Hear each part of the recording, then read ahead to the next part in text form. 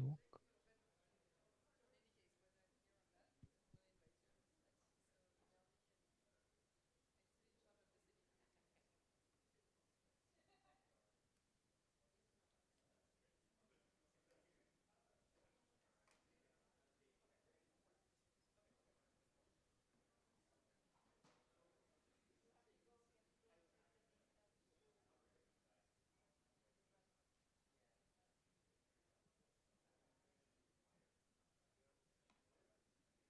We're already streaming?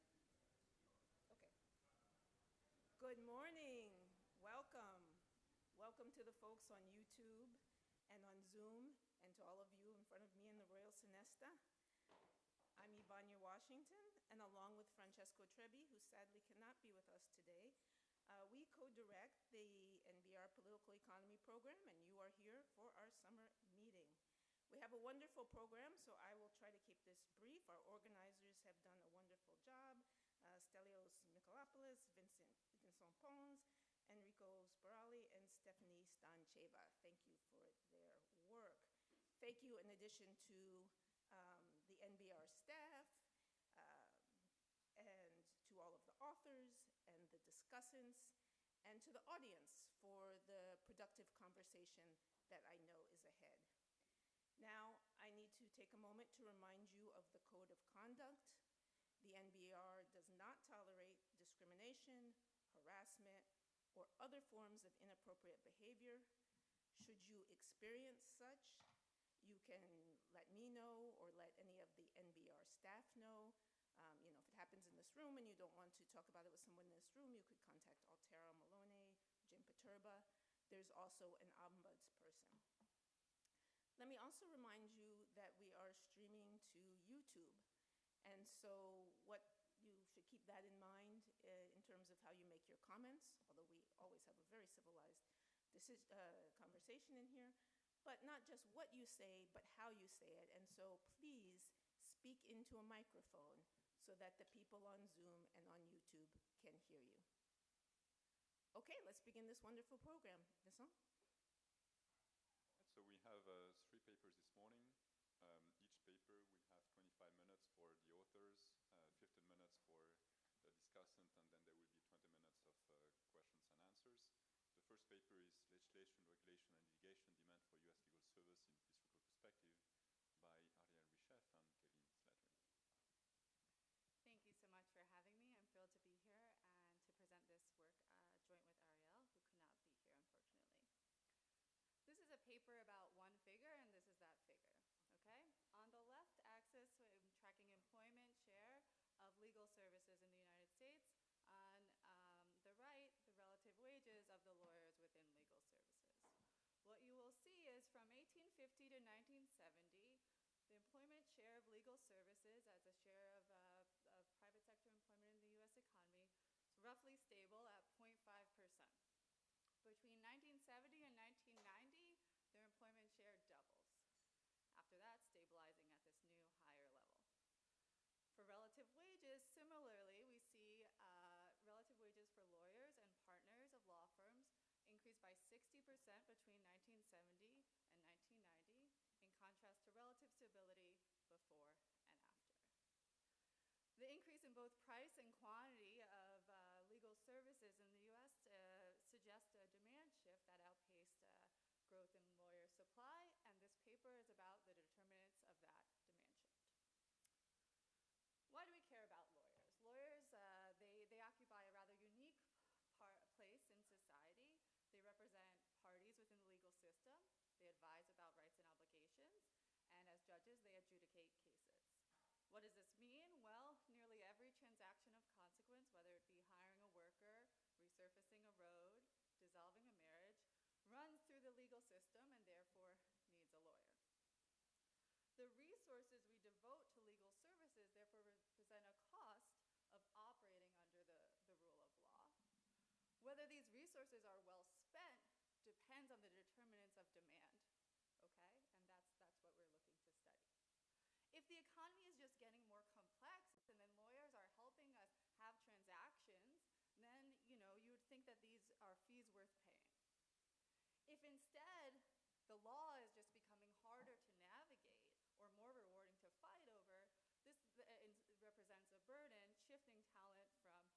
productive to redistributive work. What we're going to argue in this paper is that the demand shift is driven by changes in the legal environment, okay? And what we see and what you probably all know is that starting in the mid-1960s, the United States government enacted a wave of landmark legislation. This is going to include social regulation, which expands civil rights, environmental protection, workplace safety, consumer protection, followed by economic deregulation, which dismantles agency control over prices and entry in a set of industries. This new legislation kind of bundles three distinct changes to the legal environment. The first being an expansion in the scope of the law, right? The social regulation is bringing new domains of conduct within the reach of the law, wherein the deregulation is shifting authority from agencies who tell you what you can and cannot do to the law, to statutes, to the courts. These laws also brought in an increase in uncertainty in the legal text. Why? Because these laws were written relatively broadly, leaving what the law required to be decided in court. And further, the government, when they enacted this new legislation, did not, in tandem, increase their capacity to enforce the regulation. What they did instead is provide incentives for private sector lawyers to bring cases on behalf of plaintiffs through what's called fee-shifting statutes, which I'll talk about more in subsequent slides. So, these three changes, the increase in scope of the law, the increase in certainty in the legal text, and the change in incentives for the lawyers, have different welfare consequences, right? Whether the law just is expanding rights, or the law is poorly written, or we're changing the incentives for effort of lawyers. What matters, which one of these changes is driving the demand shift for welfare. We're going to actually show evidence for all three. Much of the expansion is going to carry real social benefit, right? We're going to estimate large increases in litigation and employment of lawyers following civil rights and environmental protection laws. This is our scope channel. We're going to also measure an increase in certainty in the law, which is followed by an increase in wages of lawyers. And finally, we're going to find that the fee-shifting statutes substantially increase litigation, employment, and costs. Our back-of-the-envelope calculation of excess, we do this back-of-the-envelope calculation of excess cost that's due to the increase in certainty. And conditional on scope, this accounts for roughly 13% of the increase in demand for lawyers, or $25 billion of their 2024 wage bill. Okay, we contribute to a set of related literature that I'm going to mostly leave to the discussion in the interest in time, including the market for lawyers, a broader labor literature on the allocation of talent and demand for skill, and the most relevant to this group, growing literature on the cost of legislation and regulation. But let me move to the data and the facts. We're going to combine many data sources. I won't read everything on this slide for you. Standard sources about employment and compensation of the law. Then we're going to collect new data on the specialization of law and law firms that we digitize from historical directories. We're going to have data on how you become a lawyer. Remember, you have to be licensed to be a lawyer. So you take the LSAT, you enroll in an accredited law school, you get a JD, and then you pass the state bar in the state that you want to practice in. So we're going to have data on all of those steps. Further, we're going to digitize some data on the course catalogs of law schools to understand the expansion of scope through the supply of lawyers. We're going to have data on the litigation activity in U.S. district courts. And then finally, on our shifters of interest, legislation, regulation, and fee shifting, we have data on the U.S. Code, the Code of Federal Regulations, and fee shifting statutes, as well as a host of state legislative acts. Just to give you a little taste, this is some of the original data that we collected. I want to draw your attention to the one in the center, which is the historical law firm directories that is going to be quite useful for us to link the changes or introduction of new laws to demand for specific types of lawyers. So we see law firms where exactly they are and the practice of the area of practice that they're in, as well as how many lawyers they employ in that firm. Okay. So we take all that data together and we establish some facts about the evolution of the industry. The first two I've already shown you, that was figure one, okay? The employment legal services more than double between 70 and 90. Relative wages of lawyers and law firm partners increased by 60%. We can show you with decompositions that this is not because more lawyer-intensive states grew larger in this time, and it's not explained by changes in lawyers' demographics, although we'll go through a host of alternative explanations at the end of the presentation. The third fact I want to show you now is that over the same period, the composition of the industry changes. What do I mean by composition? Well, first, the ratio of law firm partners to associates fell by half. It used to be that 85% of lawyers were partners. By 1990, that's 45%. And then also lawyers become much more specialized, okay? So the percent of lawyers saying that they're generalists drops from about 60% to 30%. The salient characteristics of all of these changes is that there's stability before 1970 and after 1990, but there is a marked change in the employment, compensation, and composition of the industry in this 1970 to 1990 period. Okay, now I'm going to take you through our theoretical framework, talk about demand for legal services. The economics is quite simple here. Demand for legal services arises from information asymmetry. Lawyers know how the law governs conduct. Most people do not. This grows with the scope of the law, how it's written, and how it is enforced. We're going to collect series on each of those things. The first, for scope, we just use the Code of Federal Regulations in a pages per capita measure. This is panel A. You can see the pages per capita of regulations in the US increases by 160%. Between 1970 and 1990, it actually starts to increase in the mid-60s, which is consistent with the historical narrative, right? For uncertainty, we developed this measure we call the forward amendment rate, which is a proxy for the uncertainty of the code. What this measures at any point of time in the US code, what share of the standing code is going to be amended in the next 10 years, okay? You can see this is at its peak in the 1970 and 1990 period. Unlike panels A and C, this is more of a flow measure, where A and C are stocks. Finally, there's fee shifting. Okay, what is fee shifting? Fee shifting says the defendant pays for the plaintiff's lawyer if they lose, okay? That's not the status quo. The status quo in the United States is everyone pays their own lawyer. It's only if you're litigating under a law that allows fee shifting that you have this asymmetry. You'll see in panel C, the fee-shifting statutes triple over our period of interest. This is also in a per capita basis. Now, the legislation that we study is going to affect scope, uncertainty, and fee-shifting in civil law. This figure makes that point quite clear. You might say, hey, didn't you already show me this figure in slide 1? No, this is different. This is going to track cases, civil cases per capita in blue. Right? Red and blue, which we splice together, whereas the legal services employment share is in the green series, okay?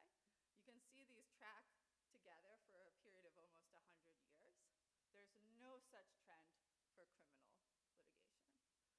What do we take from this figure?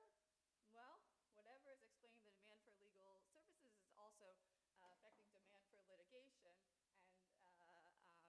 and so with that in mind, the model I'm going to present is going to be through the lens of litigation. Okay? I'm going to explain the model just in words and diagrams. I just want you to keep track of one variable, which is y. Okay?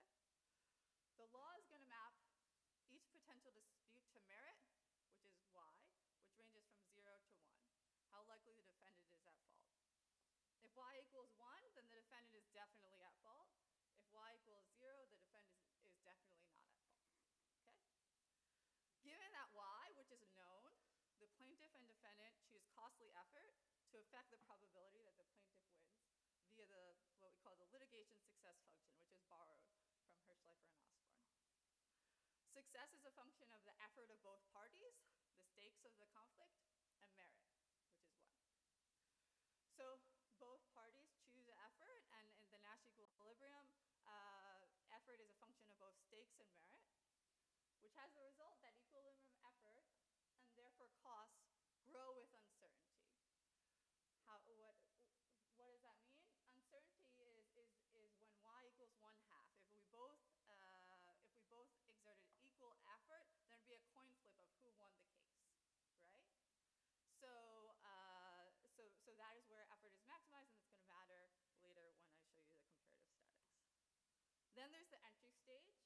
plaintiff files a case if her expected value exceeds the fixed cost, which gives you an entry threshold, some minimal merit Y star. The entry increases with stakes and decreases with that fixed cost. Together, that gives us total demand for lawyers, the entry, the extensive margin, and the effort, the intensive margin. So now we're going to do the model predictions. I want to look through those three changes, scope, uncertainty, and fee shifting, through the lens of the model. Okay? So how do we think about scope? Basically, scope enters more conduct into the law, right? So if I increase the scope, I reduce the probability mass at y equals 0. Y equals 0, saying that there's no that the law does not have domain over that dispute, right? So what does that figure show? I increase scope and I shift the distribution.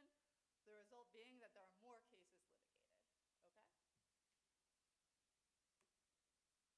Then there's uncertainty, which we operationalize as a change in the shape of the distribution, okay?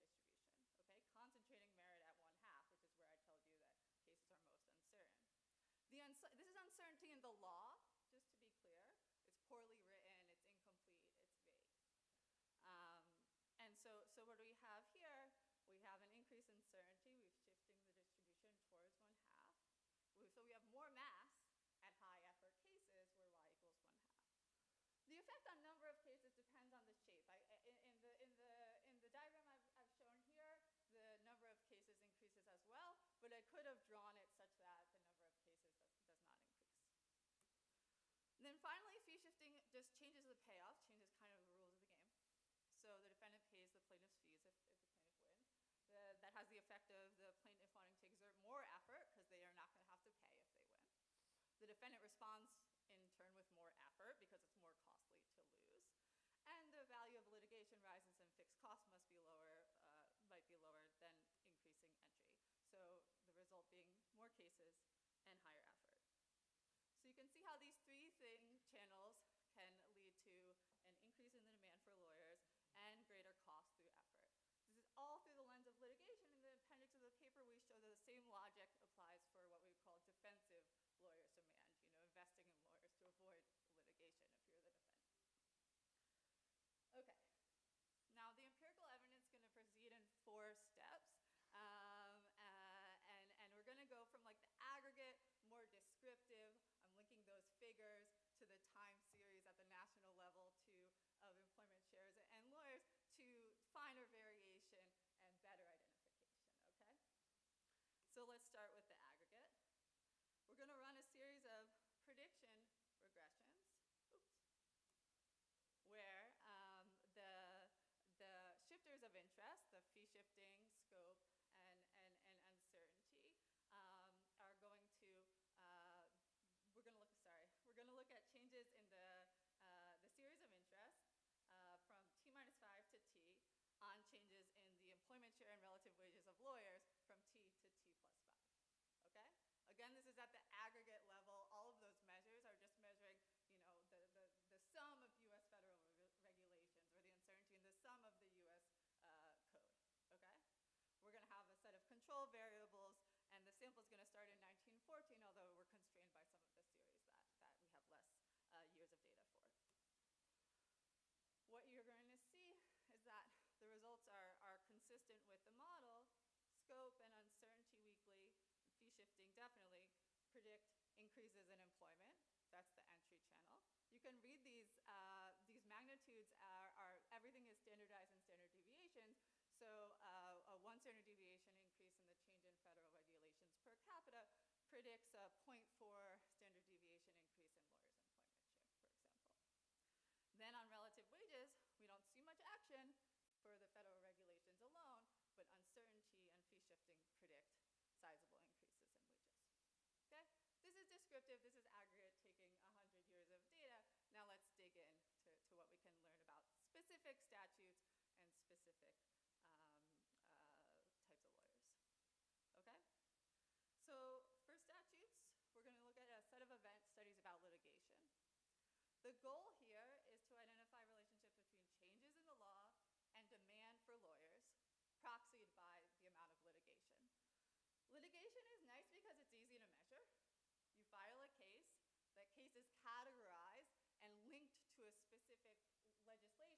through what's called a nature of suit code.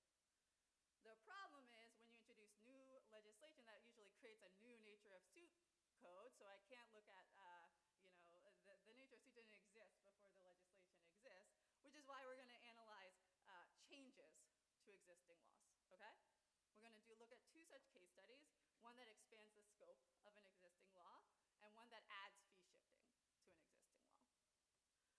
We're going to take a classic event study approach. We're going to track the log number of cases under this type of law, under this nature of suit, compared to control nature of suits before and after the reform, okay? The first case study is the Civil Rights Act of 1991. The Civil Rights Act of 1991 amends the original Civil Rights Act of 1964, and it's meant to strengthen the existing workplace discrimination law that was passed in 64. The 1991 Act includes broader plaintiffs, broader remedies, and broader liability. The model predicts these three changes should lead to higher entry through the stakes, higher entry through the scope, and higher entry in effort because, in effect, the broader liability shifted the merit towards the plaintiffs. What we see is that filings roughly double in the 5 years after the expansion of the Civil Rights Act. This is looking at filings in the employment discrimination law category, okay? Once it's stabilized in levels, this is equivalent to about 15,000 cases per year. In the mid-90s, which is where we are, you probably can't read the x-axis great. In the mid-90s, the total caseload in U.S. federal district courts was about 250,000 cases per year. So this is a sizable increase, relevant for about 6% of total federal cases. We also see that plaintiff win rates rise, consistent with this shift in merit that the law brought about. Our next case study looks at the 1975 amendment to the Lanham Act. If you don't know about the Lanham Act, it was passed in 1946, and it governs trademark law in the United States. In 1975, an amendment was added to allow fee shifting in exceptional cases for trademark law. The model predictions are quite clear. Fee shifting should increase entry and effort. We find that filings more than doubled, though from a much lower base than employment discrimination, so the levels is about 1,000 cases per year. But have in mind, between 70 and 90, over 120 fee-shifting statutes were introduced in the law. So if a fraction of them had effects of this magnitude, this is a sizable increase in litigation consistent with the historical regressions. We find also that win rates are higher in the cross-section for fee-shifting cases, though specifically we find that to be the case for fee-shifting in commercial law, and we find that it is less strong for public interest law. Now, the model's prediction on win rates for fee-shifting is mixed because it increases effort, which should increase win rates, but it also increases entry, drawing more marginal cases in. Okay. Now we'll move to the states. In the states, we're going to use variation across states to identify the relationship between scope and demand for lawyers. We do two types of analysis. The first is exploiting your exposure to federal legislation, okay? These federal laws, unfortunately for my empirical design, affect all states, and so we have to find some way to tease this out. We use two cases, the Civil Rights Act in 1964, where our exposure measure is the pre-act black employment share in that state. And then the Clean Air Act of 1970, where our exposure is, we follow the environmental literature, in 1970 manufacturing share in polluting counties. The next set of analysis exploits state-level legislation. You'll see that the state-level legislation series looks very similar to the federal in that there's a big increase between 70 and 90. So we use staggered adoption of state laws that map cleanly onto a field of practice, because remember we collected that data on the fields of practice. So we look at 3 state policies. One, strict products liability, which made manufacturers liable for a broader set of product defects and harm. So that should increase the demand for decide negligence lawyers. There's unilateral divorce law, which should increase demand for domestic lawyers. And there's banking deregulation, which allowed banks to expand more easily and perhaps could affect the demand for both banking and corporate lawyers. What we find is that in terms of the federal exposure, the Civil Rights Act and the Clean Air Act raise lawyers' employment share by larger for the Civil Rights Act because it which we would expect affecting a larger share of the population. We don't show it here, but we don't find any wage effect for the Civil Rights Act, which is consistent with the idea this is just an expansion of the scope, where for the Clean Air Act, we do find a noisy but positive effect on wages, consistent with the fact this was a legislation that was also rife with uncertainty. For the state policies, each reform does raise the share in the affected field. For strict products liability, for example, this is an increase of about 30% off of the mean share of negligence lawyers in the state. Okay. We test a host of alternative explanations. We do not find that they explain the demand shift. This includes an increase in the size of the economy, the complexity of it, technological change, changes in the quality of lawyers, industry standards, women in law, or lawyers in Congress. Happy to talk about these more in the discussion.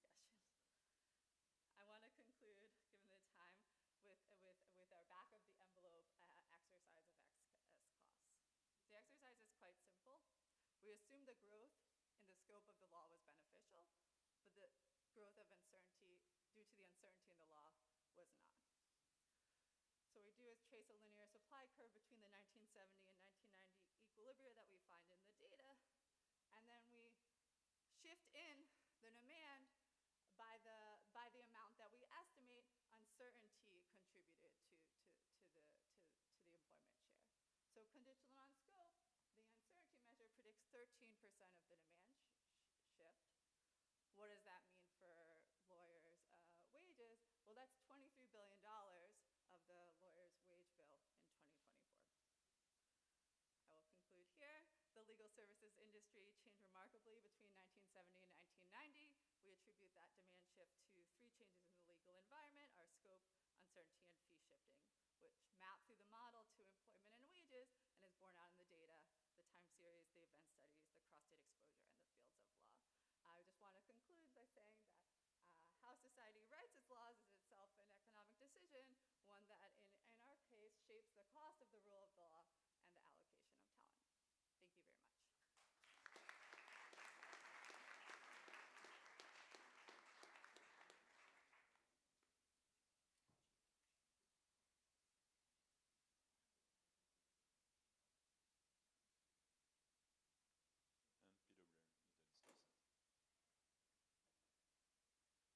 All right, good morning, everyone. Oh, can I see the...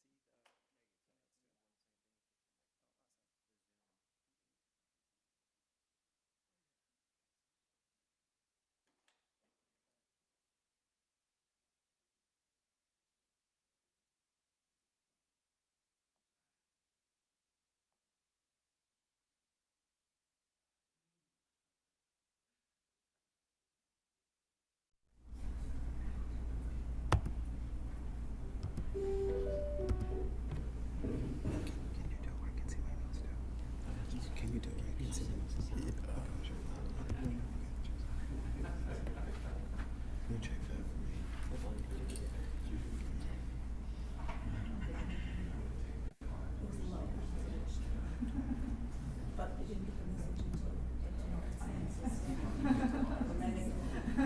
Check. It sounds good.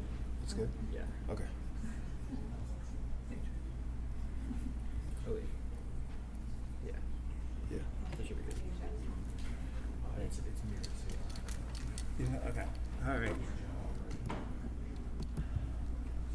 That's perfect. That's yeah. Yeah, I can. And then how would you want this? You could do. Make sure I get everything. Yeah, you could do full screen. That's fine. Yeah, that's perfect. All right. And then you also have this too. Okay. Good morning, everyone, and a big thanks to our tech team for getting this sound right. And please let us know if there's anything else. First off, thank you so much to the organizers for inviting me. When I got the invitation from Stephanie, at first I was surprised because this was my first time speaking to this group. And then when I read the excellent paper that Kayla and Ariel wrote, I thought, yeah, I'm the perfect discussant for this. Because there were just so many connections. I study a lot of things related to regulation, from occupational licensing to school finance reforms to thinking about reforms about removing bachelor's degrees. And then I think a lot about supply side issues in higher education. So I was really excited to think about, why is it that there haven't been more slots for law school folks in law school. And I just thought this is totally my wheelhouse. And I have to say, Galen, you and Ariel have written a really fantastic paper. It's one of those papers that you read it and it's very honestly written. You do a phenomenal job of assembling so many data sets. And I just learned so much from reading the paper, so bravo. I'll start with a very brief summary of the paper. At the heart of the paper is a puzzle, that the relative wages of lawyers have risen by about 60%, even as the share of employment in the legal services has nearly doubled. And so in a lot of ways, this feels a lot like the race between education and technology, and I think you allude to that, which is very cool. You're very aware of the way in which, from a stylistic standpoint, your work is in conversation with a lot of the existing classic papers in economics across a host of fields. There are three explanations that the paper is going to offer. So the first is that there's an increase in regulation, and that increase in regulation is going to increase the demand for lawyers because of the need for experts. Moreover, there's going to be an increase in the uncertainty of how courts are going to respond to litigation, and so that further increases the demand for expertise if there is an increase in uncertainty. And then the third explanation is there's going to also be an increase in the risk of having to pay if you are someone who's a defendant and you're wrong. And this is coming from the fee shifting. And so all of these convergent forces are going to be pointing in the direction for an increase in the demand for legal services. Now I want to start first with the things to praise. The data collection is incredible. There's about 14 plus different unique data sets that have been collected, digitized, and linked. Bravo. The second thing is that there are a number of natural experiments at both the federal level as well as the state level, and then also within the legal profession across specialties that's used to corroborate the story and to try to understand what are the underlying mechanisms at play too. So that is excellent. And based on this really rich set of results, there's really clear evidence that litigation uncertainty and fee shifting increases relative wages, and more regulation indeed increases the latent demand for legal services. So this is very clear. I also like that the discussion for welfare is very balanced, where you talk about the fact that there is a positive way in which the proliferation of these legislations, whether it's the Civil Rights Act, the Clean Air Act, whether it's regulations around financial services, that they have enfranchised a lot of people and allowed them to have their cases heard, to have wrongs redressed. And I thought that was really sharp, because you also think about the ways in which some of this increase in both the scope of regulation and the uncertainty could lead to inefficiencies. And I think that gives the reader a lot of confidence in what you're doing as a scholar, because your hands are not heavy on either side. I have three main comments. So the first is, to what extent does the increase in wages of lawyers reflect a choice of the legal profession in terms of how they're going to organize the legal profession? And I'll elaborate a bit more on this in terms of taking an IO perspective to what's happening here, and to present what could be a potentially complementary alternative story. So the second point I will say is, I want to encourage you to elevate some of the key causal results in preference of some of the auxiliary descriptive results. And you did a phenomenal job of that in the presentation. And so in a lot of ways, I feel like if you're able to have the paper mirror the way that you set up the presentation, you would be perfect. And the goal of my discussion today really is to help you to think about how do you marshal this 100-page paper into something that is, including the appendices, marshal all of that into something that's going to be a really crisp story, which you did brilliantly here in the presentation. The third thing I would say is to foreground a lot of the economic connections between the results, because my reading of the paper is that the proliferation of the regulation itself is what's going to be driving a lot of the employment growth, but then it's really this fee shifting that's going to be driving the increase in wages. And this is why when you look at, for example, the case studies with the Civil Rights Act or the Langham Act, you find these positive employment results, but you find pretty precisely null wage results.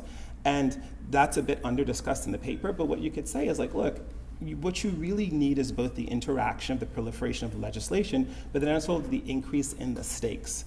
And in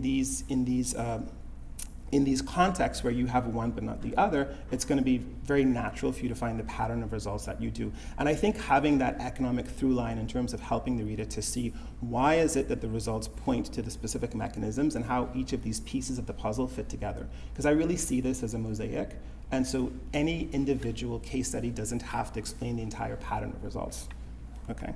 So let me first start off by taking an industrial organization view of these results. So when I read these results, I thought the proliferation of these regulations certainly increased the demand for legal services, but in a sense, the reason why we have the wage structure that we do and the employment structure that we do in the legal services could be a choice.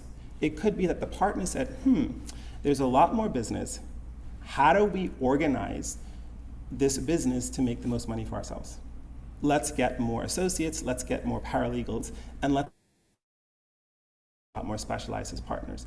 And there's a lot of reason to believe that the evidence that you show in the paper is consistent with this particular story, that this isn't just the natural cause of more regulation naturally is going to lead to this particular configuration of wages and employment within the legal profession, but that this could also be an operative explanation. So you find a couple set of results that firms become a lot more, the profession becomes a lot more partner heavy, and it becomes a lot more, partner light rather, and a lot more paralegal heavy. Associate heavy, but also like if we look at, so when we look at these results here, for example, what you can see is that the growth in relative wages tracks the growth in the employment share in the legal services, but when you look at the growth in lawyers, it's a lot more subdued. And so there's a difference between those two things. Whoever these residual workers are in the legal profession, they're picking up a lot of that slack. When we look at the partners, for example, you see that the share of partners cascades down precipitously at exactly around the place where you're seeing this increase in wages. And so now associates are picking up potentially a lot more of this work. And we see an increase in paralegals. That's happening generally like over time. The wage results further, I think, cements in my mind this story, because if we look at the wages of non-lawyers within, it's pretty flat, but the wages of the lawyers is going up pretty dramatically. And in particular, it's really the senior lawyers, these ones here in the blue, that's going up during this period.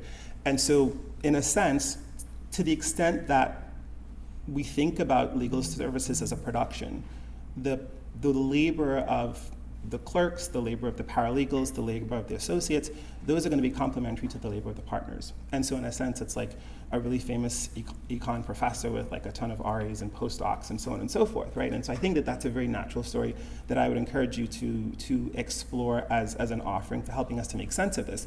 And the reason why this exploration is potentially important is you draw on a number of other contexts. So we see something similar to this happening in Josh Gottlieb's paper about doctors, right? And so in a sense, it helps us to recognize that this is a general phenomenon that occurs in a lot of different industries, but that we see specifically within the legal profession.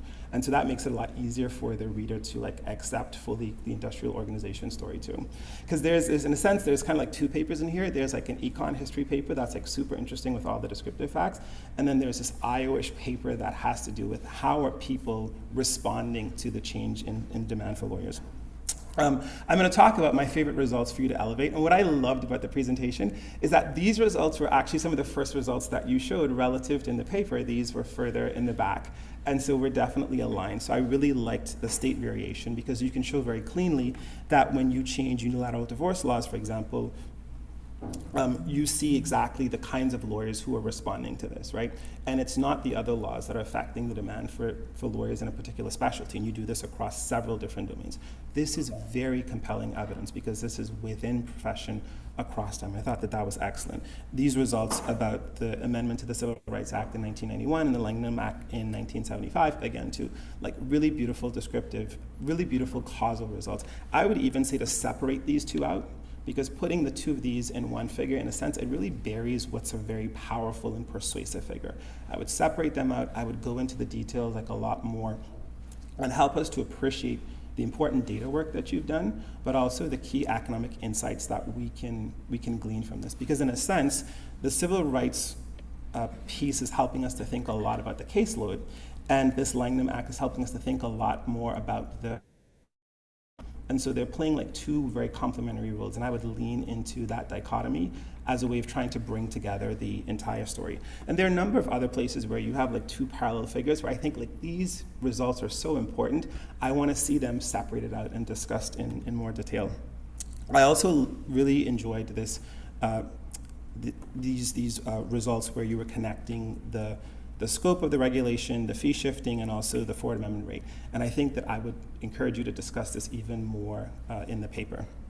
So some other comments. I would like to see like a deeper exploration of the supply of spots in law schools.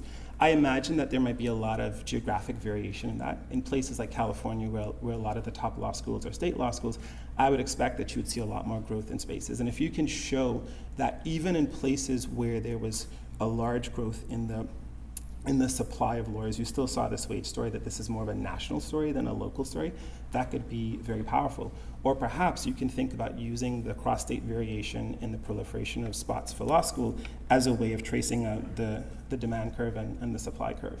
And so that could be really useful. Maybe this is for a follow-up paper too, because you already have a lot in there. Hours worked, I think that's a really valuable margin to look at. We know from Claudia Golden's work that there are a number of professions that are very greedy, and that there's this nonlinear relationship between hourly wages and the amount of hours worked as well too. And so if we see that the legal profession is becoming a lot more hierarchical, do we also see that the more senior lawyers are working like more hours than the associates and so on and so forth? And so the margin along which people are adjusting is the more senior you are, the more hours you're putting in, the more junior you are, it's like the more bodies we have. That could be a very interesting piece of the puzzle with this IO story. Does the time to partner change, right? Does the length of legal training change? For example, are lawyers more likely to get clerkships, get multiple clerkships, right, as a way of building up the human capital that you need in order to be more specialized too? Because this is a part of that hidden cost too, and this can help us to understand the welfare estimates a bit better. If indeed the law is becoming a lot more complex and people are getting more specialized training to deal with this, that could help us to understand some of the positive benefits of this, that it's not just lawyers extracting rents. So I mentioned this already about like why the relative wages don't go up for the civil rights legislation, and I think you could, by pulling in a lot of the economics, you can say this is a context where we don't have a change in the fee shifting, and so this is the reason why that's not happening. And I think it's a very elegant story. I also believe that it's a true story. The relative share of lawyers in private versus public practice, that was something that was running on in the back of my mind, because the government is the one that's making up a lot of these regulations. So what's happening to the government in terms of enforcement actions? Does the government now also need to beef up the lawyers that are on its payroll? And so what's happening to growth in the demand for lawyers on the part of the federal government, but also the state government? I was actually really positively surprised that there was twice as much growth in the private sector and the public sector, because my prior coming into this was that it really would be a story where you would see a lot more demand for lawyers on the government side. But then, as you explained in the presentation, because what's happening is litigants are getting a lot more latitude, then this is really affecting the private market a lot more. It could be really interesting to look at what happens to the private practice wage premium as well too during this time period. And so that's another source of variation that can help us to understand the underlying elasticities. So in the last minute or so that I have, I just want to say this is a really excellent paper. You have a lot of great stuff in here. I like what you did in the presentation, and I would encourage you to mirror the structure of the paper in the same way, because I think you highlighted the elements of the paper that are like very persuasive, that are really compelling, and that you gave us enough detail about the history to help us to appreciate why this is important. Thank you to the organizers for giving me the opportunity to discuss this paper, and I look forward to your comments.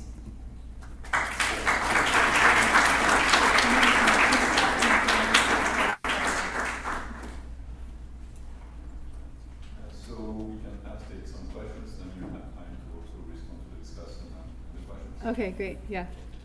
Perhaps we can start with Zoom. Are there questions on Zoom? Should I maybe show the... there's not many people on Zoom, so there's only 4 people, so they couldn't hear me, so.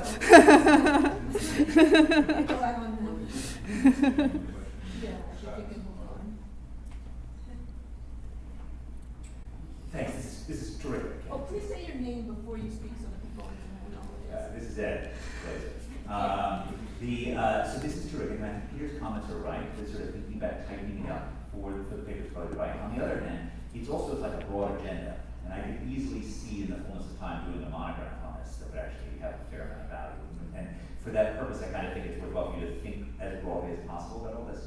And just a few things, if this were law and econ rather than political economy, there would be a lot of talk about like bargaining in the shadow of litigation. And so somehow or other confronting the like, why is it showing up in litigation rather than bargaining, and at least having a view on that feels kind of important. Secondly, there is a hypothesis which is just the world's getting more complicated.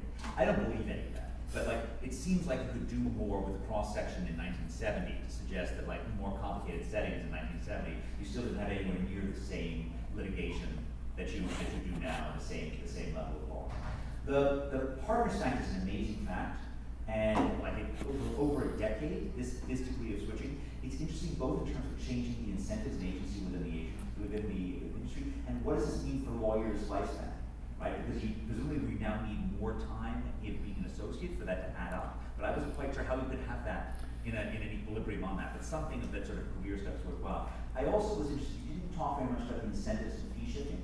How do you actually, like, who's monitoring on the fee shifting? And it seems to me one thing is both you're shifting the fee to something, but maybe you're also changing the extent to which the lawyers are being monitored and how many hours they're allowed to fight. You didn't have very much talk about the sort of arms race nature of litigation, but that's clearly also important. And I think thinking a little bit about the extent to which you can use granularity of your data to talk about how much of this is corporate to corporate, in which the arms race is going to be really big versus other forms of versus private versus public. More stuff on that would be great.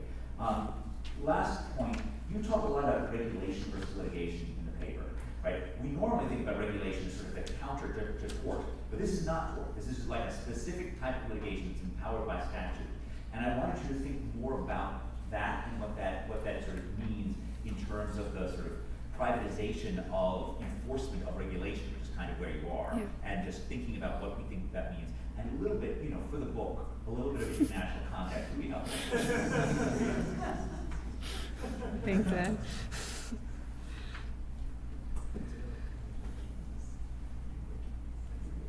Hi, Clemence Tricker.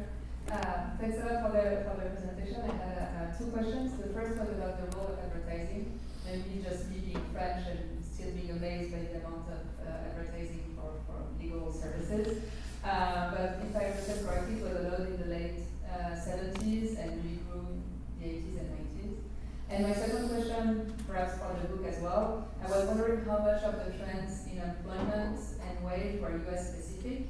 It seems to me that some channels are more or less US specific, and so it might help to see whether you see the same in other countries that have also grown more complex, and so then it might help you disentangle it. Okay, Owen McGregor talks. Thank you again for a great talk. If you were to imagine that the legal industry had a special interest lobby group, what type of laws would they like to see if they want to increase scope and they want more uncertainty, and they've probably been very, very successful at doing it. So much in the way that Marcella Alston and co-authors look at the influence of the AMA, I wonder to what extent you think special interest lobby activity is behind the big change that we see.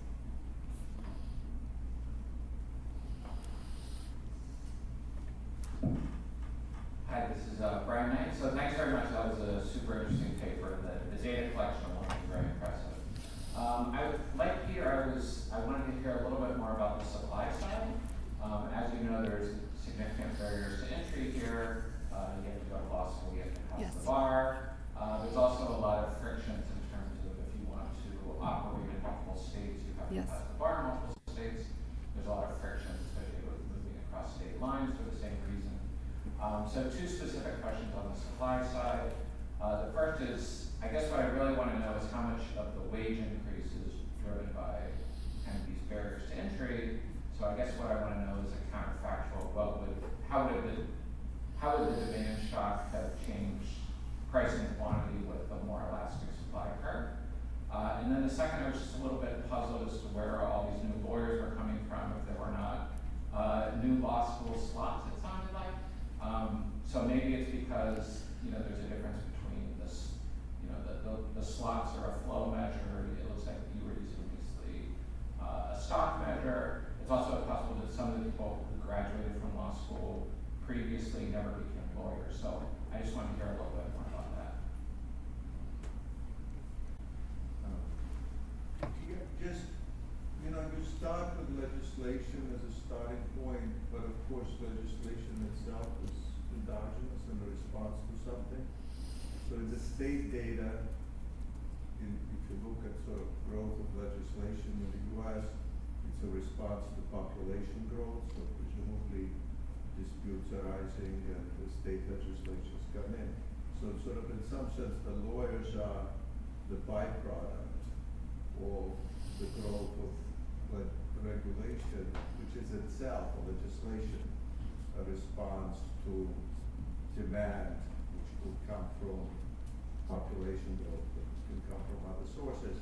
And I think the reason this matters is if you want to make welfare statements, you kind of need to start with the question of why this legislation was introduced and what would have happened if it didn't exist, which is to say, you could take the efficiency perspective, which is to say that it would be more chaotic and more disagreement if it was tort and contract disputes rather than legislation that had different social purposes involved. But Ed's point about how lawyers are just kind of a byproduct of privatization of enforcement is a good point. But I think this adding this top layer of where the rules come from, why they introduced, is probably important for some purposes. Thank you. This is Jesse Shapiro.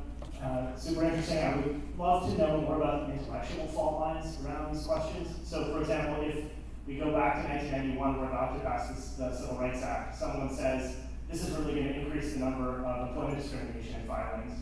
What would have been the counter argument?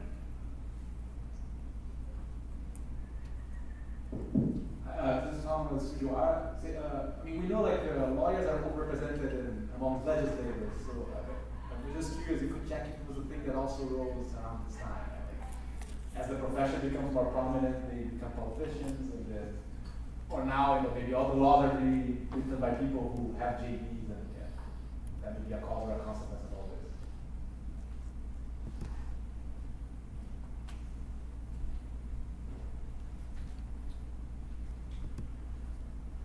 I was kind of curious if you could look at the average of access of Westlaw in your data set. I understand that there was some state-by-state variation in terms of the coverage, but also they actually shipped the terminals to specific firms to understand potentially the connection to technology today that is in the lawyer's profession. Perhaps we can take a few minutes to respond and then we see if there are other questions and comments. Okay, how many minutes do I have? So you have take a few minutes. Okay. More questions. Okay. I want to start with the number of questions about supply, which I acknowledge I did not have enough time to get into in the presentation. I just wanted to show you one additional thing here, which is, okay.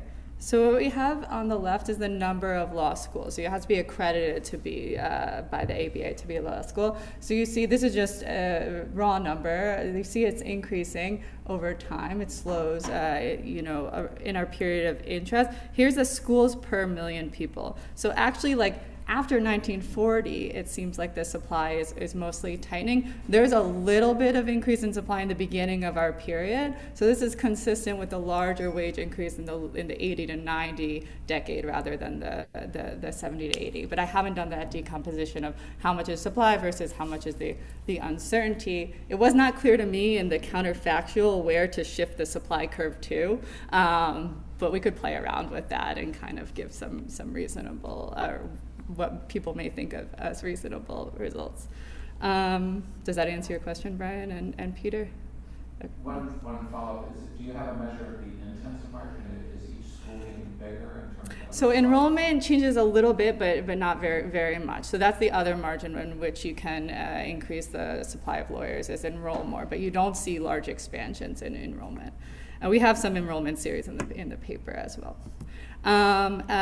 Since we were just asked about lawyers in Congress, yes, for sure, we are interested in lawyers in Congress. We actually see it's decreasing over this period, but there was also a question about an ABA lobby, perhaps, and what laws might lawyers want to get passed. There's a paper by Adam Bonica, who's a political scientist at Stanford, that shows that lawyers in Congress are more likely, for example, to vote positively on fee-shifting statutes for laws, right? And they had a big fight about it in Congress in the 70s, and they said this is going to be a bonanza for the legal industry, and so that is consistent with your hypotheses.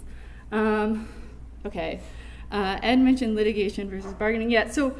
For sure, litigation is the tip of the iceberg. We're focusing on it a lot because we can observe it well. What I can't observe is how much any given corporation spends on lawyers. But that is the point of the appendix model, where we think about defensive legal investment, where you invest in order to decrease the merit of the potential suit that you could face, for example. The ideas of to look at the career from Peter and Ed both mentioned this is good. Right now we haven't done that. I don't know much about how long I don't have any data at this point on how long it takes to become a partner, for example, but that may be possible. The ABA does a lot of surveys, so that may be able to find, maybe not so far back, but at least in the present day. Who is monitoring on fee shifting? So mostly how it works is the judge says, what amount of fee shifting is permissible in a given case. So if they think the number of hours billed in that case was excessive, the judge may limit that. But for sure there may be more monitoring. And in terms of the arms race nature of regulation, yes. So. This is something more to think about. I was going to respond to something that is not quite an answer to your question, in that there's also the tournament effect within the litigation, which is leading to that increased cost at y = 1/2. The U.S. specific, so we tried pretty hard to get a series from a set of countries to see if this is a U.S. specific phenomenon or not. It's hard to get series going back so far, and so we're still working on this. Like, from my memory, France doesn't look very much like the U.S. I mean, it's increasing, but there's not this sharp between 1970 and 1990 split. Whereas in Canada, there was an acceleration post 1970, but it keeps growing. But we can work more on that. The only thing we have on torts is the strict products liability. That is common law at the state level. To Andrew's point, we don't have very much on why the legislation grew at this time. We are measuring it in per capita, so we are controlling for the population did grow, and so even more than population growth, the legislation and regulation grow. To Jesse's question about what would be the counter, I think it's by design they want more they would expect more litigation and more employment of lawyers from that. That's the goal of the law, to have more cases be taken up, because what was happening at that time was basically the Civil Rights Act had been weakened by a set of Supreme Court decisions, and so the amendment was a response to that, and to have more people have rights from this act. I'm sure I didn't get to everyone's questions, so if there are more, if we have time, or we're probably okay. Thank you so much, everyone. I really appreciate it.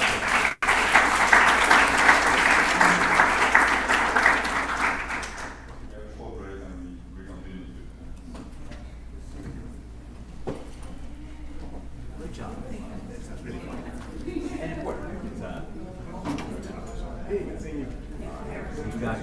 Hey, you have your slides there?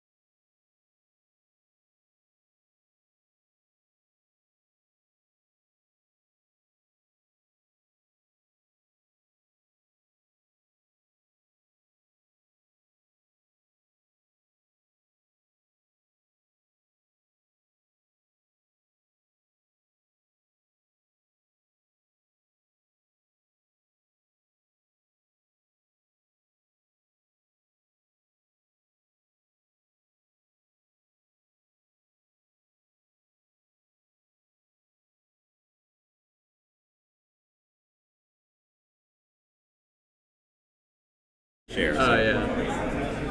The microphone's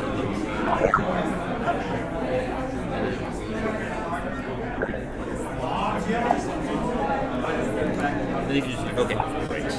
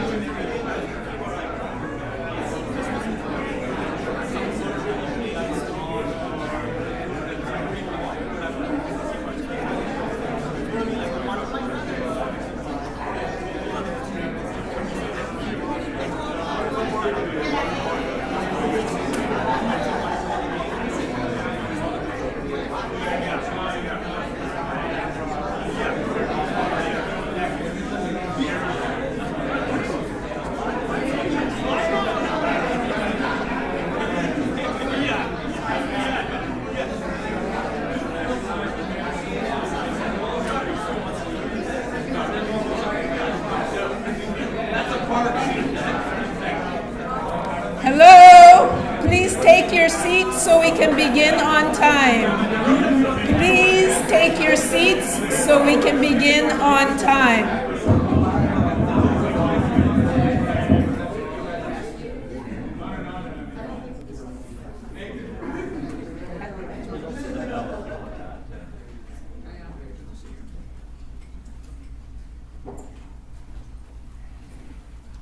Great. So we are grateful to the organizers for putting us on the program, and we are grateful to all of you for giving us an hour of your time to think about this stuff.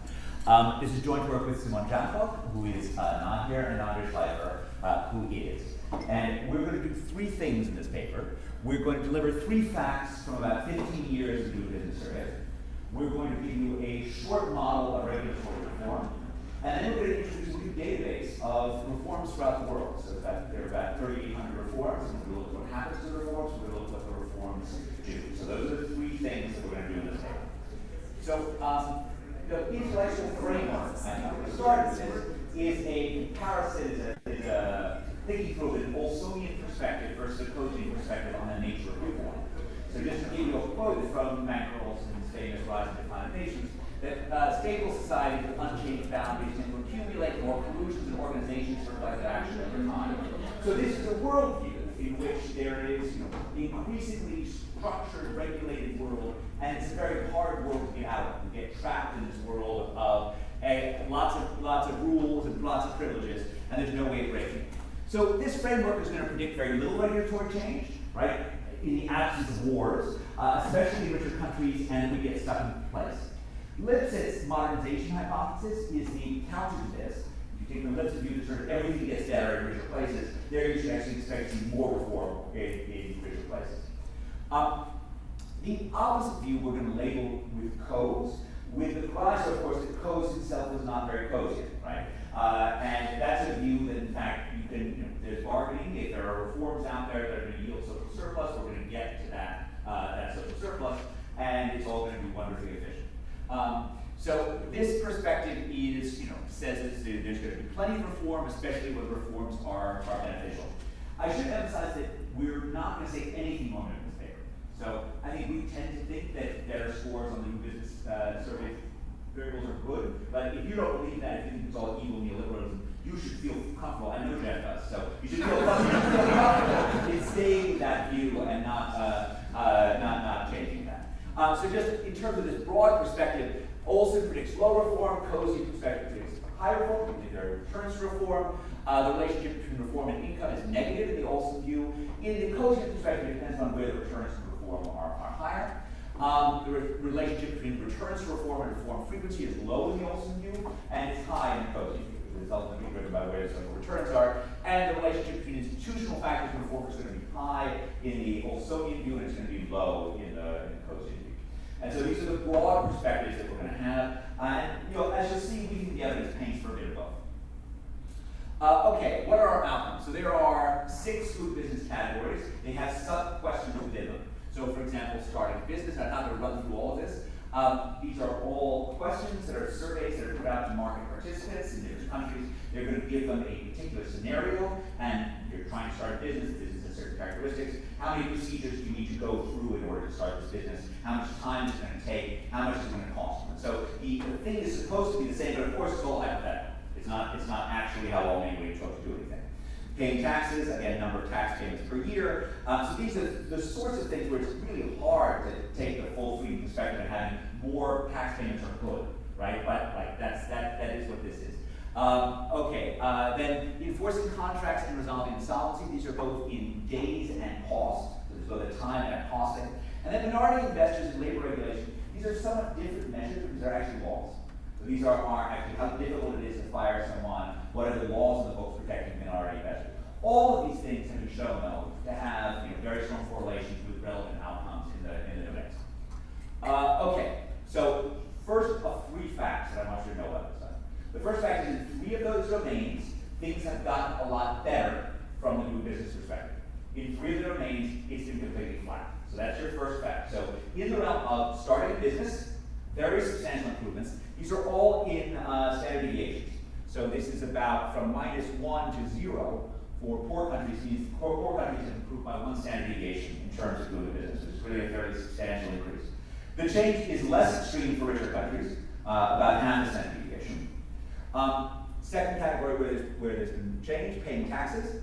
So that's about 0.3 standard deviations for rich countries, and somewhere around 0.5 standard deviations for poor countries. So again, substantial improvements in the number of taxes, number of times you need to pay taxes, number of effort on this type of stuff. Third outcome where there's positive stuff is minority investors. So minority investors enjoy considerably more protection now throughout the world than they did 20 years ago. Okay, at least on the books. Now 3 of them, there's nothing. Okay, so resolving insolvency, nada. Okay, absolutely nothing. Enforcing contracts, if you swing, you say the rich countries have gotten a bit worse and the poor countries have gotten a bit better. And labor regulation, nothing. Again, maybe the rich countries have gotten a bit worse and the poor countries have gotten a bit better. Okay? So your first fact is 3 of those domains, paying taxes, starting a business, minority investors, really substantial changes. In 3 of them, nothing. Next facts, 2 of them both embody this. Across all domains, across all of the variables, there's very substantial mean reversion. Okay? Sometimes it's as high as, that's negative 0.83 for tax payments per year, so that's, almost complete mean reversion for tax payments. Some of them are smaller. You don't want to think of this as some sort of just routine measurement. If you do stuff like instrument for 1 year, the neighboring year doesn't change it very much. It appears to be very substantial changes. And controlling for initial levels, but not unconditionally, richer countries have more positive movement. Okay, richer countries move towards this more. So you saw that in the raw data, that was not true, but once you control the initial levels, richer countries do more. Now, that the income fact is a less robust fact across domains than the mean reversion fact. So you can see here, it's sort of on the borderline of significance in procedures, it's negative in total tax contribution. In this one, income is all positive, they're all negative, it's enforcing contracts, resolving insolvency. And this is protecting minority investors, and labor regulation there, there's actually no income effect whatsoever in either of those domains. But all of them show very substantial mean reversion. Okay? So these are your first 3 facts. Positive income control at initial levels, substantial mean reversion, and 3 domains move, 3 domains don't. Now I'm going to give you our formal framework. So our formal framework takes the perspective of a reformer. You want to think of, you want to put yourself in this model. You want to think you're a finance minister, let's let's say in Argentina, and you're considering reforms, okay? And you have reforms that come across your lap, and you can potentially spend your effort to undertake them or not. The reform can be tweaked in a way that reduces the harm faced by the losers. Okay, so this is how we think of, and this played a major role in our original sort of Coasian thinking about this. And there's going to be a social cost associated with that buying off. Okay, it goes beyond the actual cost. And so you want to think of, is the buying off in a really efficient place? Buying off just involves cash being straight to the losers, and so that's going to be really efficient. Although it may be you're doing some labor market reform, and so to compensate people, you're creating a really costly and really bad vocational training program. So that's just going to be a very costly way to do so. And that's going to be captured by theta, which is the extent to which the country is Coasian versus not. Then the reform faces end veto points, and the losers who are not compensated have an opportunity to block the reform at each point. We think of that end not in a Montesquieu sense, in the way of like different countries differ in terms of ends, although that's certainly a bit of it, but we think the differences across types of reforms is vastly more important than the differences across countries.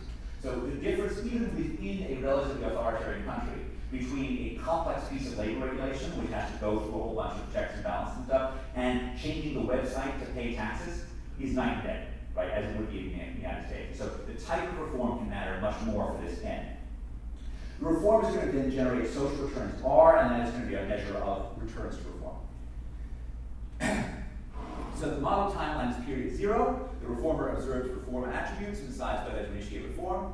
The reformer initiates if B plus alpha times the expected social benefit from reform is going to be greater than 0. This expected social benefit is going to multiply the R times the probability of getting it through, or it's the adjusted R. Then the reformer is going to choose the number of losers to compensate. Then the reformer is going to face end veto points simultaneously, and any one of them can reject the reform. If the reform is not rejected, it is implemented, social benefits and costs occur. Okay?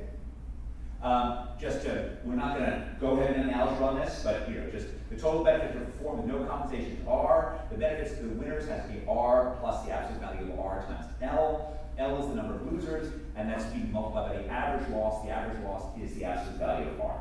Because the losses are uniformly distributed on 0 to absolute value of R. All of these are just normalizations of other things.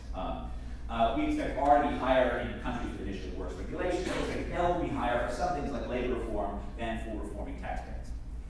The veto process is just each veto point rejects the reform with probability phi. Phi is a parameter times 1 minus Q. That's the proportion of losers that have not been compensated. That's an endogenous object. And L is the number of losers. Okay? Phi is going to be differing across countries, and I don't really have a theory that differentiates, like I don't have any empirics between differentiate theta, which is how costly it is to buy people off, and phi, which is how effectively can losers veto it. Both of those things will make reform more difficult, and I don't have a way of uniquely differentiating. So compensating the losers, we have this theta element, and the more kludgy, the more painful the compensation is, the higher theta is. Under Lipsch's modernization hypothesis, theta is going to be lower in rich countries. Okay, and so this is just the cost curve for the share of losers who are compensated. So this is the cost of the marginal loser, like that's a line, which means the total, the average loser's cost is this, right? So you're actually paying off just people who've been compensated. Then this is the average loser's loss times the share of losers, and the total compensation is 1 plus theta R Q squared L. Okay, I'm not going to give you all 3 propositions, I'm just going to give you 2 of them. Okay, the first one just gives you a sense of what happens in this model. So when theta is low, meaning it's easy to compensate the losers, then a lot of, or in fact, all the losers get compensated, in which case it sails through.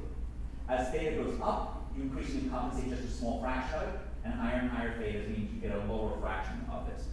The breadth of compensation and total compensation is declining with theta, that's the Coasian thing, and it's increasing with n, the number of veto points, and phi.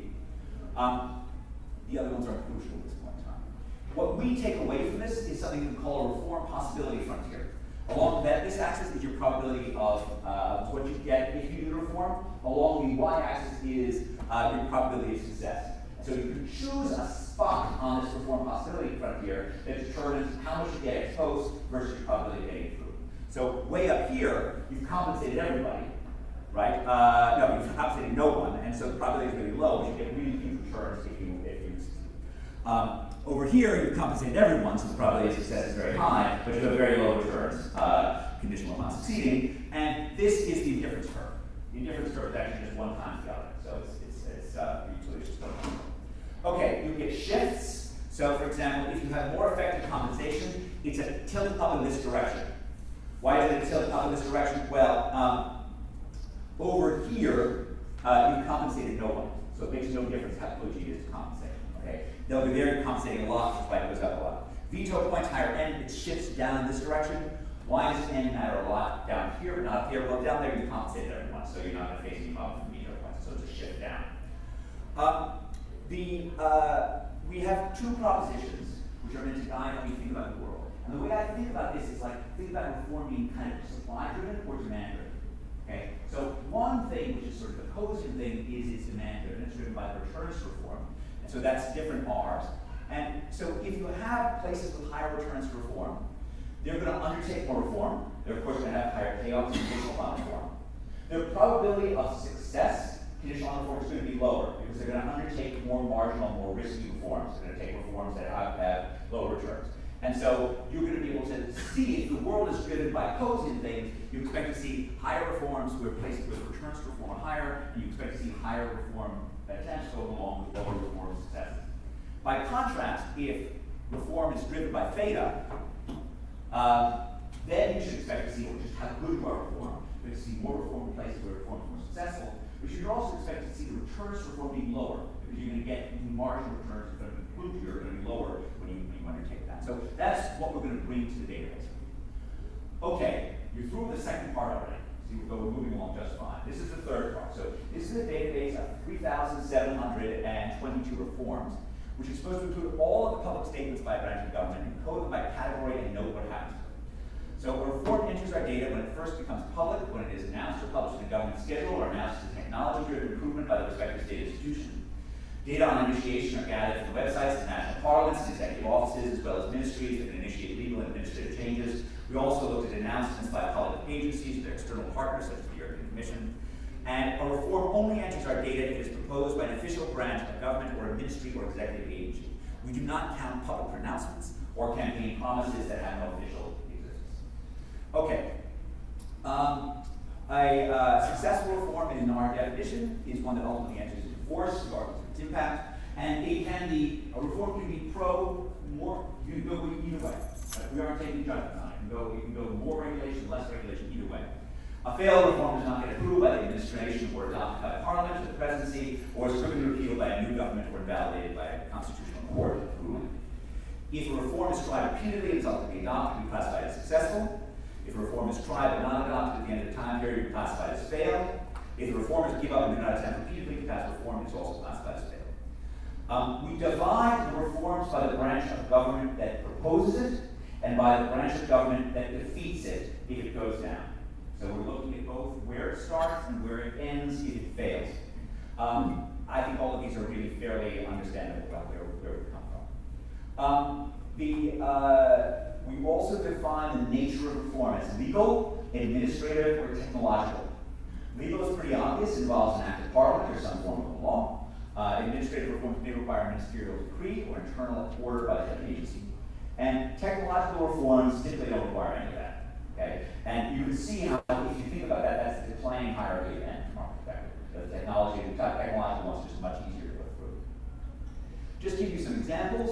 So the government of President Macri proposed a draft amendment of the labor code that aimed to reduce employment costs, deregulate the employment market, promote investment. This proposal has widespread street protests and failed to get a majority in Parliament. This is a failed labor market reform that was initiated by the executive and failed in the legislature. In 2011, the Bangladeshi government tried to adopt a tax modernization plan that would separate tax policy from tax collection and digitize the tax administration system. This reform was ultimately abandoned in 2012 due to rising political pressures from opposition parties. Failed legal reform proposed by the executive and vetoed by the legislature. I don't know if there's more examples. There are more examples. There are lots of examples. Let's just go on. Our tests of reform. So mostly, we're first just going to show you some patterns that I think, because I've looked at it too much, are fairly compatible with the veto points matter. Okay, you can take your own view. Then we're going to test and ask whether or not there are patterns with either income or the initial level. Remember, those are two of my 3 facts that look like either income or the initial level are coding on higher returns for reform or coding on better facility of getting reforms through. So those are the things that we're going to test. We're going to test whether or not the income factor seems to be more about demand or supply reform, and the same thing for the initial level. Okay, so just the first fact to, and this is what we're going to use for returns reform, is the correlation between reform and change. So we are linking each one of these reforms to the doing business outcomes. Now, and what we're going to show is that after reforms in 3 of these categories, the ones where you have the biggest change, you get about 1/5 of a standard deviation increase. This is, of course, country and country with your fixed effects. It doesn't have to be under control. It's just taking it before period versus an after period. You have about 1/5 of the standard deviation associated with reform. And so they do appear to be predicting stuff. Now, you will say quite correctly, and I will agree with you, that this is not the social returns to reform. This is your one narrow thing that does it. Yeah, this is what I've got, and anything that would be involved in something that's more holistic, this would make no sense whatsoever in terms of making stuff invalid. But in 3 of them, you see big changes. In resolving insolvency, it's kind of in the middle, and enforcing contracts and labor regulation, it's smaller still. So 3 of them are big, 1 of them is sort of, and the 3 ones that are big are the ones that have large changes overall. So these are the ones which the reform really appears to impact what happens. Okay, so this is our big matrix of reform beginning and ending. And so start off by just looking at starting a business. We have a total of 665 reforms in our database. Of those, 90% are, they're executive branch. Of those, 90% are successful. So executive branch of the business has a very high success rate. It's somewhat lower for the other branches of government. And typically, it's like when it's proposed by the legislature, it's killed by the executive. Okay? And so this gets at the notion of veto once, that in fact it's hard to get through a doing business thing without getting through the executive branch, and when the legislature starts it, the executive often kills it. When the executive starts it, it's most likely to be killed by the executive itself. That's a feature that loads very heavily on income. That rich countries generally, executives don't start things and then kill them. That happens in poor countries all the time. The paying taxes, here actually the executive hit rate is much lower. So there you only have a 66% chance of succeeding there. What's going on there is that you have often paying taxes are proposed by the finance ministry and killed by the tax authority. Okay, so it's like a separate entity that is involved. The other ones, okay, are generally sort of you get much lower. Enforcing contracts, the executive has only a 39% chance of hitting it, and it's killed 55% of the time by the judiciary. So because the executive is essentially wandering into the court's business, the courts say no. Okay, they say no with a very high degree of regularity. By contrast, when the courts propose things like this, they have a much higher success rate. So when the courts do their own stuff, they have an 84% success rate. Let me move on. This is the different types of this stuff. Can we hide? It's somewhat difficult to see the floating machine.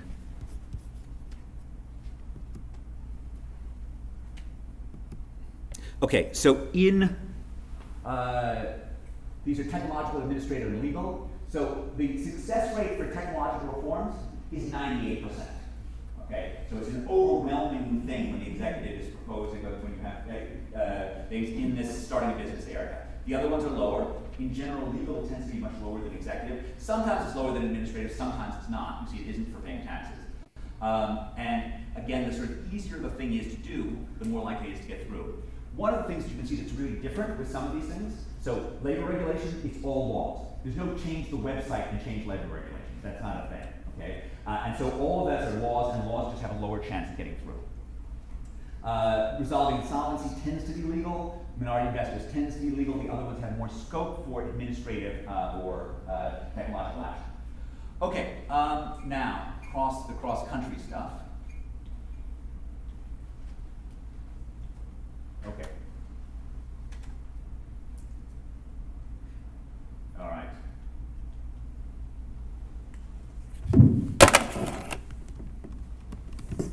Now it's not working at all. Okay, now I think I have it. Okay. Okay, so we did veto points. All right, reforms by type and stop rate. Here you just see the difference between rich countries and poor countries. So rich countries have a 95% success rate for technology. Poor countries have a 56% success rate for technology. Administrative, it's 79-43. In legal, it's 80 to 54. So this does not look like Olson, this looks much more like Lipset. These are our formal tests of this. So first of all, if you look at GDP and initiating, that's quite positive. So richer countries are much more likely to initiate reform. Richer countries are much more likely to succeed conditional upon initiation. And so this is just the success rate for each one. But richer countries have lower treatment effects conditional upon getting the legislation through. Okay, so to us, this suggests that the income fact is being driven by richer countries either having a lower theta or a lower fee. That means that they're better at doing reforms. Okay, so they attempt more marginal reforms, they have a better outcome in terms of the overall level, but they don't have a larger treatment effect exposed. The initial level, and here you want to pay attention to that. Yeah, the higher initial levels start a little bit more, which again goes against the mean reversion fact, right? Because remember, you should see this thing be negative because it's a lower place to see more effect. But what we're observing is the places with better stuff try more reforms to begin with. The places with higher, better stuff, with the exception of labor regulation, are much more likely to get it through. Okay, so the success rate is higher for these places which start off with high levels. Again, directly going against the mean reversion fact. Okay. Last fact though, why is it that you get mean reversion? Well, look at the size of that interaction. Okay, so if you're if you start from a bad place, the treatment effect of one of these reforms on the Doing Business Index is enormous. Okay, and so it means a huge difference where you start out and what the impact of the reform is. And so what it wants to push you on is the fact that it's income, okay, is about the ability to reform. It's about the supply of reform. The fact that it's about mean reversion is about the returns to reform. Okay, they're not good at doing reform, but the impact of reforms are huge if you get it through. Okay, so both of these facts are sort of different facts that are residing out there. Last fact, if you look across countries, there's a very strong correlation between the success rate, conditional upon reform, and the attempts per year. There is no correlation between reform effects and attempts per year. Okay, which tells you across, and just put those up again, which tells you across countries, if you're trying to understand pace of reform, it has much more to do with which countries are doing reform than which countries have a higher return to making this reform through. Because that's how we're interpreting this data. And so when I think about the overall quantity of reform as being much more supply driven than it is demand driven, which is ultimately a deeply Olsonian perspective, even though there are many things about it that Olson does not go along with. What we think this means is we think the income effect means that richer places are just better at reform, even though they have lower reforms, lower returns. The mean reversion fact reflects the fact that these places have huge returns to reform despite lower ability to reform. Across types of reform, veto points are powerful. Starting a business and paying taxes experience a lot of change because anti-tech reforms are doable and have impact. Labor regulation, resolving insolvency would not require legislation, and that's much harder to get through. Minority shareholders do have more powerful laws, perhaps because the outcomes are laws and the limits are limited.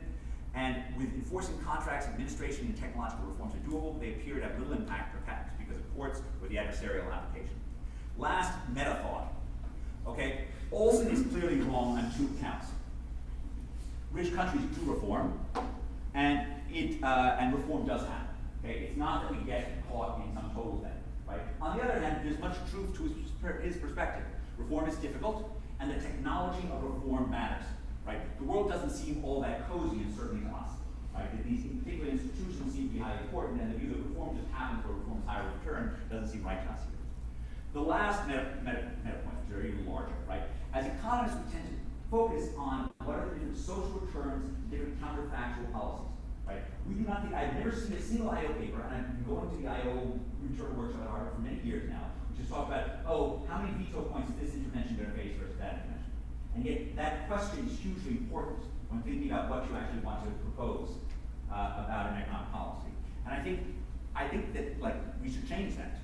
And in fact, I'm sort of the end point is arguing for a new form of law and economics, a new form of political economy. It doesn't involve what all of us have done, which is taking insights of economics and use it and maybe understand either the law or to understand politics, but rather to import law and politics into economics, into industrial organization, into public economics, and ask, what do I know about the reform possibility frontier? Right? What do I know about what things are going to be plausible versus not plausible? And work with that. With that, I'll hand it over to Lawrence.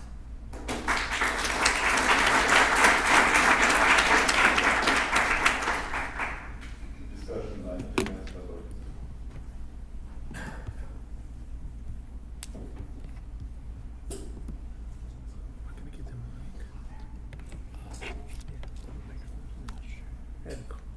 Did you get the mic yourself?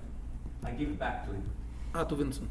No, just please stay there so that people can see you. Yeah, I was badly violated. I got jealous. No, and then he put down the mic in the middle and then they couldn't hear it all. Please, stay there so they can hear you and see you. I mean. I follow orders. Don't be like me. I follow orders. I follow orders. But I prioritize the people in this room over the people on Zoom. How I feel about it.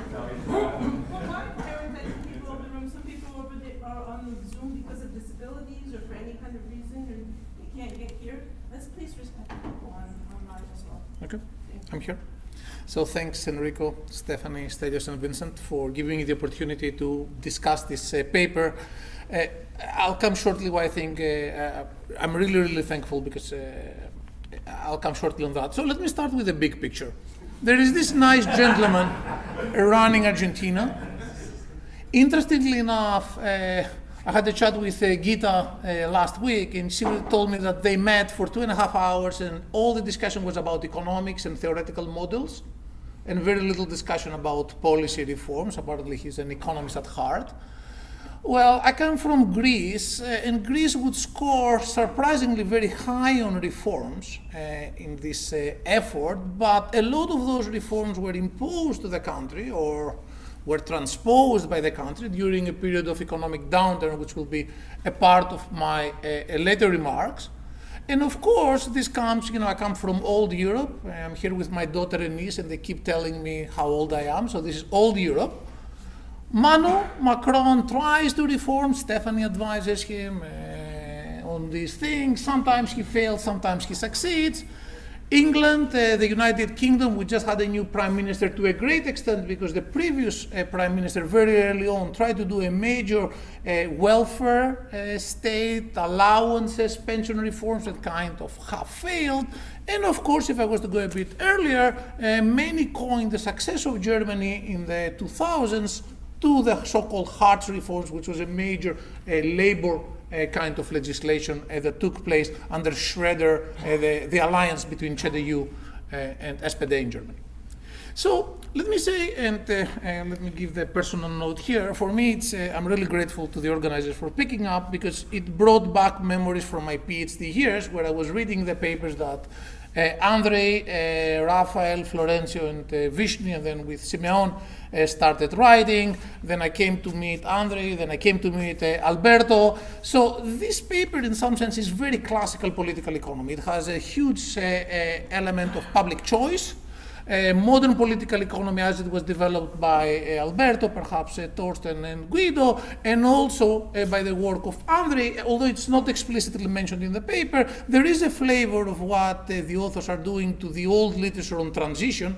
And if I was to give a minor comment on the data, it would be fantastic to go back in time to 1990 and have a much, perhaps a subsequent paper looking on transition and the successes, especially as we think about Russia and other countries of the Eastern Bloc. Let me not go over the paper. My main comment would be we want more. So if I was to frame this paper, coming from the growth literature, we tend to have a decent understanding of the process of economic growth, but in mechanical terms. So the way I view this paper is, okay, how can we jumpstart growth? And what are perhaps the relevant policies for low-income countries, perhaps for middle-income countries, perhaps for high-income countries? Where to start? And if I was, all Greeks want to be prime ministers at some point, so I'm one of them. So it's, where do you start? Do you start from the labor market? Do you start from the product markets? Or you want to perhaps join them together? Now, my first comment is that this paper in some sense is a paper about policy convergence. And there was a very interesting article, let me just show you some graphs from that, from Mike Kremer and co-authors at the NBER Macro Annual, where they had like a first debate with Daron. Now, the descriptive pattern that nobody could challenge is that over time, there is some evidence of unconditional convergence.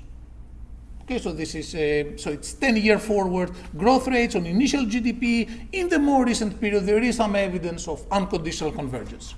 And perhaps more interestingly, so again, this is from the Kremer et al. Paper, there is convergence on government spending, on investment, on the borrowing statistics, clearly on democracy, although we see a reversal there. So there seems to be something interesting that perhaps squares with the evidence of this paper. So that's beta convergence. Clearly, there used to be no such thing as convergence. Over time, we see more and more. And if I was to go back, this takes place, and Ed alluded to that in his joke with Jeff, that there is also kind of an ideological convergence post-1990 perhaps. And I see the following kind of elements here, which would be fantastic to check. First, we have the fall of the Iron Curtain, and this brings us to the economics of transition that Andre in some sense pioneered. Then we have something that I want to see way more, Washington Consensus and the exporting of this paradigm mainly through the IMF and the Treasury. Many IMF programs in Mexico, in Latin America, subsequently in Europe. And I will come more to the issue of European Union integration. Now, if I was to go to the main comments, and I have many, many other comments for the authors, which are like more geeky in some sense. So I think what is kind of, when I say missing, the paper is already long, it has a rich model, it has facts, so perhaps there is space for more than one paper here. So clearly I think what is kind of missing, or I want to see more, is the role of the political system. So in a parliamentary system such as the one that I come from, especially early on in the lifetime, so the Labour, when they took power, they had a very comfortable majority, they could pass almost any piece of legislation they had. In a presidential system, this is not always the case. So for example, in France, quite often the president must appoint a prime minister from the other political side. Now, the issue of coalition governments, this is also kind of something very interesting. Let me say that Vincent has a very interesting paper showing that policy initiatives are way better early on in the lifetime of cabinets, and when a government gets re-elected, things kind of deteriorate.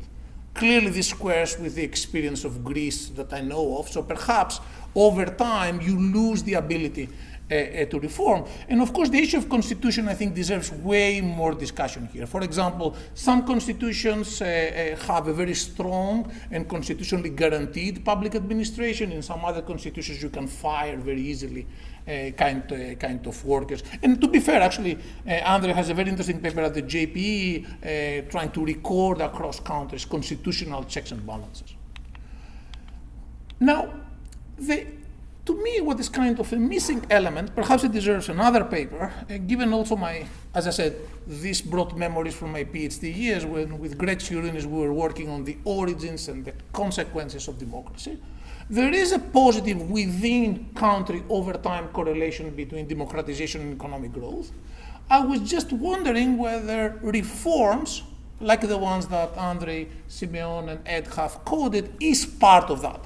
Paolo Giuliano has an interesting paper using macroist reforms, using IMF data. I think it's kind of interesting to check that, and one could merge this with a recent AR paper of Funke et al. On authoritarian populism and see whether populists, in some sense, so shall I think about, let's say since you focused on Argentina, Mingo Cavallo and in the 90s, with Menem initiating the reforms, then you have the Peronists coming in power and kind of getting back on the reform side. Other issues that I think deserve more space is to connect with state capacity, again coming from Greece. It's not so much, I think, that the Greek politicians are malicious people. Quite often they want to do reform, but they lack the administrative capacity quite often, which relates to some interesting work on organizations. Now, another issue which I think, let me also make a digression here, the model is very simple, so even I can understand it, which is a good thing, if you like simple models. And I think it's rich enough to think about veto players, costs, think about administrative capacity, perhaps with some extension. So since this is a paper about veto players, there is the literature that I think in the theory work Daron and Jim have kind of advocated. Perhaps historically you have some entrenched groups with a lot of political power, and effectively they have some veto power. Let me come to external features, which I think is super interesting, especially again since the experience that Greece had. Well, a lot of those reforms, typically you need to wake up and one day the Germans stop extending you credit. At some point, the global investors were very eager to invest in Greece. Sometimes something happens, they are less so. This is the time of reform in many countries. So I think we should explore, and I urge the authors to explore this more. Do we see more reform during crisis?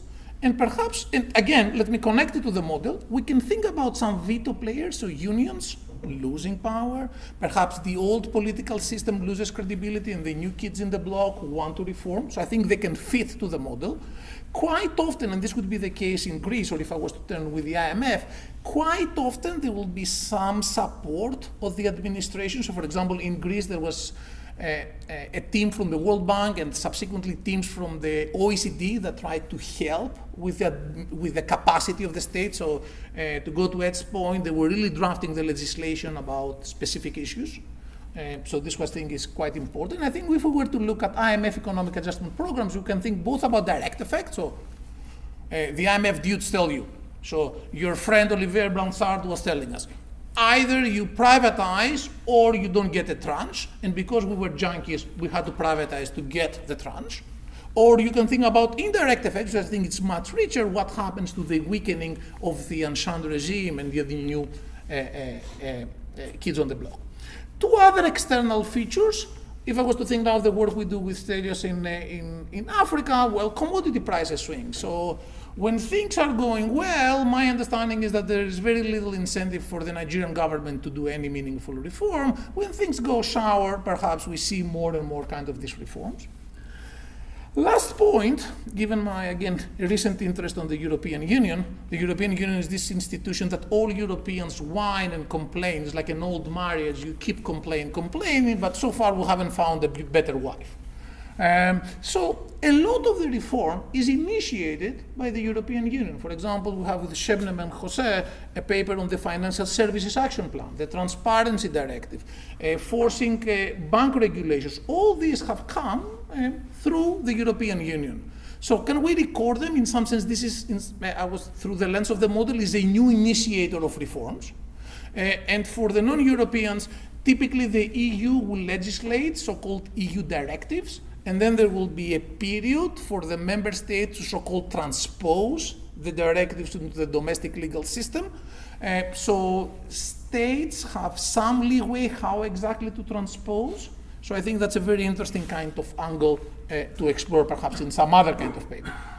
Another interesting kind of idea, think about external features, and we see more and more work here, is I'm pretty sure countries learn. And this goes back to Andre's early work on transition. So, we see something that was tried in some place. Perhaps it makes sense for us to try. There's a beautiful paper by Paco and Giorgio in Econometrica, and more people now, Marco Tabellini has an interesting piece at the review. Well, you learn democracy, you learn policy reforms, and then perhaps you want to explore. And I think your data is super neat on that. We have, thanks to the work of Enrico and Romain, we have distance terms that take into account common language, common religion. So perhaps we can have like a nice paper on what drives waves of reforms.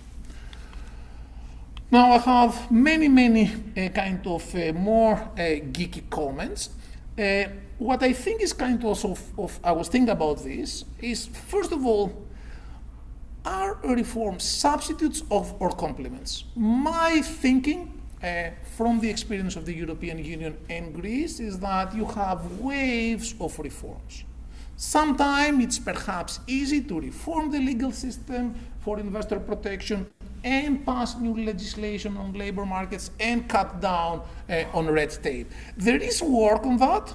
There's also some work by Nicola and Francesco on, which was very big in Greece, by the way, during the crisis. Do you want to start with product markets and then you go to wages? You want to start the other way around? I also saw that the IMF was very interested on that. And of course, there's kind of older literature in development economics going to Raquel and Dani on how can we think about uncertainty, and perhaps uncertainty endogenously generates some status quo bias. So that perhaps could be adjusted here. I have, as I said, many other kind of comments on more geeky kind of issues on the model, clustering of standard errors. People criticize me, I don't know how to cluster, so I learned.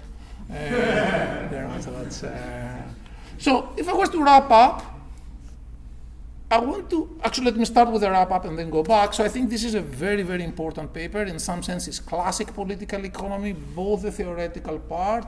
There is new data, typically the data that Simeon, Andre, and the World Bank team were cross-sectional. We had interesting correlations about linking of regulatory efficiency and investor protection to colonial aspect, to things that happened way in past. A natural question is, okay, fine, we cannot, if I take the viewpoint of Ghana, I cannot change that was colonized by the British, but what can we do to reform? So I think this is a very kind of important paper on that. The model is neat, simple, and can be easily extended, or I would say interpret many facts through the lens of the model. I would say the priorities is to distinguish between external and internal drivers. I was thinking also add perhaps even a decomposition. How much is external, how much is internal. And perhaps you can do some more on the dynamics and the sequencing of the reforms. And of course, the natural second paper is, okay, what's the outcome of those reforms? One could start from a very macroist perspective. Do we see any response on growth? You can do some Jordan type, if you like, kind of analysis. Then you can distinguish between manufacturing, services, agriculture.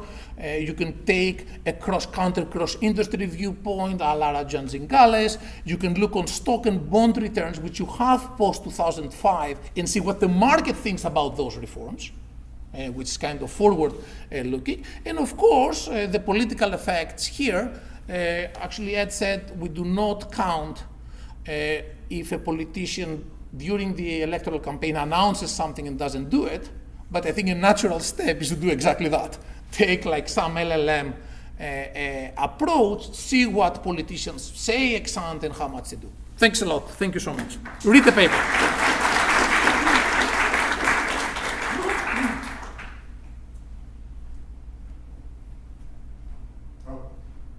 Great, thanks. No, this is great, and I'm really lucky, Elias. I'm really happy to see this return to classical political economy, because where policy is an outcome variable, because it's disappeared from all too much of political economy, at least in my view.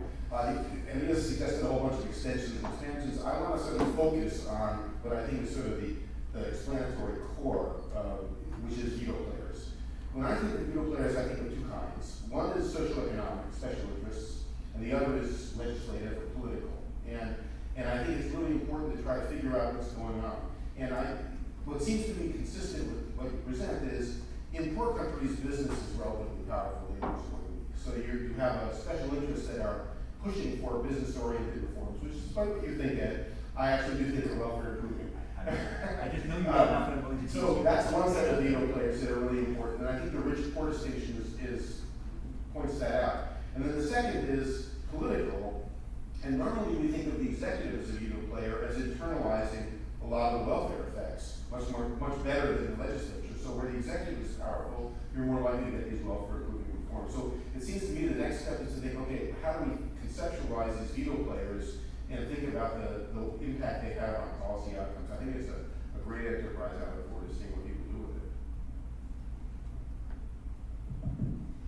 Thank you very much. That was actually amazing. Now, I think Elias asked you to do a ton of things, so I'm going to just actually do two things. So what's going on with this swing of right-wing policies versus left-wing policies? Like the undoing of the status quo every time? Is it a reform? In your data, it must be. If I announce that I will do X. Yes, it's a reform. It's a reform. No matter which direction you go in. So then, I guess that's the question comes, is in more mature economies, there is more oscillation of powers between like more right-wing and left-wing policies. So we're around the status quo, and we just like go a little bit to the right and a little bit to the left, and we're maybe there. And the second thing is, and yes, I alluded to that actually, can we think of an optimal package of reforms in the context of your model that you basically saying do two things. In one, you will be a winner, and the other, you are a loser. So on average, you're basically in favor or slightly in favor. So, and I understand it's a bad constraint, you're not going to have things together, but your model kind of invites into how to package the reforms that will minimize opposition. And I certainly think the countries that are good at doing that are sort of low theta countries, right? If you're good at doing this packaging, we can certainly look for more packaging. It's an interesting question for sure. I wanted to point out something from Renee Bowen's work. So she has this paper in AJ Macro called Policy Experimentation in Committees, a Case Against Veto Rights Under Redistributive Constraints. And she has like a series of papers there. And the key finding from her work is that in contexts where there's veto power, you need to have redistribution in order for there to be optimal policy. And that made me think about like three potential things to consider. One is like some measure of redistribution, because there could be variation in the extent to which there's redistribution even among wealthy countries. The other is like the underlying inequality, and then the third would be like ethnic fragmentation thinking. Ethnic fragmentation thinking about the work Alberto Alessina and also Stephanie's work about how people's perspectives on redistribution could actually shift when the composition of the country changes, and that would give you time series variation within, say, like European countries as they become more diverse like America. Are their views around reform? Does that change?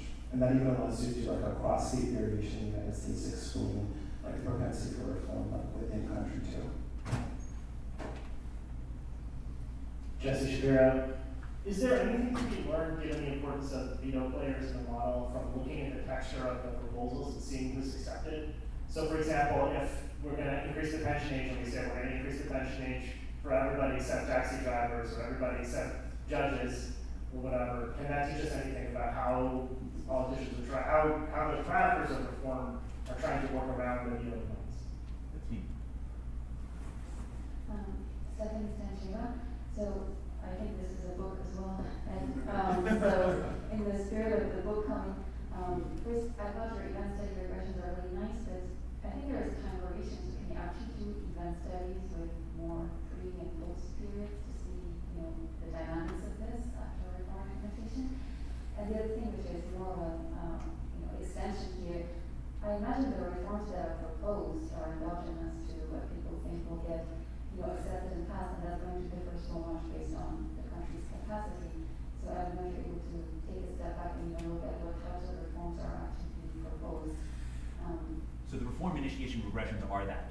So that's what that is supposed to be, and like we think we're testing the role of either theta or R in terms of getting the rate of reform being announced. Yeah. So I think that was already going a long way, and trying to see what that correlates with. Is that very correlated with capacity, with demand?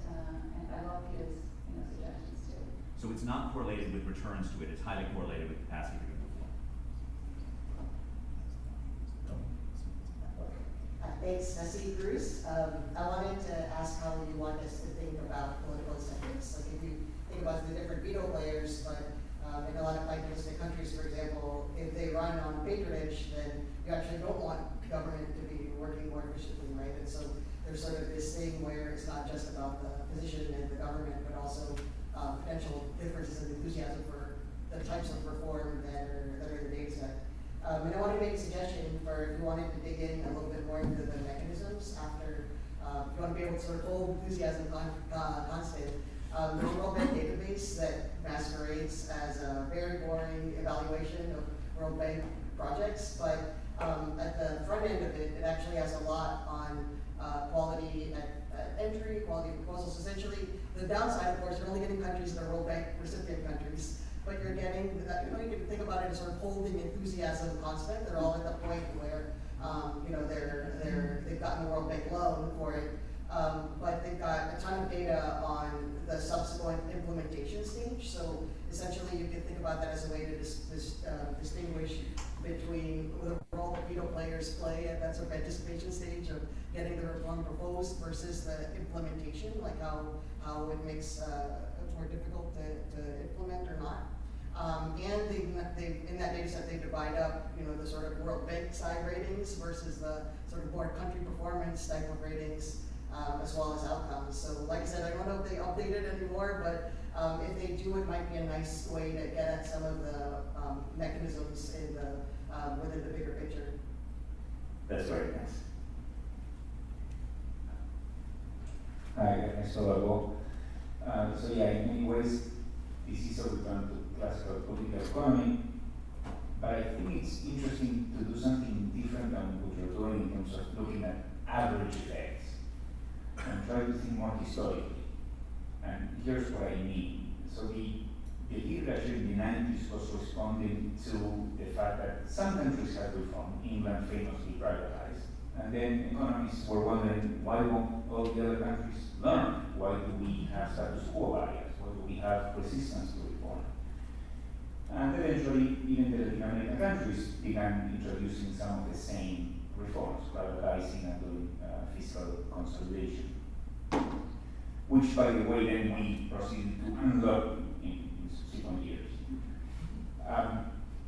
So that was a temptation of reforms that eventually could be done and were done.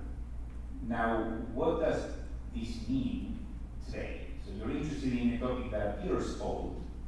There's a reason you're interested in this. I think we look at the world and we see a lot of countries grappling with extremist movements, lots of technological uncertainty, so we do have a sense that reforms are going to be needed. But these might be very different ones. I'm not sure that the average effects may be the best guidance necessarily if the reforms are fundamentally different. And so that's what I'm interested in your helping us think through is machinery. What do we think we may expect? These may be very different ones. The veto players may be different. So things may not repeat the same way. Other questions on Zoom? If you have, please speak now. But do you want to take a little bit of time to respond to some? Not very much. I want to do a free riff on veto powers, the veto players. I think it's actually important, which is it's like there is a whole political science literature which we do cite a little bit on like veto powers, many of which are sort of highly focused on formalized things like executive branch for doing stuff.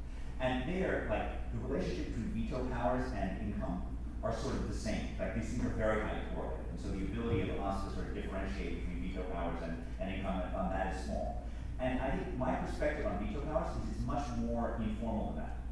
That's both fueled from my and your experience at Harvard. But like, think about how many people need to sign off if you want to do, and if you want to like reform something, right? It's enormous the number of people who can potentially say that. And if you think about the history of legislation in the U.S., right? You know, Wilbur Mills basically got to turn down every piece of legislation for 25 years, right? Just that he was chairman of the House Ways and Means Committee, right? And that's not any obvious constitutional thing. It's just Wilbur Mills got to do that. And I'll just give a personal note. So I was involved with something, a part of the Road Housing Act, which came all last week or 2 weeks ago, called the Bill Now Act, which provides very weak incentives for localities and community development block grants to encourage them to build more. The reason why that is, using these kind of crappy local incentives, rather than using something large like transportation money, which is a much more sensible thing to do, is that the transportation money would involve the transportation committee rather than banking and housing and urban affairs. And just having to go to a second committee within Congress was sufficiently scary, like sufficiently more veto powers. There was nobody even considered that in terms of doing this stuff. So I think it's just important for us to remember that like there are veto points everywhere. And unless you're trying to change the website, they're going to matter. And it's often very hard to measure how many veto points there are from anything that's actually constitutional. Andre, do you have anything you want to add? We have time for one or two more questions. There are any. Oh, and just thank you. Thank you to everyone for comments, and thank you to Big Food. That's for its excellent comments.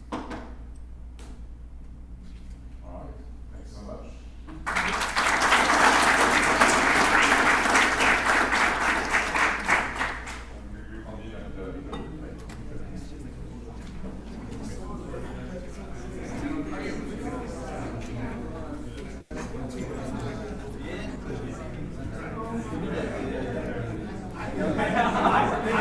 I know that's what I'm saying.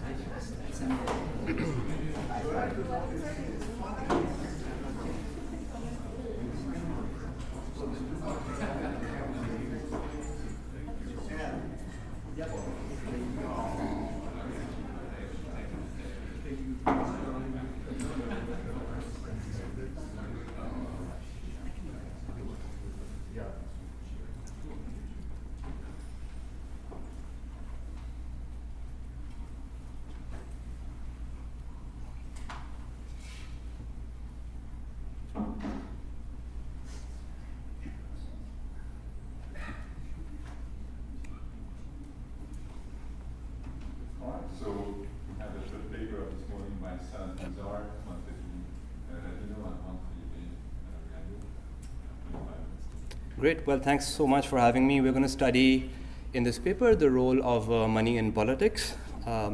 There's plenty of evidence that money shapes policy from a host of contexts, primarily the US, really, which comprises the bulk of the literature. I'm going to make the case that we should think a bit more broadly a little later in the presentation. But what is less known is how it specifically distorts allocation and why these distortions might persist over time, given that many people realize it may have a huge role to play in channeling public resources towards things that are less efficient. This might be especially important given some of the contexts that we study, which have to do with public procurement, which represents up to 1/4 of all public spending. So thinking carefully about how money in politics might distort spending in this sector is especially important. So what we do in this paper is we're going to have a 3-part analysis. So the first part is going to sort of present to you evidence from admin data. In this part, we ask the question, how do political campaign donations influence public procurement allocation? And we're going to show you that donors raise the cost of public procurement and increase inefficiencies. Having documented that money has a role to play in how public procurement allocation is happening, in the second part of the paper, we ask the question of what kind of informational asymmetries might actually sustain such distortions. And we're going to do a nationwide RCT in Colombia and show you that actually, oversight has a big role to play, but what might be missing from the action is specific actionable information and a credible signal that oversight agencies can actually make a difference. And then in the third part of the paper, we're going to ask what can policymakers and civil society do to address these distortions. This is kind of an ongoing part of the paper. In this part, we use the variation generated by the RCT to estimate a discrete choice model to sort of estimate some of the implied hidden costs of donation by jointly estimating the entry and the donation decision. So let me jump right into it and provide you with some context. We're going to study this in the context of Colombia, specifically looking at mayors and the mayoral office. Mayors are sort of the highest municipal authority at the local level, and they're elected on a 4-year cycle. What's going to be important for our paper is that these mayors cannot be re-elected, so they're running essentially for a single term. And unlike South Asia, which is mostly what I study, the main job of the mayor is vast, and also they have the power and the discretion to actually make really consequential decisions. Procurement decisions, which we're going to be thinking about more specifically, are not centralized and are the domain of these mayors who are elected. There's a lot of discretion in where and how they can choose to spend the money, specifically with respect to direct and minimum value contracts. So just to give you a sense of variation in the data, on the left is of this chart are the types of providers. They can be both, people can both legally be registered as firms or as individuals in the data.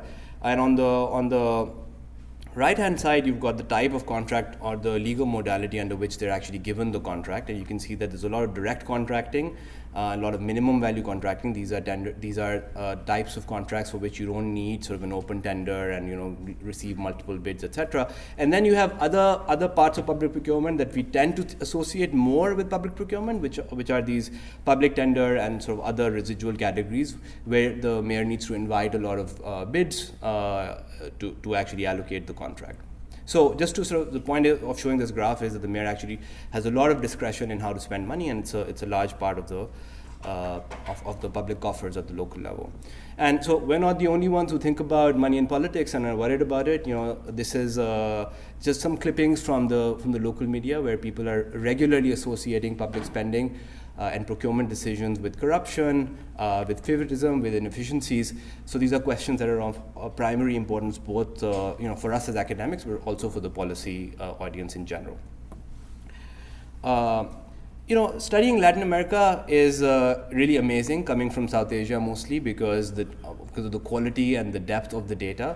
I was shocked to learn that there are nice identifiers in publicly available data that you can just use to link people across multiple data sets.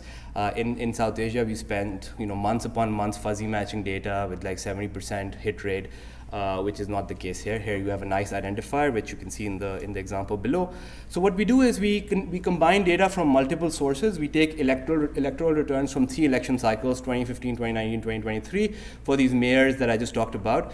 We're going to take the universe of the public procurement data, again available publicly, very easy to clean and analyze. In these data, we have 5 million contracts and 1 million plus contractors.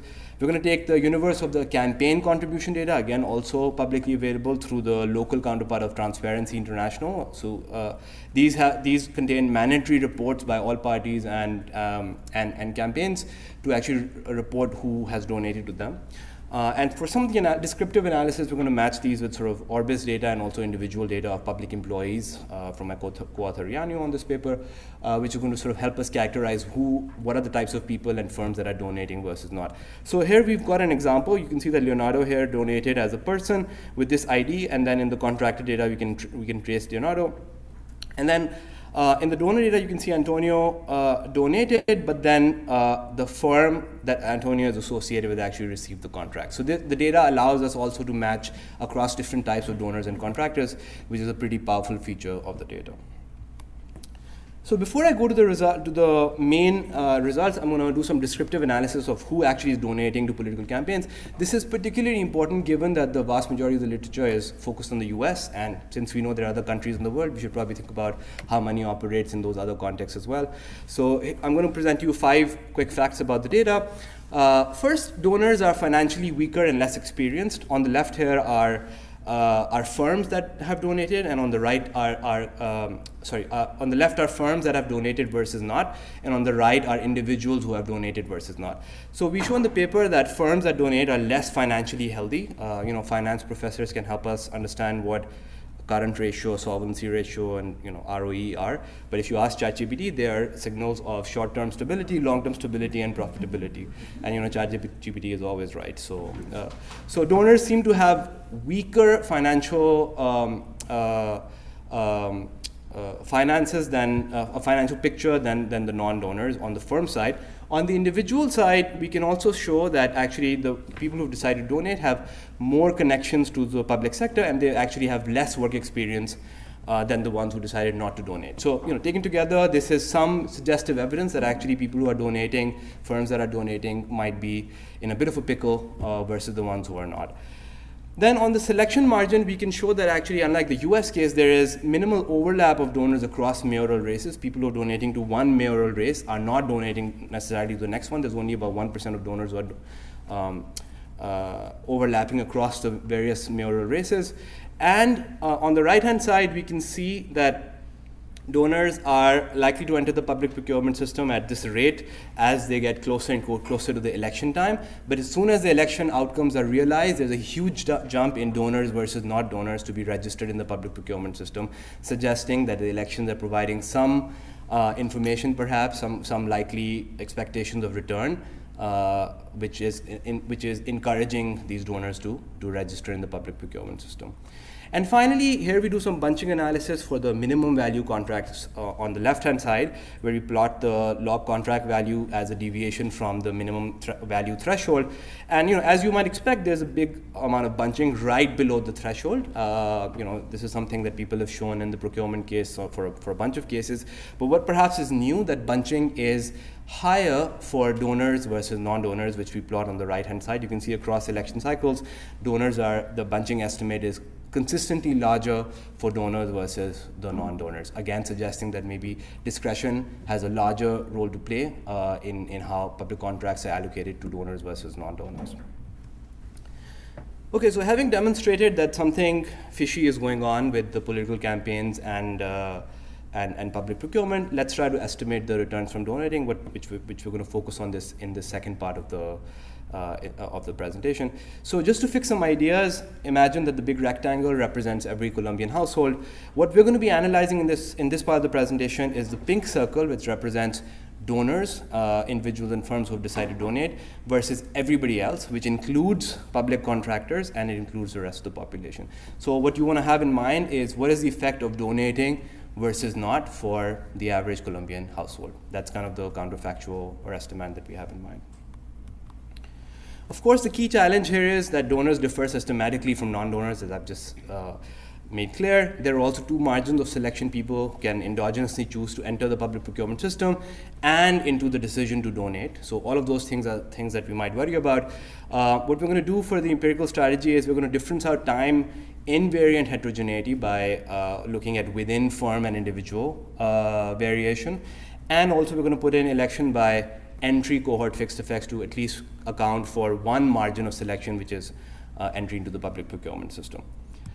And we're going to do this in a stacked difference in differences because elections, the way elections occur, it's the same time period. For example, the time period here in the middle between two elections serves both as a post period for the previous election and as the pre-period for the next election. So to account for that, we're going to just stack the data so that this area appears as a post period for the 2015 election and as a pre-period for the 2019 election, and so on. I'm going to present you results in this format. On the left is the probability, the effect of donating versus not on the probability of receiving a contract. On the right-hand side is the effect of donating versus not on the log value of the contract. And here it's just going to be an event study looking at the difference between donors and non-donors, and you can see that we have really tightly estimated parallel trends before the election, which is happening here.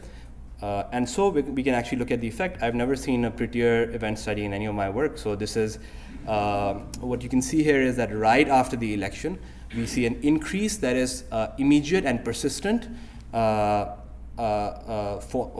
in terms of the returns from donating, both in terms of the probability of receiving a contract and also the value of that side of that contract. This, by the way, is an unconditional on contract. And yeah, on the x-axis, we've got half years, so it's 6 months represented by each unit increase on the x-axis. In terms of value, these represent also significant and large effects. At the bottom of the slide here, I'm putting sort of the minimum amount of the lower bound on the effect size. So you can see that this represents about a 28% over the non-donor contractor mean of 9.9%. But if you look at the non-donor population mean, it's way lower, and the effect size, therefore, is much larger. So we can break up this analysis in multiple ways to understand where these effects are coming from. So the first thing that we do is we actually show you that the returns from donating do not disappear when the political connection that you have disappears. So this is the nice feature, interesting feature of the Colombian electoral system, where, as I said to you earlier, mayors do not get to be re-elected in consecutive terms. So after one term is over, they're term limited and they have to leave and somebody else occupies office. So what we do is we break up the analysis between the 2015 and the 2019 donors and center them both over here. So for one of the donors, actually, we can track the returns from donating across the next electoral cycle, which is the 2015 donors. And you can see that actually the returns that they get from donating sustain in value and size after turnover of the mayor. So the mayor that they presumably donated to is no longer in office, but they continue to receive these returns, which suggests to us that these inefficiencies are kind of locked into the system. And one of the qualitatively reasons for this is that once you're part of the public procurement system, on the system you show up as a preferred contractor, because the government has presumably already done its due diligence, and if you're a bureaucrat who has to give out contracts, they know that you've received a contract in the past, so they cannot be faulted for it. So you talk to any government employee in a developing country, these are the kinds of things that determine a lot of the actions on a day-to-day basis. We can also break up the analysis by whether people donated to the winner, the runner-up, or others, and you can see that most of the action actually comes from having donated to the winner. Not much is happening to third place to donating to third places and below. And there is a little bit of action with the runner-up, because the runner-up also has some kind of a position on the council that's actually elected, which may allow them to exhibit some minimal amount of discretion in the allocation of contracts. Okay, just to make the case that this might represent some kind of inefficiencies, what we also then do is we break up this analysis by the type of contract. So here you can see that all of the action is coming from discretionary contracts, where mayors have the power to actually really influence the allocation decisions, and not much is happening in terms of the non-discretionary contracts, where they have to get bids and so on. And if you look at the small sample around the bunching threshold that I showed you earlier in the presentation, you can see that even inside that threshold, a lot of the action is coming from the discretionary types of contracts, but not much is happening right above the threshold in terms of this return from having donated versus not. Finally, what you can do is you can see what happens to the actual performance of this contract. We don't have roads here that we can dig up to sort of measure road samples, but in this case, at least what we can do is we can look at what is the probability that you renegotiate the terms of the contract after having agreed to something ex ante. Well, we show that the probability of a cost overrun is higher for contracts for donors versus not, and we also show that these kind of effects sustain in this pay-to-play dynamic that I documented earlier in the presentation. Again, suggesting that these inefficiencies, these might be inefficiencies that are also carried forward over time by being locked into the public procurement system. So next, I'm going to ask you what type of informational asymmetries might explain this persistence. Well, there can be two types. On the first one is on the side of the politicians, where the idea is that there might be poor information on the politicians or the oversight principles side, which doesn't allow them to sort of exhibit proper oversight over these mayors. What we do is we're going to do a nationwide RCT with the Inspector General Office, NGOs, and media to test 3 candidate explanations. First, is it the case that that there's very limited knowledge among mayors on what the regulations are? Is it the case that actually the monitoring agencies have limited capacity to sort of really hold these people to account? Or is it the case that they cannot credibly signal that they have this information and the ability to hold these people to account, which we're going to label credible oversight? And on the donor side, it could be that with high returns, fewer than 5% of firms and individuals choose to donate because of some hidden costs of donation, which we're going to try to estimate in the structure model, which we're going to outline a little bit at the end of the presentation. So just to go through the RCT, it's a pre-registered nationwide RCT that we do in 876 municipalities. It's a correspondence study where we send a letter via the NGO partners telling them a few things. Well, in the control group, they get a placebo letter, but in the treatment groups, they get a letter which tells them, okay, here are some modalities of the law that of how procurement and donations are governed. Then, in another condition, investigative journalists are CC'd in the letter, and the final condition, the Inspector General Office, which has the power to actually hold these people to account, is also CC'd. And then within each of these conditions, we also randomize whether we attach the actual donor list of the mayor to signal that this agency or this authority actually has now this credible information to hold these people to account, to see, oh, we're going to attach this donor list, we're going to also monitor whether these people get contracts or not in the future. So just to show you what the letter looks like, this is a letter that goes from our partners, OPA Contracting Partnership and Institute of Anti-Corruption. And the letter has a few elements. I don't have time to go over it in detail, but basically it's tailored to a specific municipality. Here they give you some information on what they're doing, and also the regulations that kind of govern money in politics and procurement decisions. And then importantly, we randomize who this is CC to, and we remind them of who this is CC to at the end. And then for some of the conditions, we then say, okay, attached to this letter, you will find a list of your donors, so then we can sort of track what's going to happen to public procurement outcomes for those people versus not. We do this analysis 5 months after the mayors assume office, when there's usually a big spike in public procurement spending, so which fixes the margin of donation, right? So now the donors are already fixed. All we're going to sort of really vary on is the allocation of contracts to those donors. So what we find is the main treatment that works is when the Inspector General's office, which has the power to actually monitor, is CC'd, and they're provided a list of the donors so that the information is both actionable and can credibly signal to the mayor that they're going to be, that the office now has all of the information they need to actually prosecute if you were to make wrong decisions. This effect actually sustains over time. You can see that these list treatment actually, this effect is carrying forward for many, many months, whereas the no list treatment shows no action to you. So again, showing that we just sent a letter to the mayors and that already displaced the types of decisions that they were making in the status quo. These effects primarily originate for the winners with the list treatment, but not much action is happening with the no list treatment. It's happening mostly for discretionary contracts, not much happening with non-discretionary contracts. It's happening mostly for people who are donors of that specific mayor, but no action is happening to donors of the previous election. So it's not really breaking this pay-to-play dynamic that I highlighted earlier. And the action is mostly appearing in discretionary contracts below the threshold for the minimum value contract, not much happening above the threshold. So in the last 5 minutes, we're going to give you a quick summary of the structure model and conclude. Thank you, sir. So sorry for the change, and I need to apologize with our discussion because we didn't have time to give you the last updated part of the model. But let me just give you a sense of why we're doing a structural model in this context. So our idea is basically have a framework for analyzing donations and competition in public procurement systems in developing countries, especially in cases where discretion is a big part of how these contracts are allocated. And we have basically 4 goals for that. The first one is explicitly model jointly the selection to get into the public procurement system, and also the decision of donating or not to a political campaign.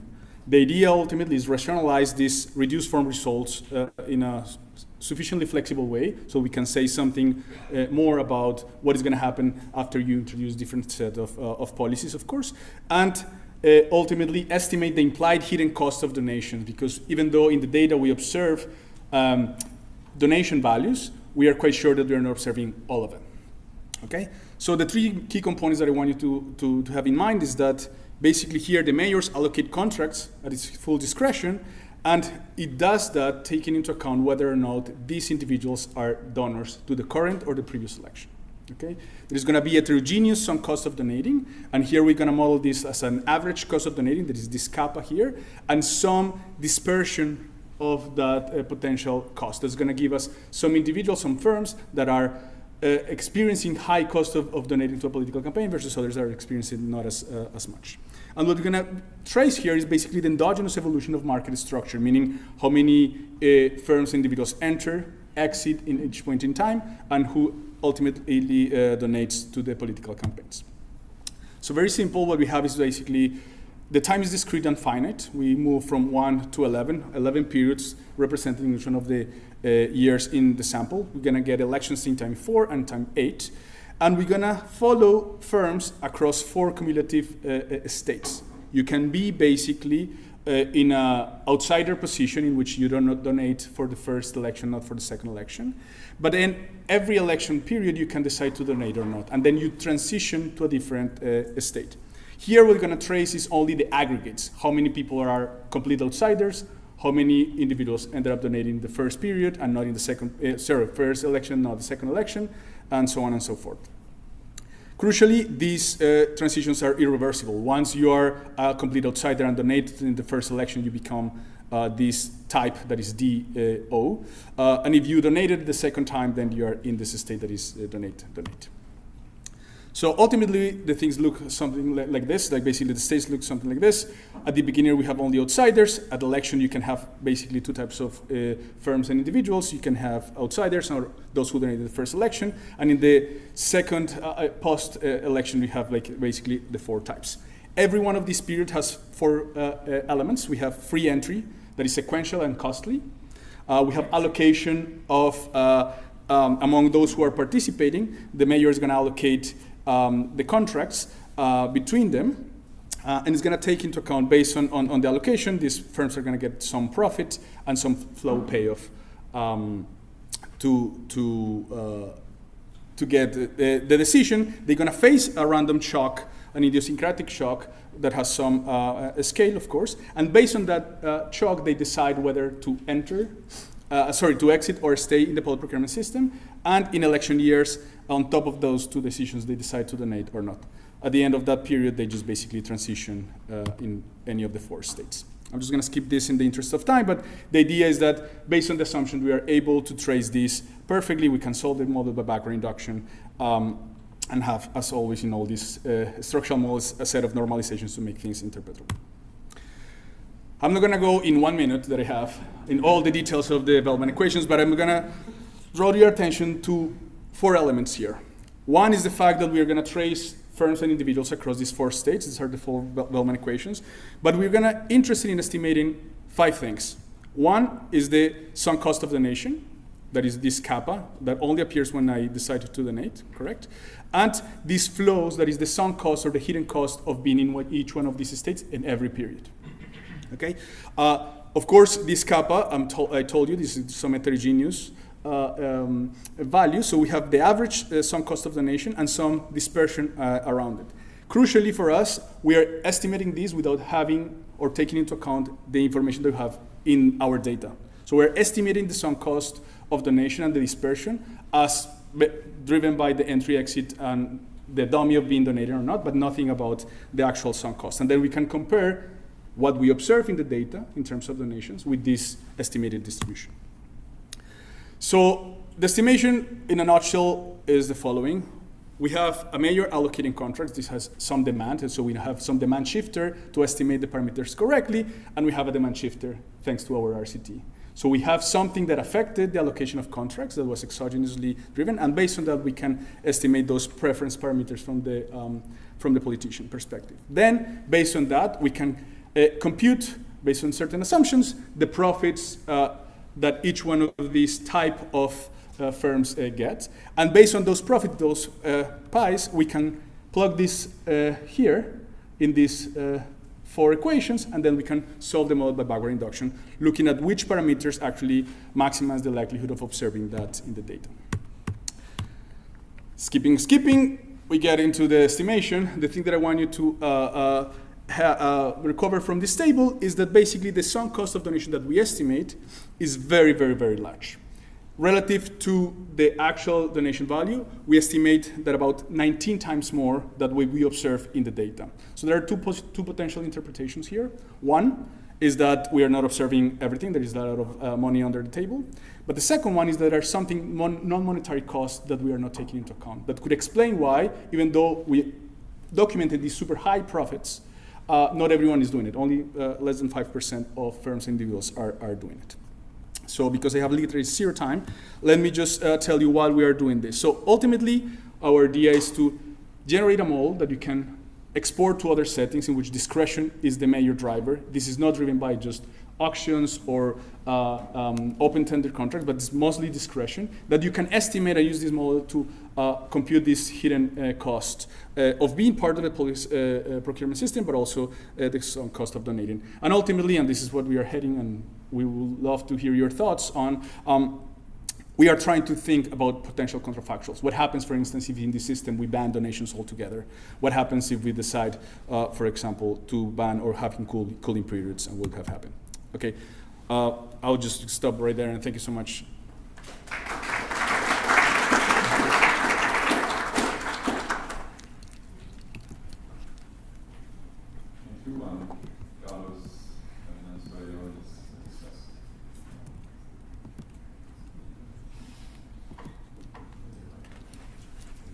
All right, thank you to the authors for the paper. I really enjoyed reading it. Thank you for the organizers for the invitation to be here. I always like to think about a paper in terms of what is the result that I will cite and use? What is going to be that thing going forward in 10 years that I'm going to be thinking about? And I think this is the paper in one plot. This is what strikes me. You have, not only you have like after the election that additional probability of having a contract value, more returns, the overall value immediately after the election, but it also persists. It persists over time, and it makes us wonder why this is happening, in both in anecdotal terms and also in terms of the economics. So I would like to think about this paper in this way.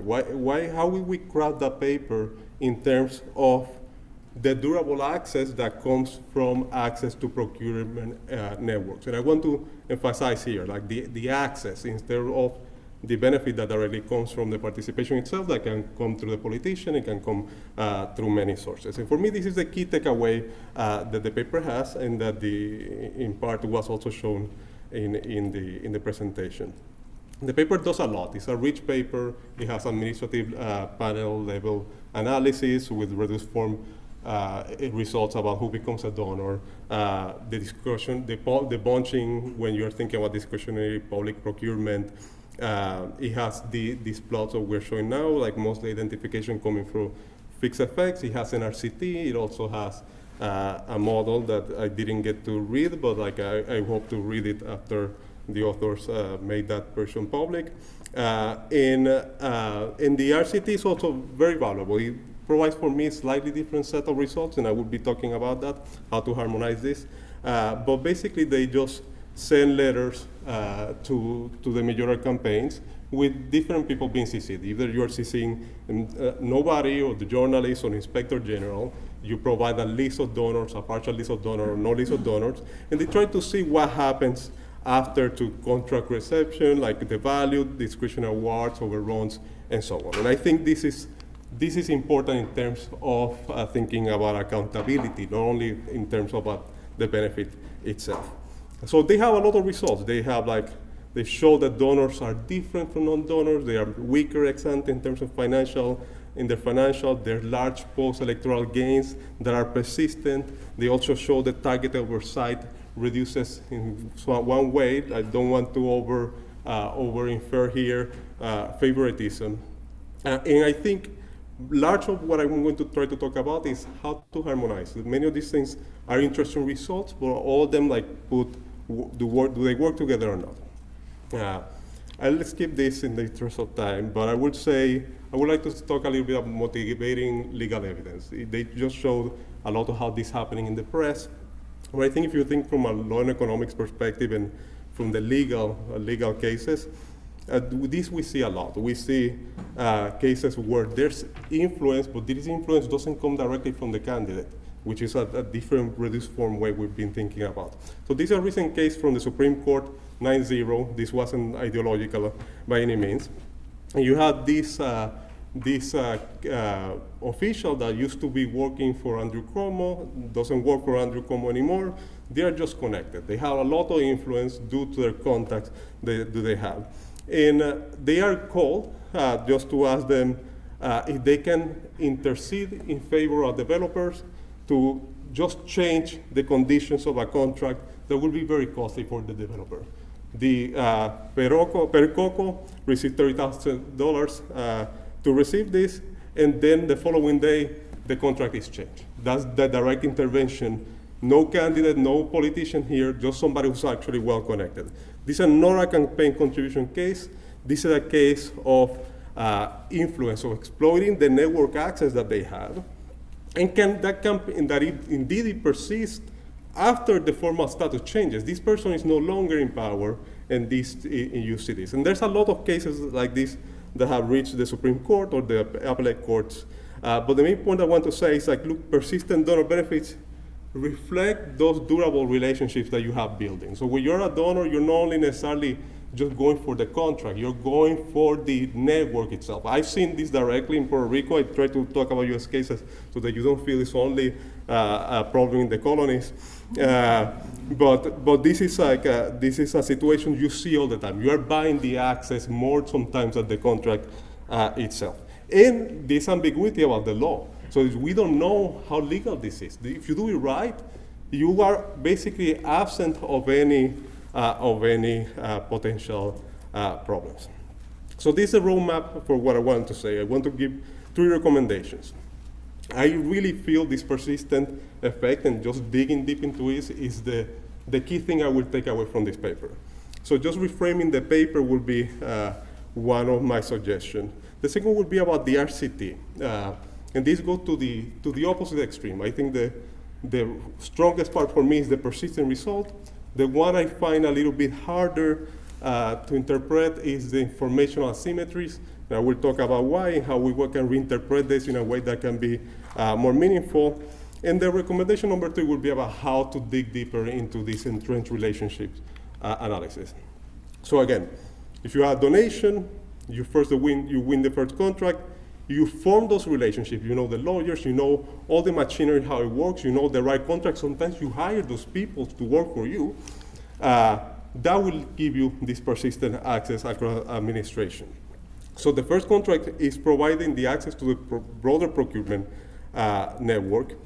But the frictions that we see, and I think this is important, the frictions that we see, that is the information asymmetries or other frictions, can be deliberately created in order to allow this to work. Like this network is being formed and is abusing that ability that they have to handle contracts.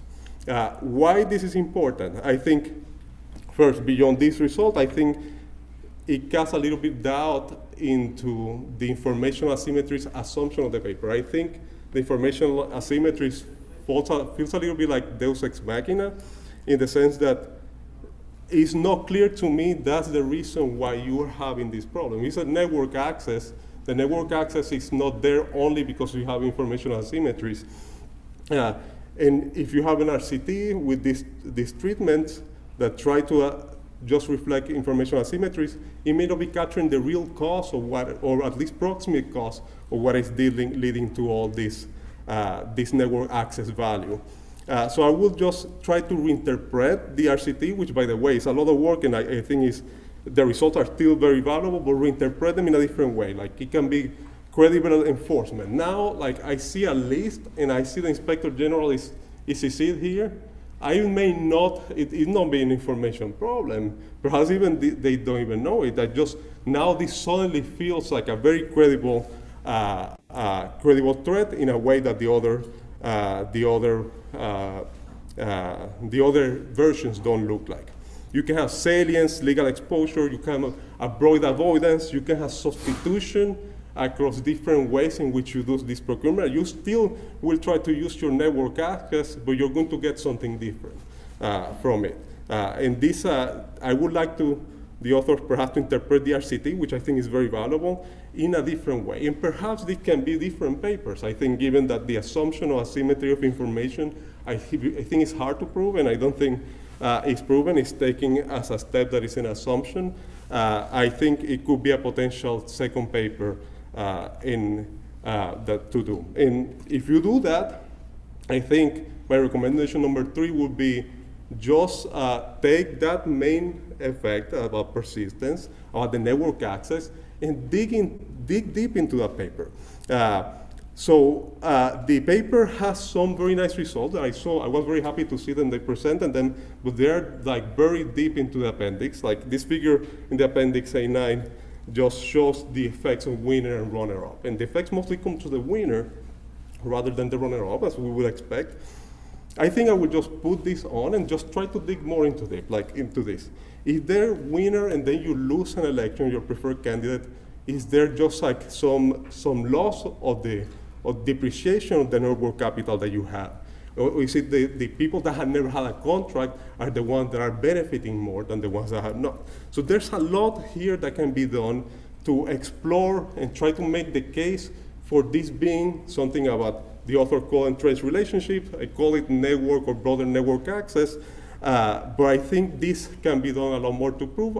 That's my prior. I will really feel sort of convinced that this is what's going on, but I think a lot more can be done to actually show this is the case. Like separating new entrants from donors with private municipal contracts, whether or not renewals are being changed. Then you can actually deploy this in the RCT as well, with the partial list being thinking about donors that have, including donors that were contractors before versus those ones that were not contractors before, and so on. And all of this is feasible given the great data that they have. So to conclude, I think this is a potentially important paper. I definitely see myself citing this paper in the future in my future scholarship. I'm glad this is done. The persistent donor access is what sticks in my mind. It's the type of thing I've seen, so I have already the anecdotal evidence that I just seen the paper makes me happy to see it validated. I think the main opportunity this paper has is just showing a lot more about relationship entrainment. Is it really relationships and network access? Why do we become entrenched? How long does this last? Is there depreciation over time? And then start thinking about the different friction. Only then start thinking about information asymmetry or enforcement credibility and so on, which I think can be a second paper. I really enjoyed the paper. Good luck.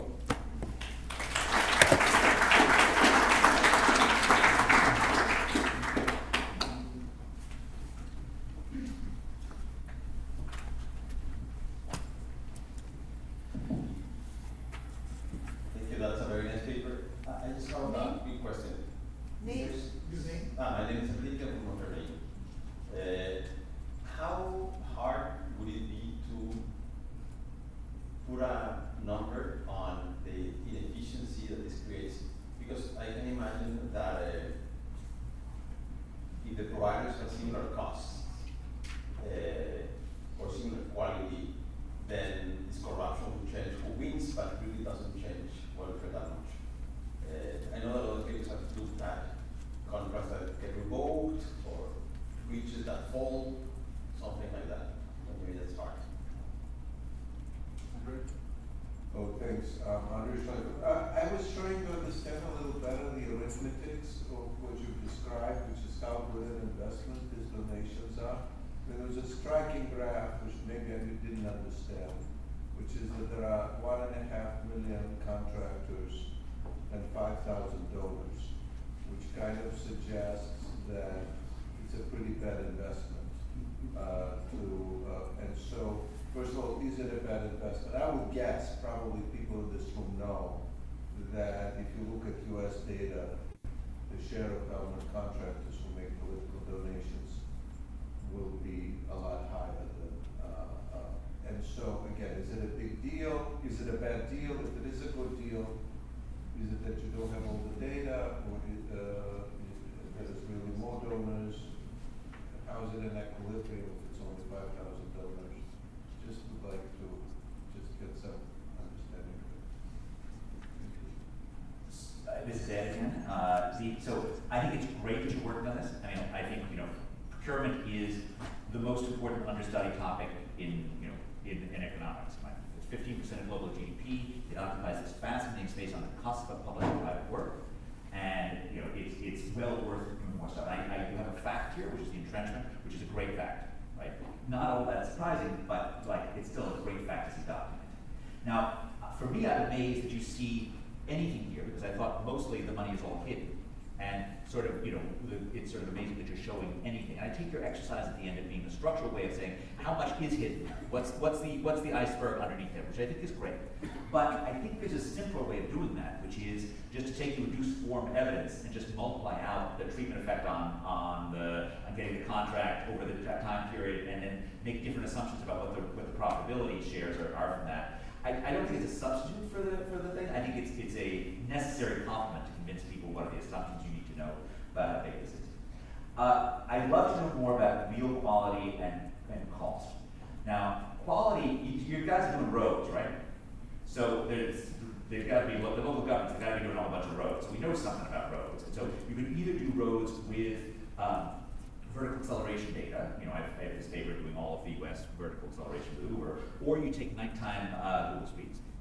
So nighttime Google speeds are the accepted technology for measuring how crappy the roads are. So you can sort of do that as well. For cost overruns, you kind of got to do what Kalen's been doing for the last 2 years of actually measuring the actual physical thing that's being built, as well as what's and that's. I urge you to try and do that if you can do that for any part of it, but it's limited. 2 other points, and then I'll go on. So there are 3 big ways that we get money out of the system that drive these days off. Procurement is probably the biggest, but there's procurement, there's permits, and there's access to public resources like a port or a harbor. I wonder if you could do more around permitting in any of this data, and look at whether or not your donors do more permitting as well. So that's also a treatment effect. And last, just sort of, I don't know if you can think about the RCT as adding to what I think has been the great question, the great economic framing for procurement, which is the trade-off between discretion, which leads to corruption, and regulation, which leads towards inefficiencies and lots of other things. I certainly have the view that discretion, that like the U.S. has treated $1 million of waste as being worse than $1 of corruption, but I don't know if that's true in the Colombian case, and I'd love to know a little bit more on that. And I'll add one final thing for studying this thing. This happens to be an area in which veto points are very weak. In fact, you can change, you could get stuff put into the Surface Reauthorization Act, like surface traffic, incredibly easily. So it's a rich area for us to work, so we actually can make a difference. So, thank you so much. This is a really excellent paper. Love the really crisp event study results. I wanted to talk a bit about the RCT, and I was trying to make sense of how we should think about how big of a problem this is in light of the findings. Because what we find is, if you threaten them with investigative journalists, nothing. If you do it with the controller but not with the journalist, nothing. But it's a combination of those 2 things. And I'm wondering if one interpretation of this could be maybe they're afraid that their donors are going to be prosecuted like politically or extorted for bribes. And so in fact, the system is actually really very efficient, but then they're going to interact with this agency that's very corrupt, and I would want to find a way to test that. And so I was wondering if you had information about the donors. So for example, are some of these donors really upstanding people or very sleepy people, right? Like, have they been involved with corruption cases in the past? Or is there a way to measure how exposed the politicians themselves by, like, maybe these donors represent a particular proportion of the roster of donors in terms of the dollar value? And so is there some heterogeneity in there that those zeros in your RCT are varying? And how can they help us to understand if the null effects across most of the treatment arms is really telling us that this is a system where the outside option is a lot of corruption, and the procurement process is actually the least corrupt process because it's actually transparent, or if the reverse is true. And the last thing I would say is Oyebola Okunube, she has a paper that's honored NBER, Becoming Electoral to the State, where she does a very similar exercise and creates a tax base for property taxes. And she finds that a lot of the action is on the compliance margin. So I'm minded to believe compliance, but I do want to rule out the corruption of the agency that's going to be coming in to investigate. So I think in line with the discussion, I have questions. I would like to better understand the relationship that is created between the donors and the candidates, and whether it's really wrongdoing and corruption or something else. My view of wrongdoing and corruption in election is that the donors give you money, you give them back something so that they continue giving you money for the next election. With the term limits, it's not happening, at least in municipal election, but do they run for higher offices? And so it would be nice to see donors actually follow them to higher office elections to see whether there is this long-term quid pro quo relationship. And then if it's not about this, why are they giving back? If it's not to get re-elected, it could be pure reciprocity, or it could be like, limited effort or attention. Like, I don't know to whom to give this contract, and then I rely on my network, and my network is driven by donations and other stuff. And then it's a bit less of wrongdoing or corruption. It's more like relying on the pool of people I know. And then your letter is more about deterrence. Now I'm told that it's wrong of giving to those people, so I got a little bit more effort to find someone outside of this pool. And I think it has different implications in terms of policy and counterfactuals. I have two questions, or let's say one question about the results on persistence. So one interpretation is that you now have access to this network, and this access persists. Another interpretation is that you received a contract after election T, and as a result of this contract, the administration was able to observe your performance and your quality, and now they have more information on you than on others. So if that's true, then you should see persistence for people who did a good job and not for people who did a bad job. Another interpretation could be that you were given a contract which is on a specific task, I don't know, like procurement of chairs, for instance, and it's just easier for the administration to continue working with you, either because they need exactly the same thing and they've already done their due diligence, or because the second part of the contract is complementary to the first. So it would be nice to know whether you're able to rule it out in this interpretation. My point is very similar to the one just made by Nizam. If you want to contract with the government, sometimes you have to do a lot by way of compliance, and not everyone can do that. And so that might be the reason once you make this investment for the retrenchment to arise. I don't know whether that will apply in your context, but it would be good to think about that. Yeah, also on persistence. It's a small point, but I know that mayors in Colombia are meant to be nonpartisan, but most of them aren't party affiliates. And it might be interesting to see if there's persistence based on the fact that the party cares about who the donors are and who the people getting the contracts are. But party or faction. I know factions hard to get, but party you should be able to get at least for some substantial subset of the municipal elections.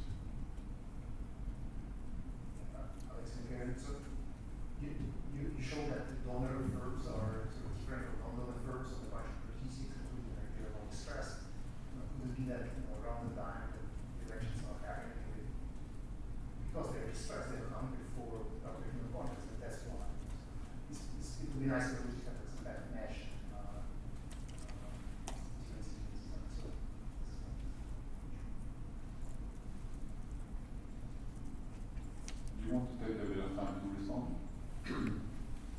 So Okay. We're gonna collect all the questions and answer them afterwards. Just kidding. I think there's a few sort of common themes that I can try to answer. First is, what's the underlying story for why this persistence is happening? And that's, I think, a great point that we should probably go back and explore. Qualitatively, one reason that was highlighted is that just like in many government procurement decisions, once you are in the system, you receive a preferential system treatment on just the contracting electronic system. You end up at the top because you received a contract in the past. So the actual bureaucrat who's handing out contracts is seeing your name before seeing the names of newer potential contracts. So that is one explanation that qualitatively it seems like is definitely operative. But to what extent does that drive the treatment effect? We don't know. What we can see is that contractors who perform poorly, at least on our metric of this cost overruns and this renegotiations of the contract, continue to perform poorly even into the next mayoral term, suggesting that quality is not necessarily something that they're getting filtered on. Again, so suggesting that the bad types continue operating the system, not necessarily gain much from having been in the system in terms of experience. We can show in some analysis that actually even though the mayor is term limited, the party or party coalition might not be. That doesn't seem to be driving much of the effects. They continue being in the system. The effect sizes are similar across the two types. When the party itself is changed versus not, suggesting again that some of the other mechanisms might be at play. And so this idea of bureaucratic stagnation in terms of like decision making might be operative in this case. So at least on the donor side, there's some of this interest. On the procurement side, there's some interesting stuff that we can do. Point is also well taken on looking at the network effects. I think that's very important. Maybe we can do some analysis on what the politicians are doing once they are term limited, and if they go to higher level office, are they taking some of their preferred donors with them? So that would be consistent with the idea that once you have the network, you can take it also forward to other wider markets and so on. So we can definitely do that kind of analysis. We have a hard time, because this represents all types of contracts, to come up with a unified quality measure. We could focus on one sector, let's say road building or something along those lines with some of these data sets and see if we have some action over there. But the types of contracts that are given out are, many of them are consulting type of contracts, for example, which is, can you write me a report on blah, blah, blah. We could do some analysis with AI, like we have the full contract text, and we've done some basic analysis. We can show that the contracts that are given to donors are more quote-unquote complex by just the number of words, for example. So they're more tailored towards the contractor than the contracts that are given to non-donors. So we could do some, there's no like smoking gun evidence that we have so far on the quality that we were being pushed on, but we'll continue to think a bit more on that. So I will take just a couple of their comments. So yes, let me second what the side just suggests about the quality measures. I think something that is important to have in mind is that about 80% of these contracts are basically personal contracts. These are individuals. This is not like roads, highways, etc. It's just basically consultants. I hire a lawyer, and we need a lawyer for something in the municipality, and that's the type of contracts that we're looking at. The second thing about that's why you have so many people. That's why you have so many contractors. Exactly. That's the reason behind it, and there is also this idea about why so few donors? And I think it goes exactly to your question. That's why we are puzzled. Like, even though we observe the nations, I mean, with that rate of return, we should be expecting everyone doing it, like in the US. So probably there's a lot of money under the table. Part of the motivation for the structural part and try to get it to the hidden cost is that. But point well taken. What we try to do is basically compute those returns and try to see in different counterfactuals, as you mentioned, what we can do. On looking at political outcomes, I think that's something that we can definitely try to add to the paper. And I think it goes hand in hand with everything that we have tried to do. Maybe this is a long-term relationship. We don't know if what is going on here is that probably these politicians that are no longer the mayor, they may be part of the administration later on. They're one bureaucrat in the system, and maybe that connection remains. So we can trace the politicians for sure. We have like a list of lots of things, and we are so glad that this is broadcasted on YouTube, because we can now go download the video and then keep all the comments. And otherwise, it would be impossible to answer. Thank you very much for all the comments. That was great.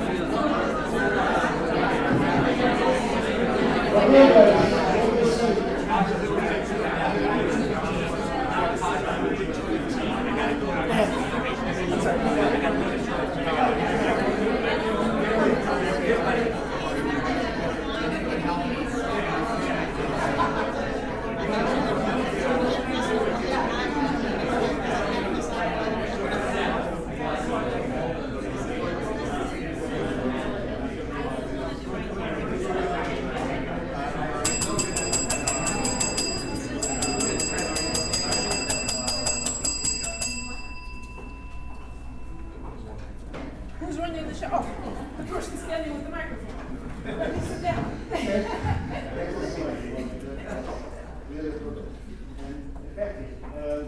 So we are glad to start now in the afternoon with the people of the business of the cultural world by Katanoya and Great, thank you. So this is joint work with Shaked, who's there in the back, a PhD student at MIT.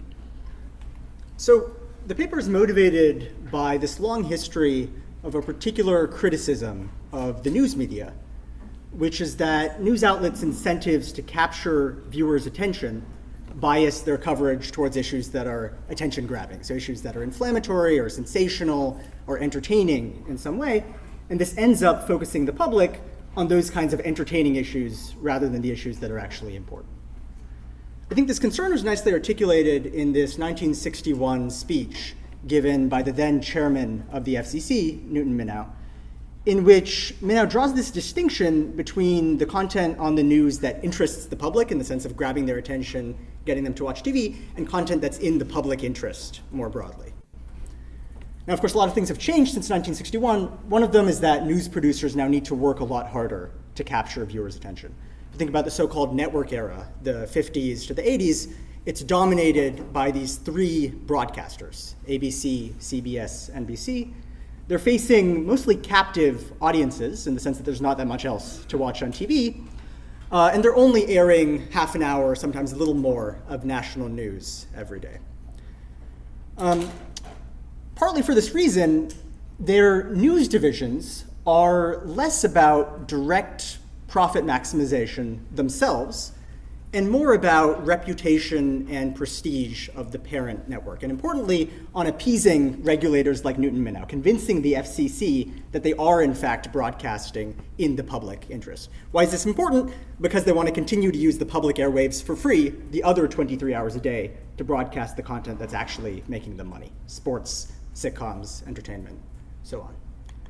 This starts to change in the 80s with the rise of cable television, which dramatically expands viewer choices. And so now these news producers need to compete not only with one another, but also with sports on ESPN and movies on HBO, and then increasingly with these new cable news networks. So first CNN, and then in 1996, Fox News and MSNBC.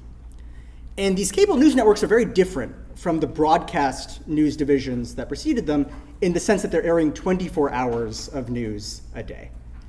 And so whereas for broadcast news, their half an hour of news was a loss leader that enabled the real product, the 23 hours of entertainment, for cable news, news was actually the product. And so they needed to figure out a business strategy to make the news sufficiently entertaining that they could turn a profit on it, even in the face of all of this other competition for viewers' attention. So that's kind of the first trend we want to highlight.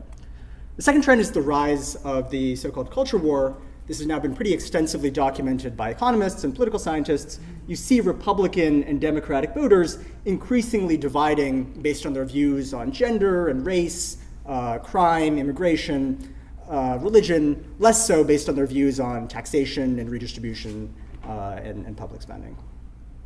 if we think about existing explanations for the rise of the culture war, I think one common feature of a lot of them is that they either explicitly or implicitly think of politicians as kind of the primary vectors of this cultural polarization. So whether it's narratives about Republicans moving right on cultural issues, kind of embracing racist or xenophobic appeals, or narratives about Democrats moving left, open borders, going woke, identity politics, I think a common thread is this idea that an important reason that politics seems to have become so much more culturally divided is that politicians are really emphasizing culture in their messaging.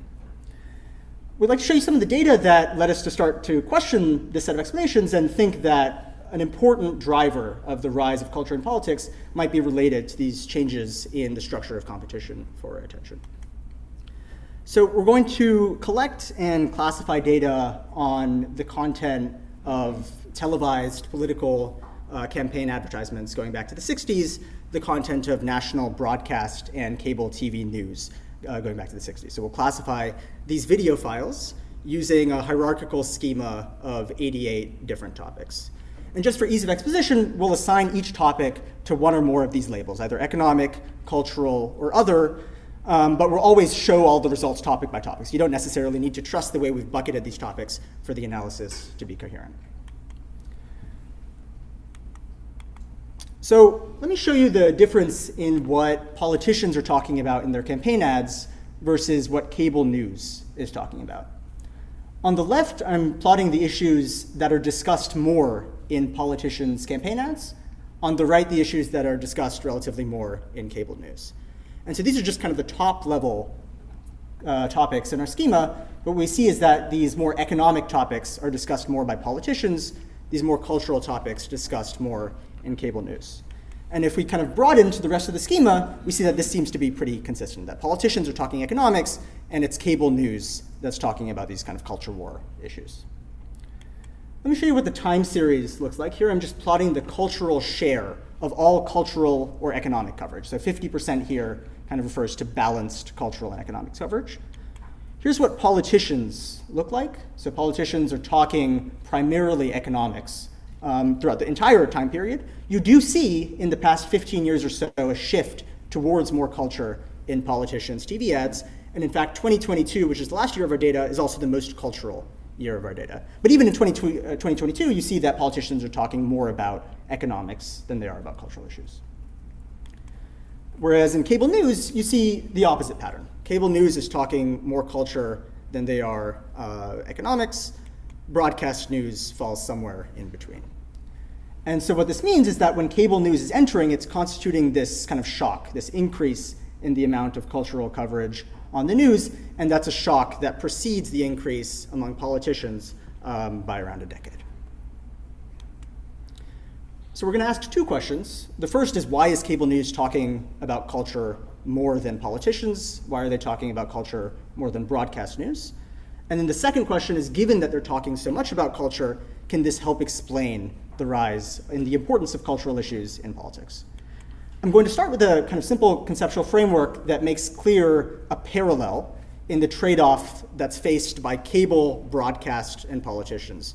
And so establishing that parallel will help us zoom in on an important difference in incentives between these three sets of agents that could help explain why they're talking about different things. We're then going to take that conceptual framework to the data using this rich household by second level TV viewership panel. Okay, so in some sense, the problem facing cable news, broadcast news, and politicians is very similar in the sense that they're all trying to attract consumers with their choice of what to talk about, and each of them can get a consumer from one of two places. They can poach that consumer from a competitor, or they can mobilize that consumer from the outside option. So just to be more concrete, if I'm Fox News, I can choose to air the kinds of content that's good at attracting people who would otherwise watch news but watch a rival news outlet, or I can air the kinds of content that's good at mobilizing the people who would otherwise watch, sports on ESPN or movies on HBO, or not watch TV at all. So it's this trade-off between choosing the content that's good for persuading the people who are already engaged to choose me instead, versus the kind of content that's good at engaging people who are disengaged. And similarly, if I'm the Democratic politician, I can air the kinds of content that's good at stealing the people who would otherwise choose my competitors, or I can air the kinds of content that's good at turning out people who wouldn't otherwise vote. So that's the sense in which we think of these as parallel problems, this trade-off between the content that's good at persuading people who are already engaged but choosing your rival versus choosing the kinds of content that's good at engaging people who would otherwise not be engaged at all. So what's going to determine the optimal balance of these two forms of messaging? Well, basically, we're going to focus on two things. There are many factors, but we're going to focus on two factors that we think can help explain why cable news might have particularly strong incentives to engage in mobilizing content relative to broadcast news and relative to politicians. The first is how many poachable versus mobilizable consumers are there? If there are a lot of mobilizable consumers, then the benefits to engaging in mobilizing messaging will obviously be higher. We think this is important in helping explain why cable might be engaging in more mobilization than broadcast, in the sense that cable is airing 24 hours of news, broadcast is airing 1 to 2. What that means is a lot more of cable's marginal viewers are on the margin of watch entertainment versus watch me, rather than watch news company versus watch me. Whereas that's very different for broadcast, which is all kind of airing news at the same time in a much more limited time of day.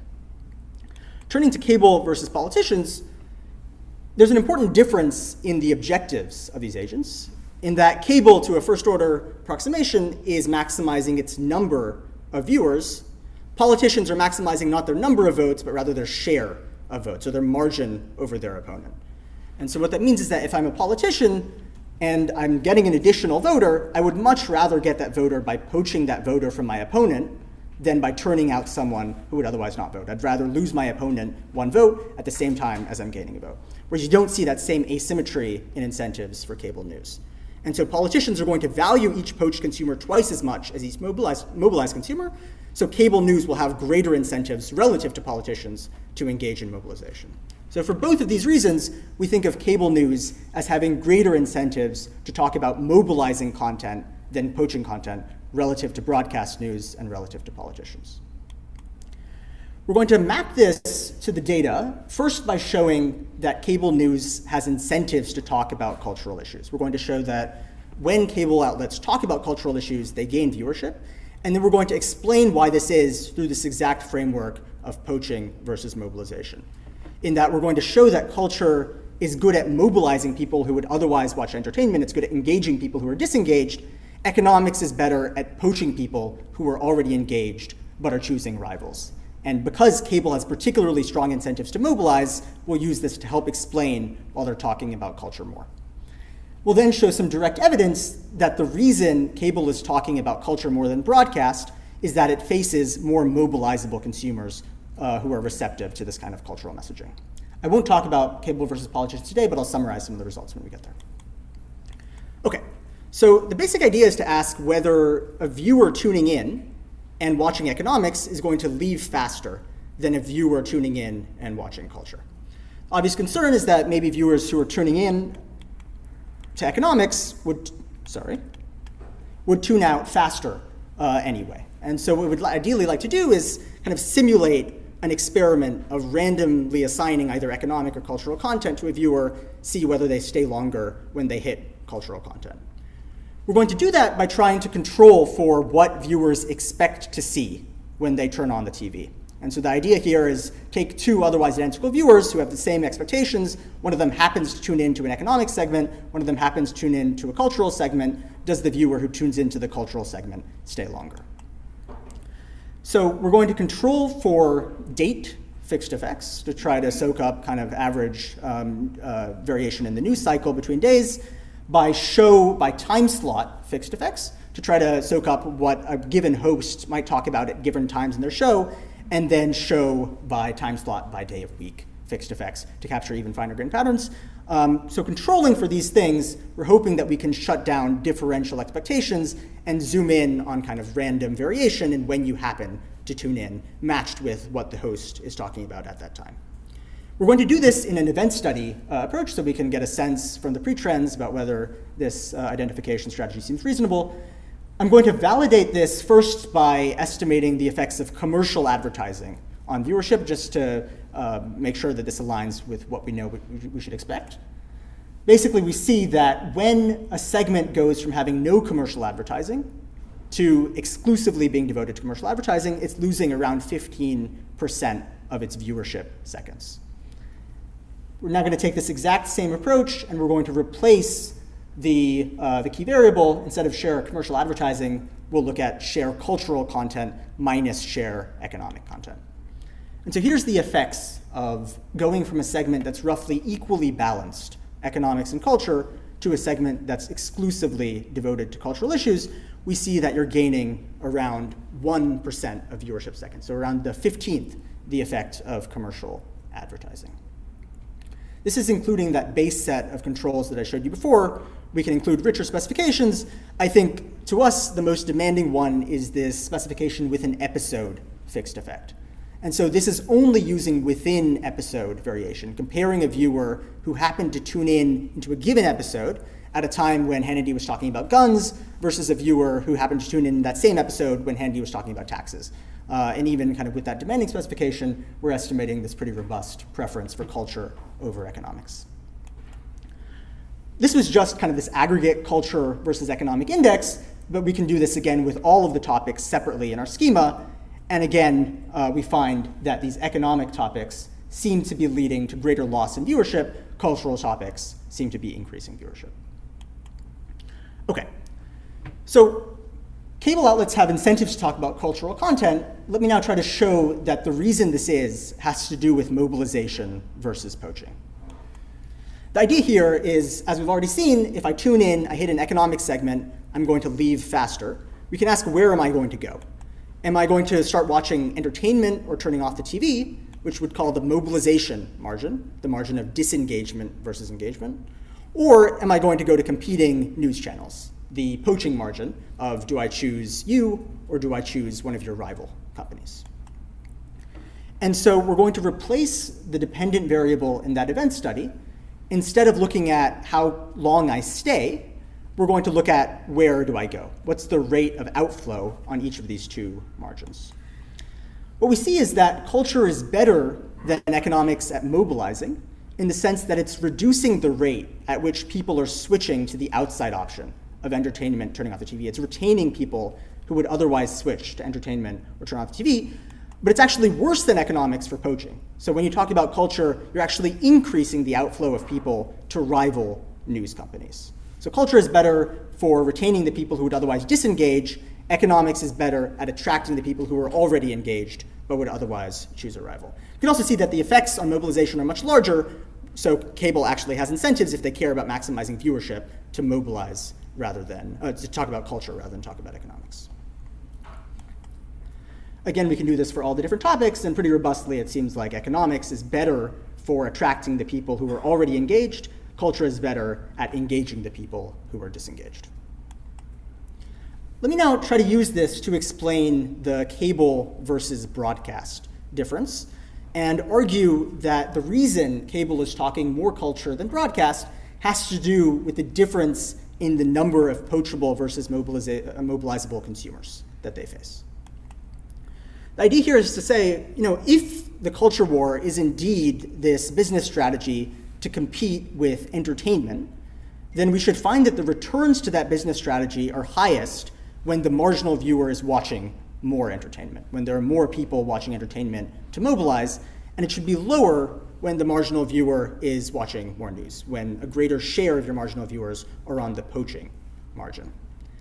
And so to get at that, we're going to look at different times of day during which you have different amounts of broadcast news regularly available. So you see you have this big evening spike where all the networks are routinely airing national news, similarly in the mornings, whereas a lot of times of the day there's very little broadcast news on. And so cable is competing primarily with entertainment rather than other news sources.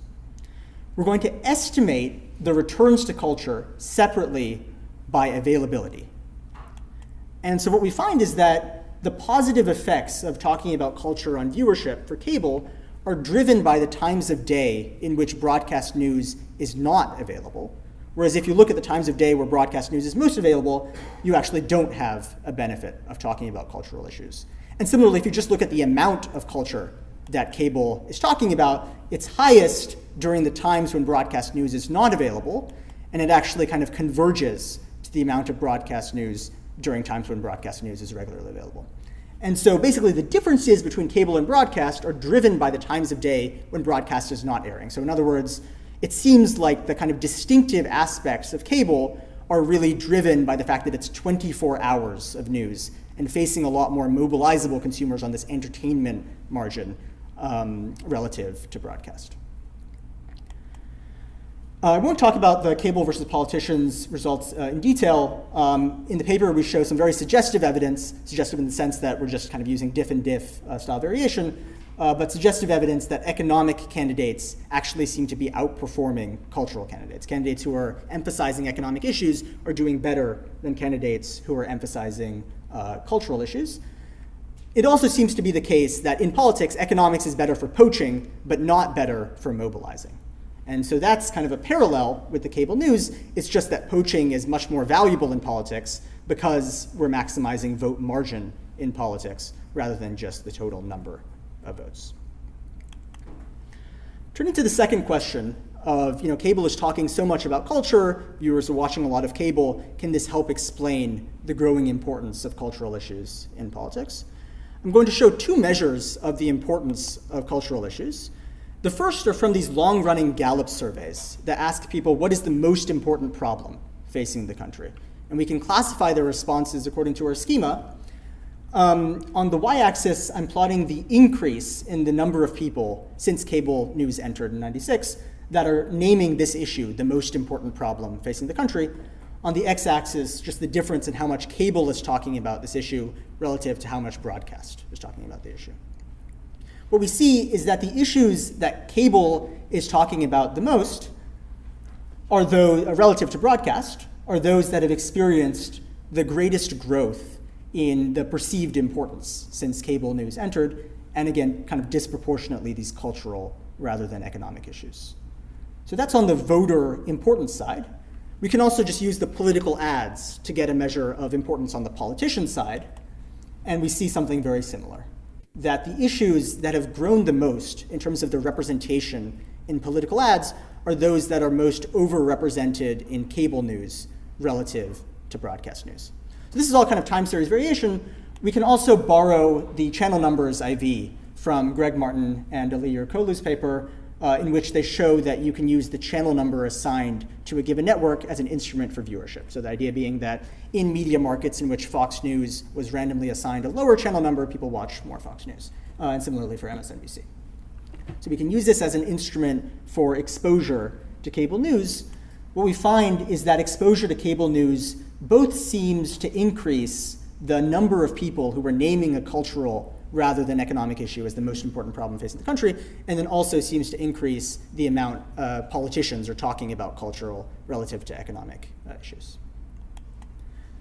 Again, we can kind of do this for all topics. It's much noisier, much wider confidence intervals, but kind of there seem to be consistent patterns by which cable news is increasing the importance of cultural issues more than it is the importance of economic issues. So just to wrap up, the way we see this is that cable news really kind of developed this distinctive business strategy based on competing with entertainment rather than competing with other news channels. And they used culture as a way to appeal to the large number of people who would otherwise be disengaged. They used culture to engage the disengaged. And this was a strategy that would be structurally disadvantaged, both for the older broadcast news outlets and then also for politicians. It seems like this kind of distinctive set of incentives facing cable news seemed to have some effect in that it increased the importance of cultural issues both on the voter side and then also in political advertising. I just want to make two kind of final thoughts to close. The first is that we focused on this distinction between kind of the size or number maximizing cable outlets versus the share or margin maximizing politicians.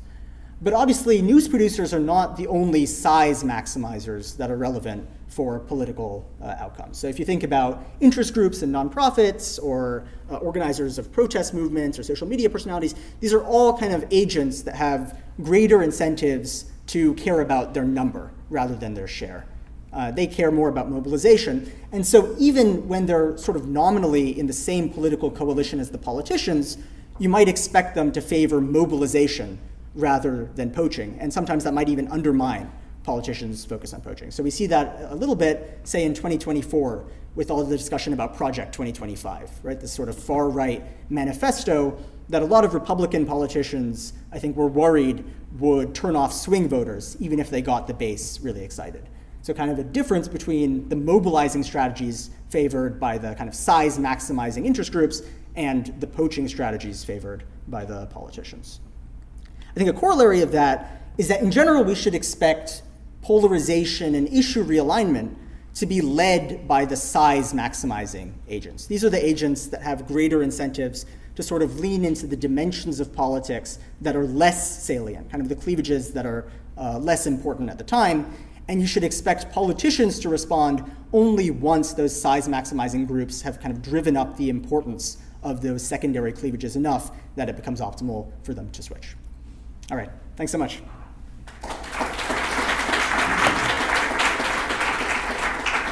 And thanks so much to Diego.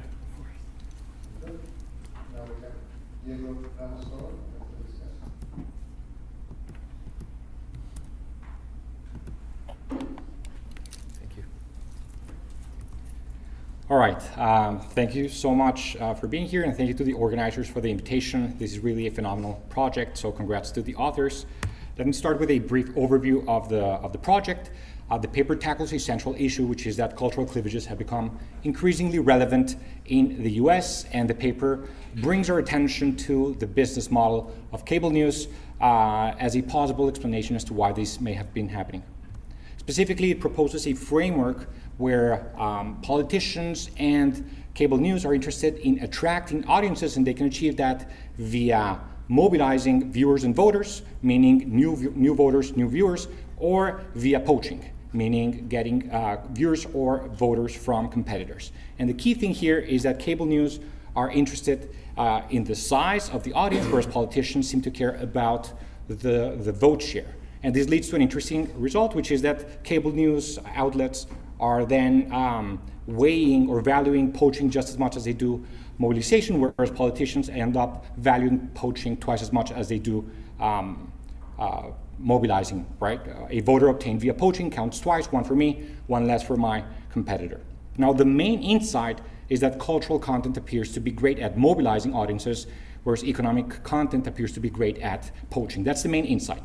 And then this leads to the following interesting pattern whereby culture-heavy content dominates in cable news channel and econ-heavy content ends up dominating in political discourse and in political ads.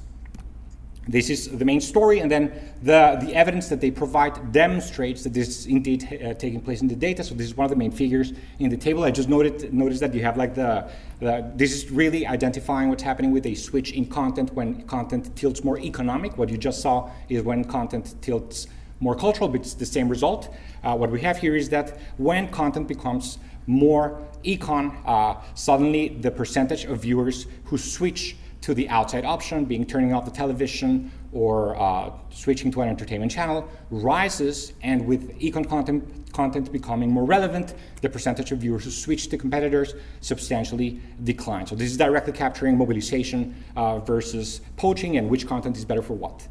And then when it comes to political ads, this is something that you didn't emphasize in your presentation in the interest of time. Of course, I understand, but this is also a central part of the story of the paper. When it comes to political ads, the paper shows that ads that tilt more economic perform great at poaching voters from competing candidates, but the content of ads appears to be largely irrelevant when it comes to mobilizing new voters.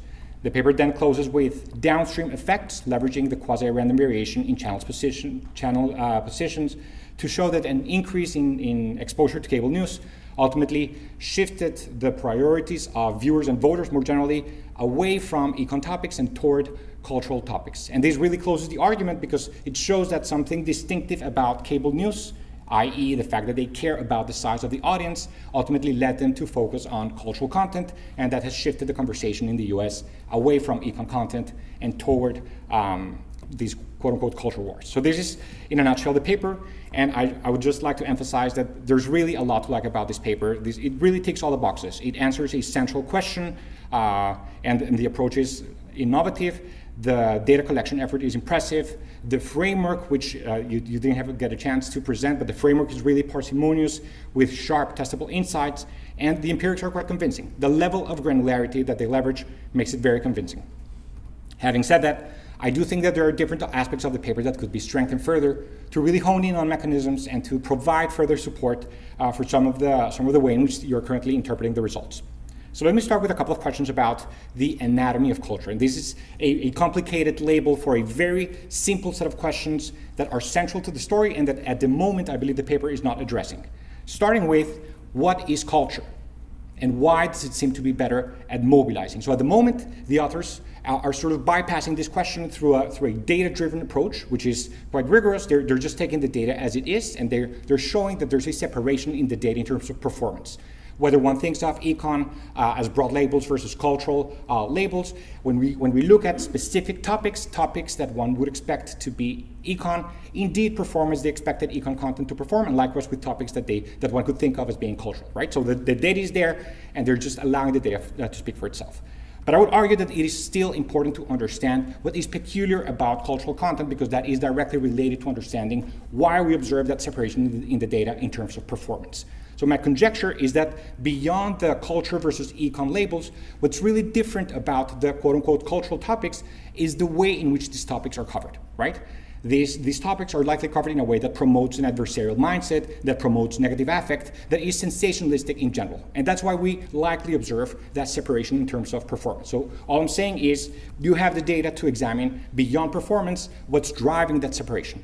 And that would allow us to answer related important questions, such as, is it the case that coverage of quote-unquote econ content has shifted away from a relatively neutral tone towards something that resembles how we know cultural topics have been covered, right? So that would give us a sense of where things are headed with this quote-unquote neutral poaching content that is econ, that likely is drifting towards how culture is being covered.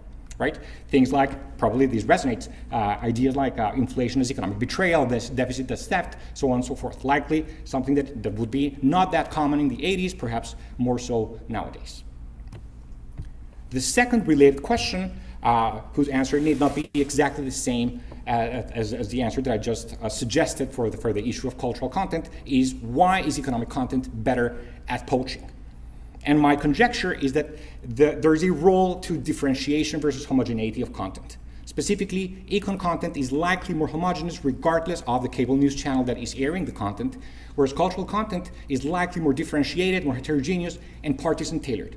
And of course, content that is more homogeneous would lend itself naturally to poaching. And that is, again, something that I believe you can examine with the data that you have.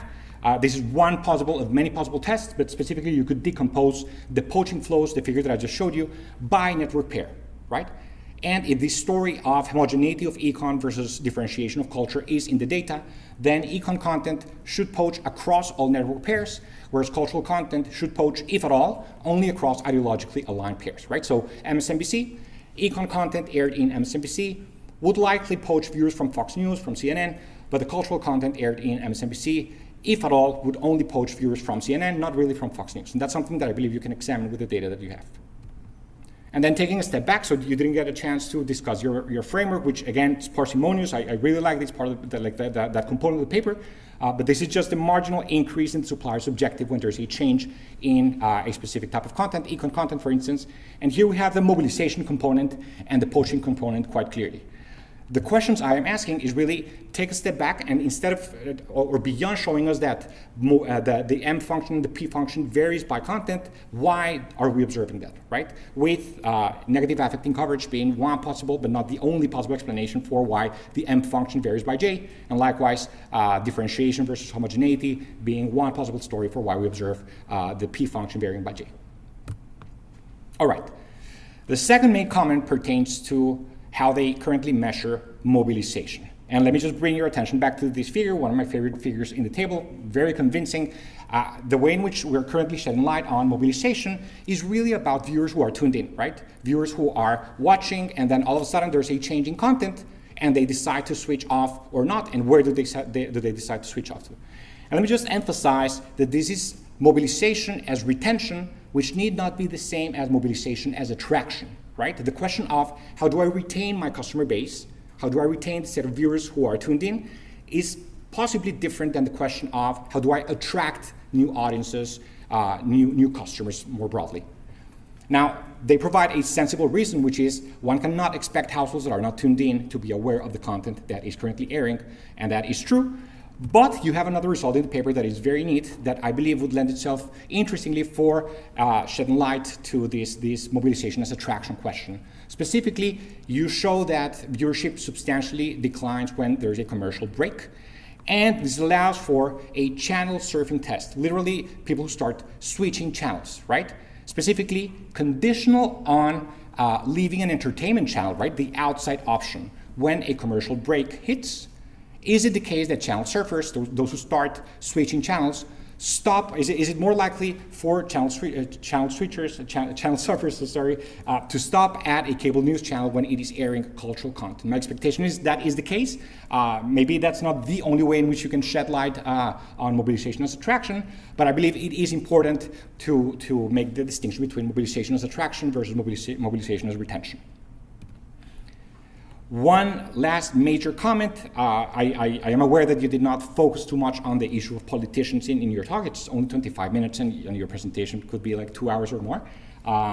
But the part of politicians' problem is quite important in the paper, and I just want to emphasize something that I kept thinking.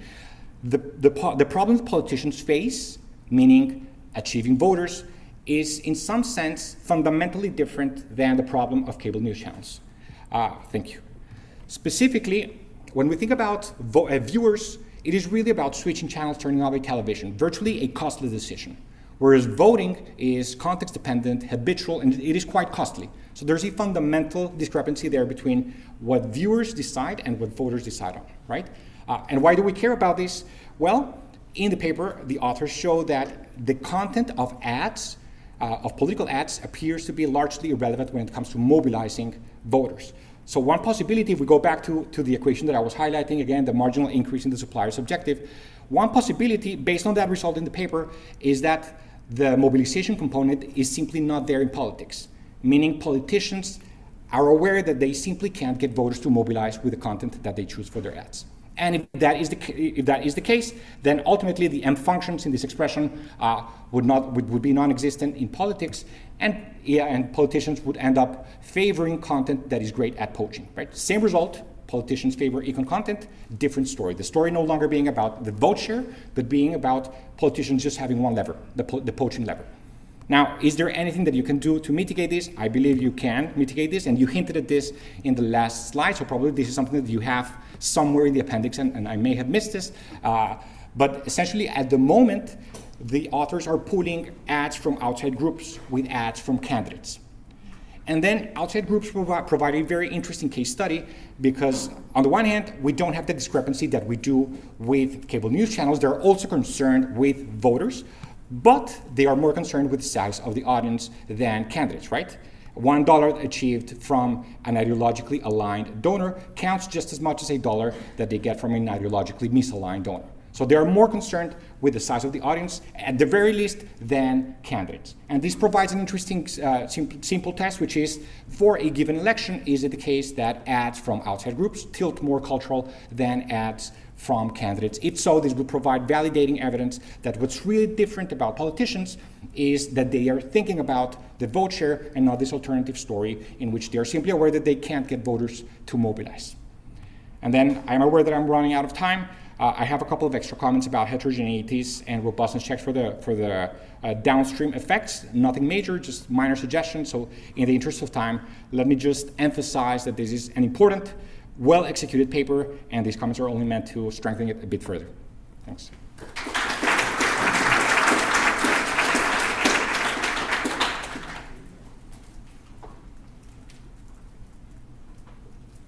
Great job, great paper. Love the paper. So I'm actually thinking about how your framework and your insights here can help us think about like other developments in media technology, in particular like social media. When we think about social media as basically increasing fragmentation to the maximum, right, and lowering barriers to entry, you basically can think of it as creating a world where there's no poaching, right? It's all about mobilization.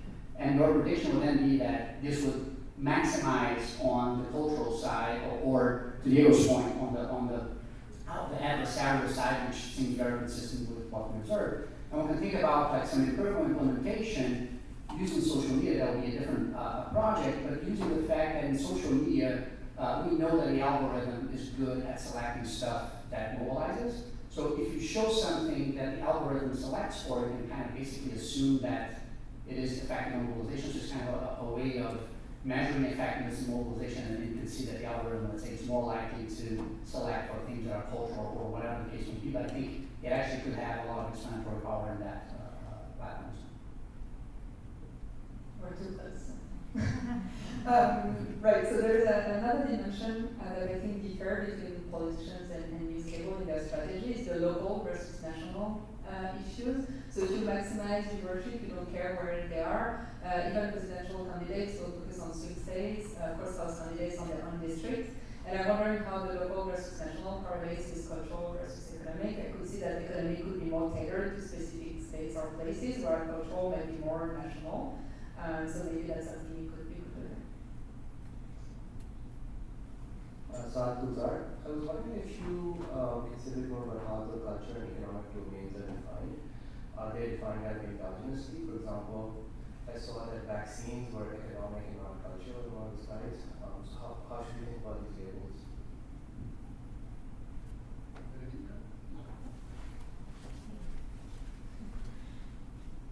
Thank you.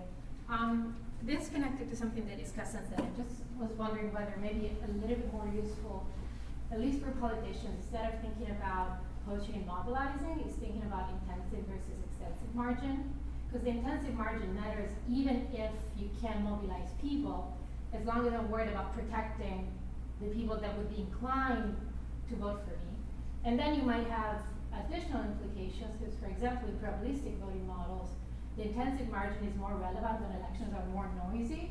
So you could try to sort of disentangle by looking at locally, when elections are less predictable, is it the case that they focus more on the intensive margin? And I think you miss that if you think just in terms of mobilizing. May I remind you to say your name before you speak? Thank you. All right, yeah, Mr. McCarran. So the penalty for switching from economic, from cultural content to economic seems to be like much smaller than the ad penalty. So I kind of wonder whether you could quantify how much ad revenue like switching to culture would possibly do, and is this scale large? Is it not large? So whether it might actually quantitatively, mean that this strategy is something major.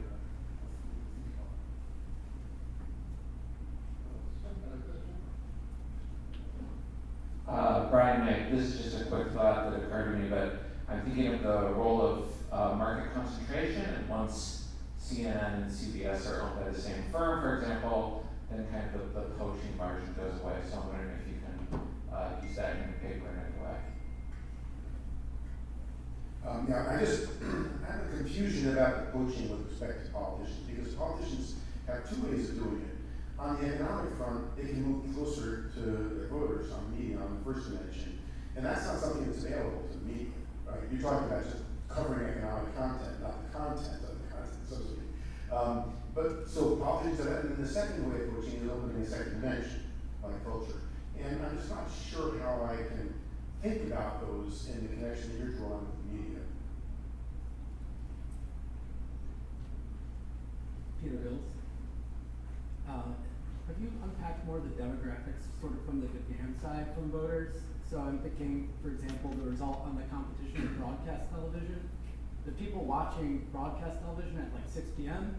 watching TV are probably very different than the people tuning in at 11 a.m. watching TV, and so their demand for what they're looking for in terms of entertainment versus information.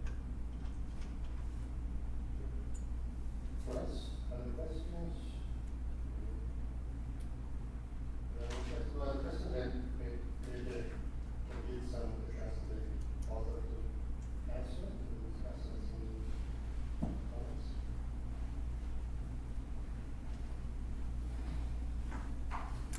Yes, thank you so much for all the great suggestions, and especially thanks to Diego.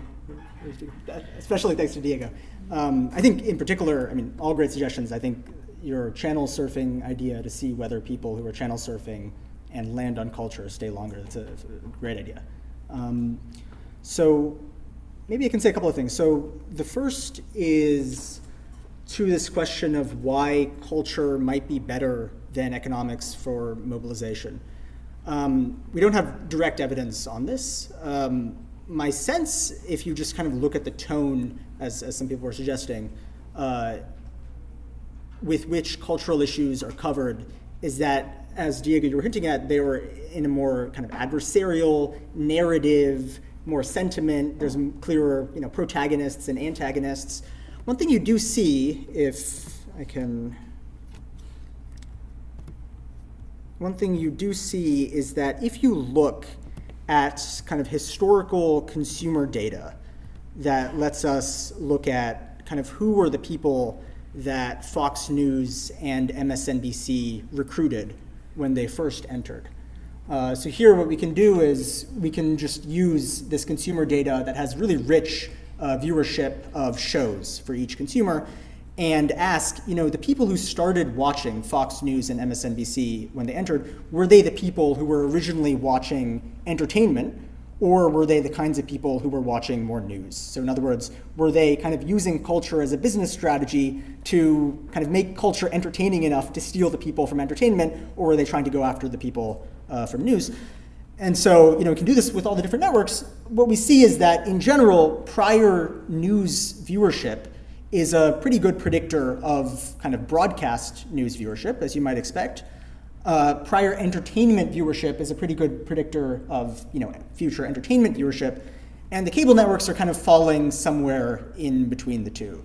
So that kind of makes us think that they're using culture as this sort of strategy to get people from entertainment, maybe making these cultural issues entertaining enough that you can attract people.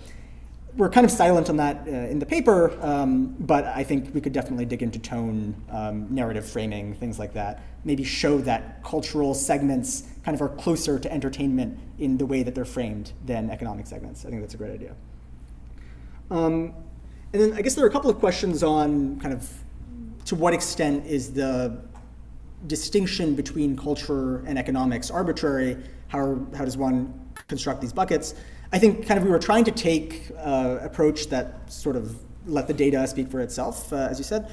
One thing we can do is a kind of validation that just takes all of our different sets of empirical results at the individual topic level and then asks, let's stack all of these different results at the topic level and ask kind of what predicts differences in how these topics cluster. And so if we just kind of create a big matrix that stacks all of these topics and then look at the first two principal components of that matrix as a measure of how are these topics clustering through the lens of the different empirical exercises we do, one thing we see is that there seems to be kind of a clustering emerging by which kind of these economic topics sort of fall into one area and the topics that we call cultural fall into another. And so this doesn't require us to kind of label these topics ex ante. There seems to be kind of some structure emerging from the data. I think, this question of, can politicians mobilize? I think it's also interesting to think about the difference between the offices, where I think it's clearly true that, at the presidential level, there's a lot of mobilization going on. You do see kind of changes in turnout from year to year. This is a big discussion of, as a president, should I kind of lean into the red meat issues and get the base excited? Should I try to go for swing voters? I think it is also true that at the level of, for example, House candidates, there's a lot less of that going on. One thing we do in the paper is we look at heterogeneity by whether it's a presidential year versus not a presidential year. The idea being that that's kind of changing the composition of the electoral base. And so we can do a little more of those kinds of heterogeneity cuts to try to get at that question. Felipe, I guess your question on social media. This is something we've been thinking about a lot. I think one way to think about cable news is that you kind of have a weight of 1 on people choosing you and you have a weight of 0 on people not choosing you, whether or not they're choosing entertainment or choosing your opponent. One way to think about politicians is that you have a weight of 1 on people choosing you, and you have a weight of -1 on people choosing your opponent. Maybe one way to think of social media is that you have a weight on 1 of people choosing you and people who get angry at you as well, right? So that's kind of the opposite of politicians in the sense that there's a lot of social media engagement that's exactly, I want to get partisans of the other side angry. And we see a little bit of this on cable news as well, but I think particularly on social media. And so we've been thinking about this a little bit in Shaked's job market paper. On this question of the intensive versus the extensive margin. So I guess the way we've been thinking about it is that exactly in a probabilistic voting framework, what matters is the intensive margin in the sense of the probability that with which you vote for elections. So in that sense, we kind of think of the problems as roughly comparable in that they're both intensive. It's just moving the probability. And so at the individual level, they're very different. At the group level, just by probabilistic voting, we're thinking of them as parallel problems. How much? Okay. I think the suggestion to look at the, Alexei, your suggestion to kind of price the effects of cable versus economics and use the ad viewership results, I think that's a great idea. I think one thing that's clearly true is that we're estimating marginal effects. And so this is like, I'm already talking a lot about culture. This is the gain in talking a little more about culture. One thing that's, I guess, sort of reassuring is that we find that cable news is primarily talking about culture, not economics, but they're also getting a marginal benefit from talking even more culture. And so that kind of suggests that if you were to balance their cultural and economic coverage, then maybe that marginal return would be higher. But in general, as you're pointing out, it's a little hard to extrapolate from the marginal effects to the average effects. I think I think Brian, you mentioned market concentration. We haven't explored that much, but clearly it's a narrative that market concentration affects your incentives to kind of poach from your opponents versus mobilize from people who are not choosing it. And I think you're exactly right that you would expect that as you get greater market concentration, as I think you see in social media, there are greater incentives to engage in mobilization. And then Jeff, I think the question, if I'm understanding correctly, is kind of one of what is your position versus how much do you talk about the issue? And those two things we often think about as similar, but I think they're not. In that you can take an extreme position on something but not talk about it much. You can take a moderate position on something and talk about it a lot. One thing that we can do with the policies is ask separately, what is the difference between how much Republicans and Democrats talk about a given policy versus conditional on talking about the policy, what's the difference in the position you actually take? And what we find is that for economic issues, Democrats and Republicans are mostly talking about the same things, are talking about different things, but taking very similar positions, because a lot of the economic policies in the ads are not really contentious policies. It's, I'm going to create jobs, I'm going to increase access to healthcare. Whereas for cultural issues, you see kind of the opposite, that conditional on taking a stance on the issue, you actually take very different positions depending on whether you're Democrat or Republican. So I think even going back to the question of economics versus culture, I think that's another key distinction, that economics in these ads tends to be kind of a vertical dimension. I just want to show that I'm thinking about economics and I care about the cost of living. Cultural issues tend to be much more about positional differentiation. And then maybe I'll just conclude with the point about demographics. So one thing that we do see exactly as you suspect is that the people who are watching during the times when broadcast news are not available tend to be kind of older, retirees, people who are not working. They also have more cultural concerns. Whether that's a cause or consequence, it's not clear, but it would kind of make sense that if you want to get those people with the cultural returns, maybe you talk about cultural issues. All right, thank you so much to Diego. Thanks so much to all of you for all the great suggestions.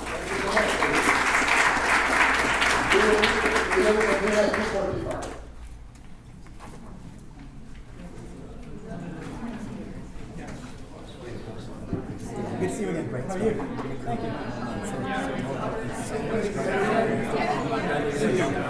Yeah, I mean, I think I were talking. The case of It's a different route. It doesn't mean it's more profitable. It's more costly. So I just wonder then how costly is it for you? Like if they look at trades, right? If you're going to approach your economic thing, so what's the cost? So it's more time or whatever. Or it's just like going from the point more from the weighted average at this point to all the things are hard. So that's all. That's just a note aside the question. It's just yes, clearly the benefits are right now, but push mobilizing doesn't mean it's more profitable. I think that's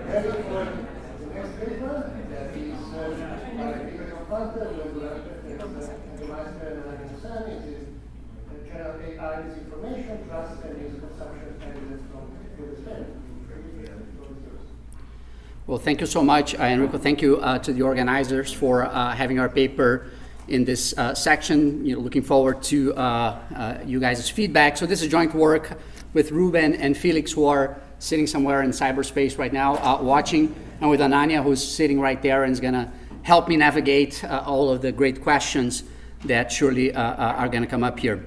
So just to give you a sense of our motivation in kind of getting at this question, it's really coming out of sort of this broad view, I think, that is broadly shared, that online misinformation, misinformation in online platforms is an important societal problem. It has an impact in sort of diminishing trust, both in news media, but also kind of in institutions more broadly, has all sorts of political effects in terms of polarization and the like. And also kind of as a within these platforms could have a number of potential negative effects on the players in the platform ecosystem as it erodes the trust that kind of would underlie these players, right? Now, just to give you a sense of how broadly shared, I would say, these concerns are, so this is from a recent report from Reuters where they're asking people in many different countries about whether they are concerned with what's real and what's not when it comes to news online. And we see both kind of large shares of people reporting that, yes, they are concerned across a wide variety of countries, and kind of an increasing share as well. And when you go through a number of different topics, you see that, particularly when it comes to politics, there is this concern that, or people report that they have seen misleading or false information last week, right? So we're talking about kind of a continuously experienced impression, at least. Now, into this picture walks or emerges AI, right? And in particular, generative AI. And I think inarguably it represents a major shock to one's ability to produce content, particularly visual and audio content, that is very hard and increasingly hard to distinguish from authentic one, right? So the idea of deep fakes, and I think more broadly kind of AI slop as something that is a major force in a number of platforms. And again, there is some evidence already emerging and accumulating that this can actually increase misinformation and distrust in the media environment, kind of supercharging that process that was already ongoing. Now, give you again some evidence in terms of how widespread this is. Like people, one, are exposed to this type of content in a very widespread fashion, but also people have a hard time to figure out what is real and what's AI generated at this point. Now, that's where we ask, so what are the implications of these developments for the news industry, right? So you could easily conjecture that if it becomes very hard, pretty much impossible to tell apart true from false, then the willingness to pay for content that is whose quality is very hard to figure out could fall, right? And to the extent that high quality news will be more expensive to produce, which seems a reasonable assumption, that may really pose a threat to the viability of kind of quality news as a business, to the extent that the willingness to pay would get divorced from the cost of producing high quality news. But that's where, as economists, we ask the question, well, if something becomes more scarce, then it could well be the case, or one arguably would expect that this would become more valuable, right? So in a world of lower trust, particularly in online information, then trustworthiness, so your ability to convince consumers that you are a reliable source, could actually become more viable. And those news organizations that have that asset could actually benefit from these situations, right? Especially if they can credibly convince consumers that they can help them distinguish what's real from what's fake. And here's kind of a simple example also from even more recent version of the Reuters report, where they ask people, who would you turn to check whether a piece of online news may be false? And people, sort of a plurality of people, respond that they would go to a news source they trust, right?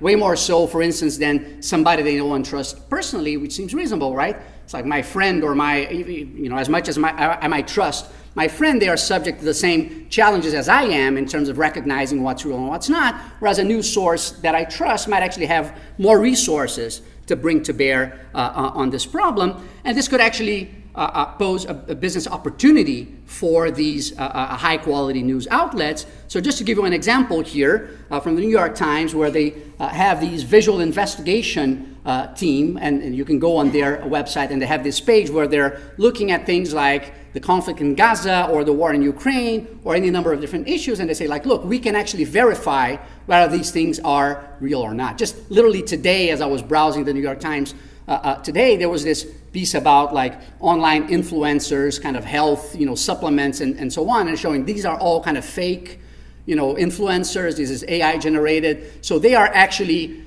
pushing their ability to help you distinguish these real from fake content. And by the way, subscribe for the low price of $1 a week, as they are kind of pushing their alongside this, what they're advertising here in terms of their ability.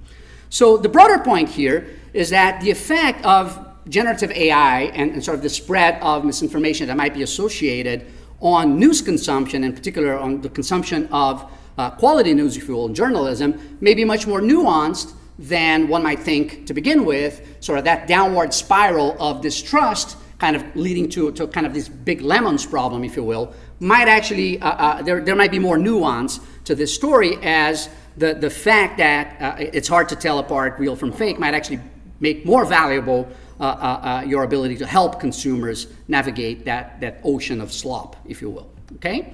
So what we are going to do in this paper is we're going to ask a couple of questions. So first one, is it the case that when we highlight that challenge of distinguishing AI versus real content, does that affect people's attitudes towards news, in particular their levels of trust? And then two, and most important, can this actually make them more likely to engage with and to pay for trusted news sources, right? So these are the questions that we're going to ask.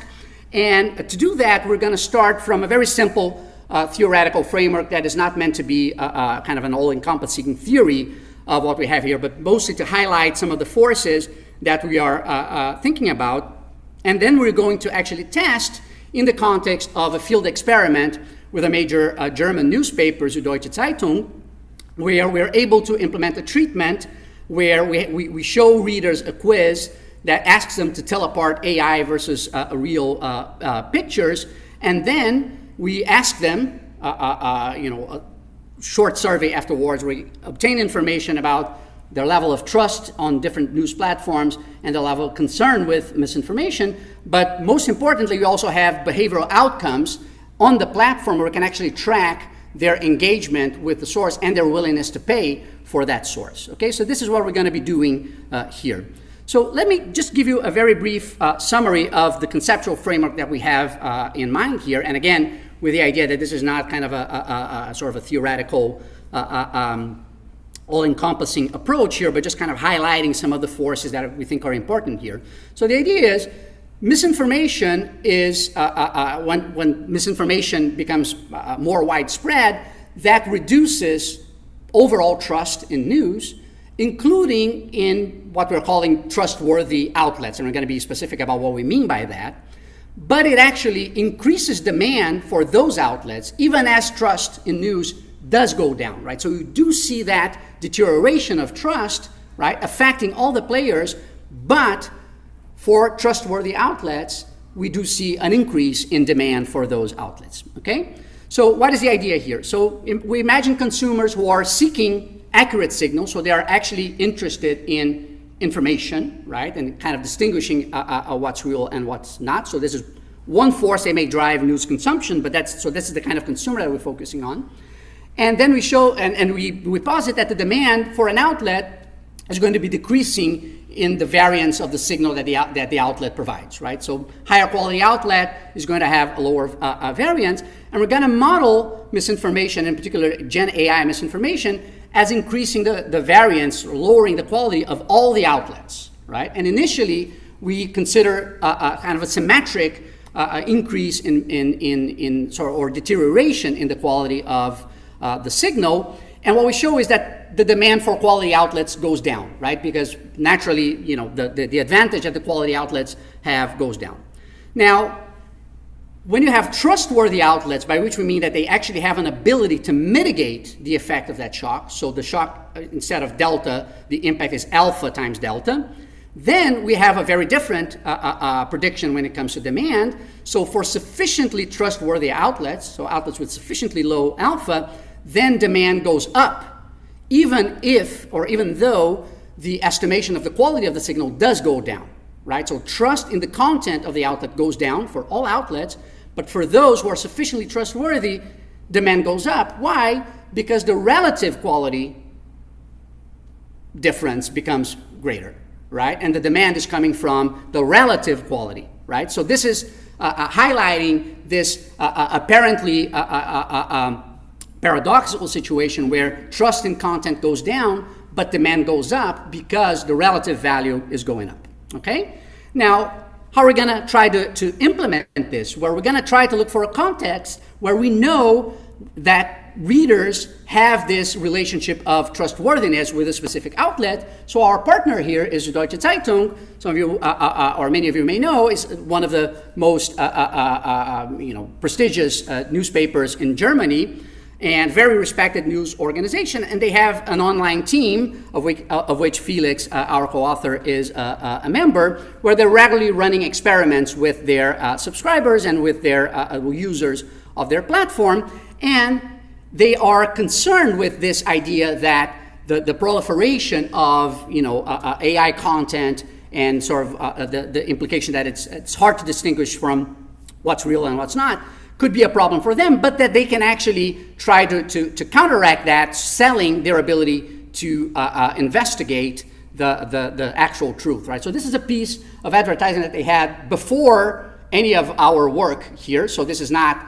any intervention that or is not downstream from our research here, but they're actually making that point, right? The truth cannot be generated, only investigated, right? So they're raising the idea of generated content and kind of the counterpoint that they're drawing here. So what we're going to do is we're going to have a treatment which we call an AI awareness quiz, where we show 3 pairs of pictures, one of which is AI generated, the other is real, and we ask respondents to tell which one is real, which one is not. And the goal here is to induce increased concern with that idea that it's hard to tell apart AI from real content. Okay? Now we're going to have a control quiz where we just have current affairs knowledge questions. The idea here is that we're going to have a control where people are being exposed to a quiz and to the images and all the reactions that this might give rise to, but we're not mentioning anything about misinformation, we're not mentioning anything about AI, and we're just kind of mimicking some of what their news consumption might look like, okay? And then we're also going to consider as an alternative control non-quiz takers as another benchmark if you think that there might be something about this control quiz that could be peculiar, okay? So this is the treatment, or one of the first set of pictures. So I can ask you here, like, which image was generated with AI? So who thinks is the left image? Maybe a show of hands, people who haven't seen the paper. Who thinks is the right image? It's pretty hard, right? Maybe both, maybe none. Turns out it's the left image, okay? The right one is actually real. So we do the same thing with these images here. I could ask which one is right, which one is left, Obama being chummy with Trump. Well, this is a real picture. The AI-generated picture is that of the German Chancellor shaking hands with the far-right leader. And then we have another one for protest. I could ask you again which one is real, which one is not. You could have your own impressions here, and I can tell you that the left image is AI-generated, okay? And then we have the control pictures, which is the same real picture, plus the one that we use to feed into the model to generate the AI picture. Okay, so this is meant to be like whatever impression this is generating, we're holding it constant, but then we're asking a much kind of easier set of questions, which is where was this located, right? So the idea here is really to induce that concern with misinformation. Think about this as kind of like the first stage that we're trying to induce. So think about this as kind of a bundle between the AI content and the difficulty of the question in generating that impression, that concern with misinformation, right? So here for the politicians, here for the protest, this is the quiz, this is what people would do, and we have a sample. So the experiment was such that for a given period of time, if you visited one of their online platforms, the app or the website, 1% of the visitors got shown a pop-up ad that invited them to take the quiz, and they also had an email sent to like all their subscribers' mailing list that would ask them or invite them to take the quiz. So we ended up with like just over 17,000 users taking the quiz. The vast majority of them are subscribers because the email was a lot more effective in recruiting people than non-email. So you should think about all of these as subscribers or kind of people who are very attached to the platform. And importantly, for a subset of those, we also have information of their behavior on the platform, right? So this is going to be called the tracked sample. So for all people, we have these survey measures. So we ask about concern with misinformation. We ask about trust in different media platforms. We also ask about willingness to pay. But then we show the results, but we don't emphasize them for reasons that I could get into. But then also for the matched sample, for the tracked sample, we also have browsing behavior and we have their subscriber status over time, right? So people take this quiz. Spoiler alert, they do very poorly in distinguishing what's real and what's not. Basically as good as random or as bad as random. It is more difficult, as design, the treatment is more difficult than the control, but it's not as if like they're spending an inordinate amount of time taking the quiz in the treatment group. So we have balance across like the different groups. We don't have as much information in demographics for the full sample because the quiz doesn't ask a lot of information because it would be kind of unnatural. So a lot of what we did here was constrained by what was kind of the regular surveying behavior or for what SZ actually does. For the tracked sample, we have more information because we know a lot more about what people are doing in the platform. So this is the first stage result here, right? So we successfully induce a greater concern with misinformation, right? So people are more likely to report that they find it problematic, that it's now easy and deceptively realistic to create and spread this information. So this is what we wanted to induce, right? So yes, we were able with our treatment to make people more concerned with misinformation. Even at baseline, or the control group are very concerned with this, but we increase it. Now the first key result is trust, right? So we ask people, how much do you trust content on these different platforms, right? So there's a composite index, which is the average of all these different platforms. But what we find is a negative effect across all the different platforms, both for the high trustworthiness platforms, SZ, and the public broadcaster on which these experimental subjects have very high levels of trust, but also for these other platforms on which they have lower levels of trust. So we induce that deterioration in the perception of how much trust they have on the content of these different platforms, right? So we kind of successfully induce that decrease in trust. Now, that was not, to be clear, that was not something that we were actually expecting. We were surprised that trust in SZ actually went down, which is why we actually sat down and wrote a model to kind of try to understand what's going on here.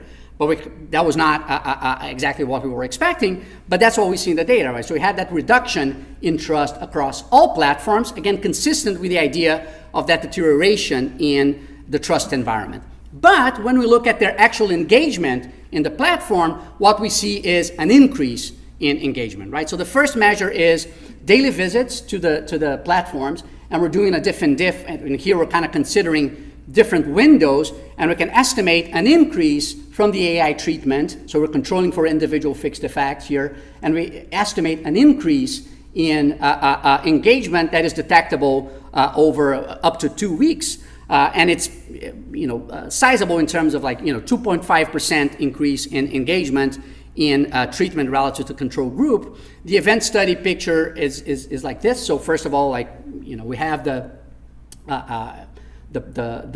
parallel trends to begin with, but also we have this uptick immediately afterwards, and then obviously it kind of converges back as you would expect, given that the nature of the treatment. But we do see that in the first couple of weeks, you see this increase more concentrated in the first week, where we do see more engagement along the lines of what our conceptual framework would suggest.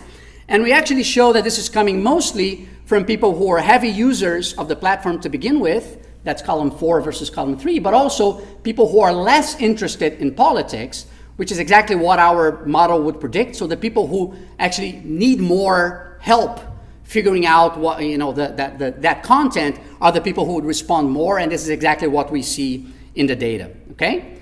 Now, interestingly, the patterns are driven by what we may call hard news, right? So if you look at the different sections of the newspaper, right, they have, different sections they call resorts. I don't know if that's a German term or a journalism term, but we have politics, economy. We group that as kind of a hard news content, and we show that the effect is particularly distinct for those hard news content. So where you think that misinformation would be more of an issue, and we don't see an impact on, let's say, as a placebo visit on sports articles, right, which is has been flagged in the literature as the kind of content that might be like kind of less subject to misinformation or slant and so on, right? So this is really coming from, so people are consuming more articles, and they're consuming more of the types of articles that would be kind of more in line with kind of both the experiment but also the broader conceptual idea, right? So I'm going to skip some of this robustness in the interest of time. We can get back to this. But the second major outcome that we have, it's subscription status.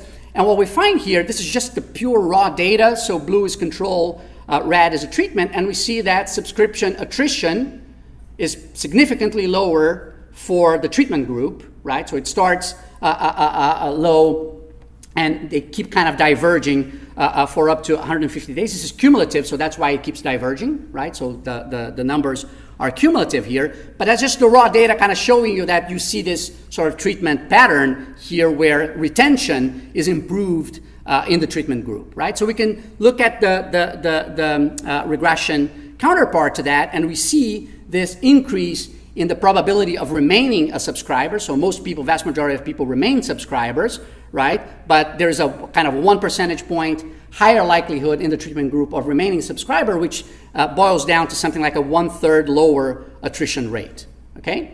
So that's the kind of effect that we find here, right? We find similar heterogeneity, right? So it is the people who have less interest in politics based on their prior consumption of articles, and the people who are relatively heavy consumers of the platform who are really responding more intensively, again, in line with what the model would suggest.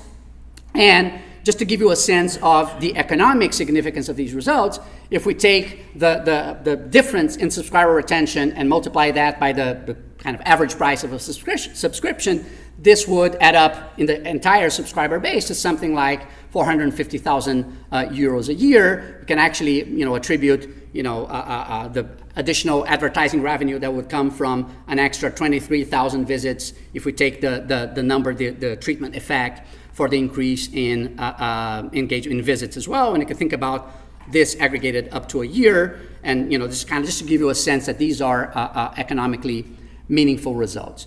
Now, we had the opportunity, prompted by referees, but we went back to SZ and asked them if we could actually redo a survey basically 1 year after our first implementation, and they kindly agreed. And what we find here, which I think is interesting, is that the treatment effect vanishes, right? You would imagine that this would not last 1 year after the intervention. So the increase in concern with misinformation is no longer there, and the decrease in trust in content is no longer there either. So this seems kind of like a nice sort of sanity check. But we were also able to keep tracking the subscriber effect, and what we see here is that while the subscriber effect is still there up to 5 months, and we find that an interesting result in terms of kind of maybe the subscriber decision, being the decision to remain a subscriber or to drop your subscription being something that is a little bit more involved, and maybe kind of the effects kind of linger a little longer. But after 5 months, basically when you see that it becomes flat, that means that there's no longer a difference between kind of additional retention between treatment and control. So again, kind of it doesn't keep growing or stays there forever. It kind of converges back as we would have expected. So just to summarize, so what we find is that increased awareness of that AI challenge does boost concern with misinformation and reduces trust in news, included in the trusted source, which is the advantage of our context where we know that these individuals trust that particular source. But contra that decrease in trust, there's actually higher engagement with the trusted source, both in terms of the short-run visits to the platform, but also higher retention, which actually lasts a little longer. So putting or bringing this to the broader picture, we will argue that indeed the impact of AI on the news environment might be more nuanced than one might have thought at first. So it need not lead to a collapse in trust. There might be at least like a floor to the extent that you then have a potential business opportunity. Getting back to the point here, so in terms of kind of external validity here, that idea that people report that they are likely that they would go for a trusted news source, and that's what we see in the actual data. But just as a final note, I would also argue, or we would also argue, that this tells us something about the broader implications about the role of experts in the age of AI. So if you think about, let's say, things like large language models as being very good at producing expert-looking content, that might be very hard for a non-expert to judge whether it is truly, expertise or not, then the idea that you could have something that helps you verify, right, that becomes more valuable. So maybe there will still be a role for expertise in the age of AI. But let me stop here and looking forward to the comments.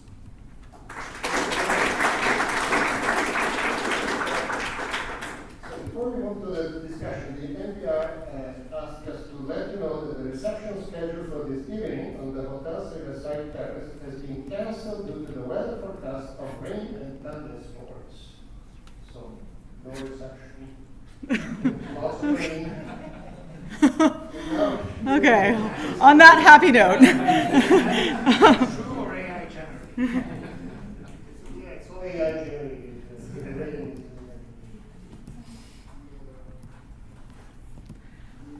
Okay, thank you so much for the invitation to discuss this paper.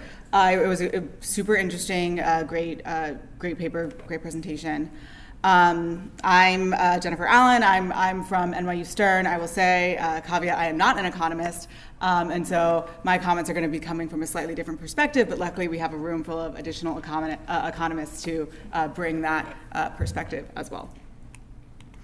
Okay. So first, just an overview of the paper as I experienced it. It was a super well done, very nicely run field experiment that finds this AI quiz that demonstrates that people are not able to distinguish between AI generated and not AI generated images, has these kind of immediate effects where it increases concern about misinformation, makes a lot of sense, decreases trust in news sources, including SC. Perhaps slightly more surprising, but I think in line with the literature does, upon reflection, make sense, and has null effects on the willingness to pay in the immediate experiment. And so, if you're SZ and you're looking at these initial results, you might think, oh, well, this is a little bit of a bummer, but actually not so fast. Because if you actually look at the behavior, you see that the results are much rosier. So you see, as was highlighted, an increase in short-term visits, and also kind of more importantly, an increase in subscriber retention. And so we see this kind of interesting puzzle of results where we see these kinds of gloomy results in the immediate term, but looking at actual behavior, we see more promising signs from the perspective of SC. So there's this puzzle, though. Why would decreasing trust lead to kind of increasing retention? I think that going in, this would be a very surprising result for anyone, and was surprising for me as someone who has been in the misinformation literature, that we would see this result. But luckily, the authors actually presented a really nice model, very simple, but I think intuitive, that explains that the increasing prevalence of misinformation can decrease trust in news overall, but increase demand in trustworthy sources. And so, an interesting puzzle of results that is kind of solved by this nice explanatory model. And just to zoom out a little bit, looking at the existing literature, and as I said, I'm coming more from the misinformation literature. I do want to kind of give the authors their props and say, the majority of misinformation literature focusing on interventions, usually happens in a lab setting, usually immediately measures attitudes or behavioral intentions, doesn't really focus on behavior, and usually just focuses on fake news or misinformation in isolation. So interventions that for example, do a digital literacy intervention and test people's ability to identify fake news specifically. So that's kind of the status quo of the literature. And just broadly, kind of digital experiments overall, including those targeting misinformation, usually have, often null effects or very short-lived effects when they do look at behavior. And so looking at the field experiment literature of digital misinformation experiments, and again, digital experiments overall, we see that these effects are often very short and very short-lived if they exist at all. And in general, this literature doesn't really, there has been literature that's showing that misinformation exposure and kind of even exposure to misinformation interventions can decrease overall trust in news, as the authors found, but there's really been not a lot looking at long-term behavior or the economic impact, especially from the perspective of trusted news sources. And so there's been a lot of work in this area, but I think not a lot of work in the area that the authors are looking. And so, turning to the contributions of this paper, a really interesting and I think surprising and meaningful result, which is that it shows that raising perceptions of this Gen AI threat could actually have a positive economic impact on trustworthy news, even if it lowers the overall trust in news. And so, the Gen AI threat, and I think the discussion of the Gen AI threat from the perspective of both in the academic world, but also kind of in the news world as well, is really painting it as this kind of death knell for business, a really bad thing for the information environment. But actually, this paper shows that it could actually be a huge boon for these trusted sources and potentially increase subscriptions and be good for their business. And I think that is a really valuable and really interesting finding.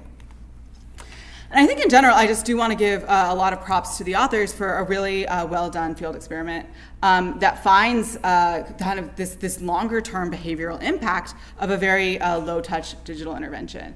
And I again want to emphasize, just given the literature, that this is something that is uncommon. And so the fact that the authors found it means that it is something to pay attention to and is meaningful.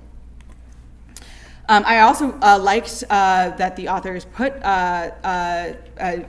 demonstrated that these results were actually economically meaningful. So, we heard from the authors, 456,000 euros is scaled. And again, this is a very kind of low touch digital intervention that could result in a kind of big economic impact. And I also really liked the model and the way the model was used of kind of adding clarity to these puzzling results, and in this very nice way that I think reconciled some of these apparent contradictions and apparent paradoxes. And so again, I think that a really interesting paper, focusing on an area that has not really been studied very much at all, looking at things from the economic perspective of the trusted news outlets. And so, again, I really thought that this paper had a lot of great contributions. But moving on to some open questions I had as I was reading the paper. This is a figure in the paper that we also saw in the presentation, and this is kind of the headline figure looking at the post-intervention dropped subscriptions plotted over time, so this is cumulative. And it seems like there's kind of a kink that something appears to happen around 60, 70 days, where these two lines are diverging here. And this is surprising given, as I mentioned, the digital interventions and digital literacy interventions, et cetera, have usually a very short-lived impact. And, so is there something, the results seem like they not only persist, but potentially even kind of increase 2 months in. And, is this, understanding why this might be happening, I think would be helpful for the readers. I understand this is a cumulative plot, but it still, I think, would be helpful, for example, if to know more about the how subscriptions are renewed. Is there some sort of push alert or something that is happening at this time? And you could also plot the drop off, the drop rate by month or the retention rate by month.